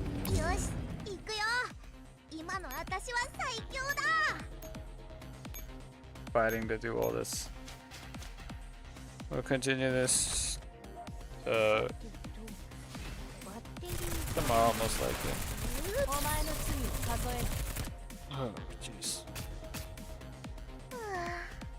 That's well right, yeah. That's well right in here. Even if it's something small, get something. I'm I'm about to pass out. Like, I'm not kidding. I did fall asleep multiple times while in that last part. I don't know if y'all heard it, but 間に合った。こんにちは、指揮官さん。 so tired. G3 と呼んでください。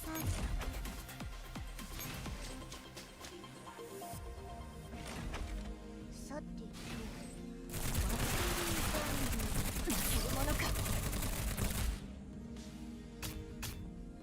まだ終 Oh わっていませ dang ん it! I did it again. I did it again. Ah. こんにちは、指揮官。エースの私がいれば。 Only reason I woke up was because I felt myself falling to the side. I just need to get enough さて points. Do you have any, maybe like snacks or something? I can't wake up. I'm so tired. You don't understand. こんな感じ。これは I'm trying ので。 to stay up 指揮官 enough. これは私の欠席届です Hold on. こんにちは。 I just need to do this a couple times. That's all. よし、行くよ。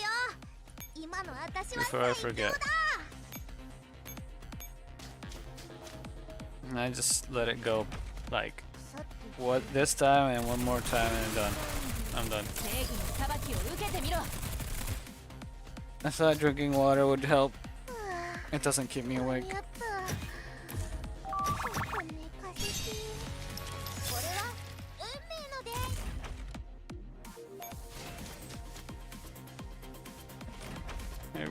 I will, I promise, I will. It's not stats go up. It's not stats go up. It's freaking. It's currency to buy all the stuff in the event shop. I will. Hold on. さて正義の裁きを受けてみろ I really hope I sleep good. I don't. This isn't like. Okay. This isn't insult to anyone or anything like that. But I really do hope お前の罪を数えろ all is peaceful ターゲットそこまでです for everyone tonight and that there's no emergencies of any kind. あなたが指揮官ですね。 Because 指揮官これは私の欠席 I wanna like ご許可をお願いし sleep ます for like 12 hours.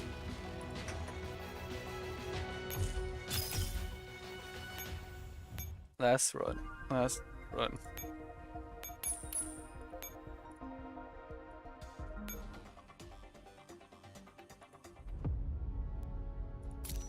Literally, yeah, just one more. That's all I need. And then I'm done. よし、行くよ。今の私は最強だ。 And then we'll continue story tomorrow. さてと、バッテリーお前の罪を数えるまだ終わっていません警戒を解かないとさてと、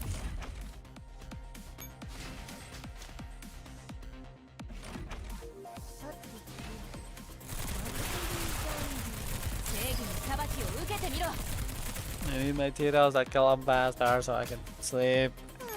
FNP9。 You know what? I'm gonna start pushing forward. さてと、バッテリーお前の罪を数える準備完了 I don't know if that was any faster at all. 間に合った。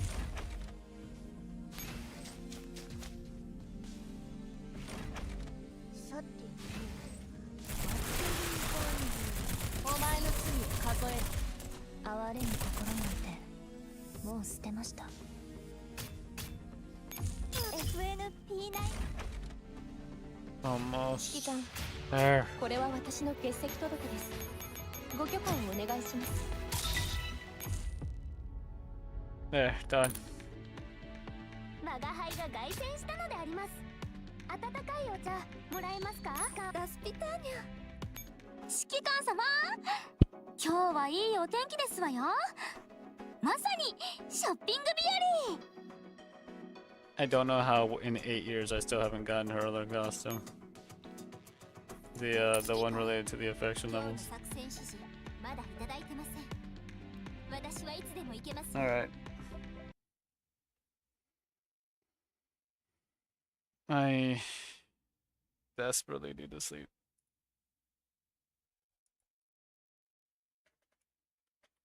Okay. I'm free. I can finally sleep. What is it? What is it? What is it?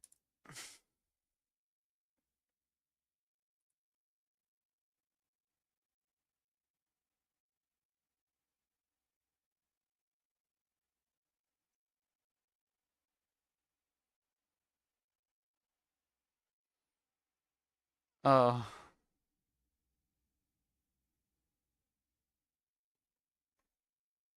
Well, rip.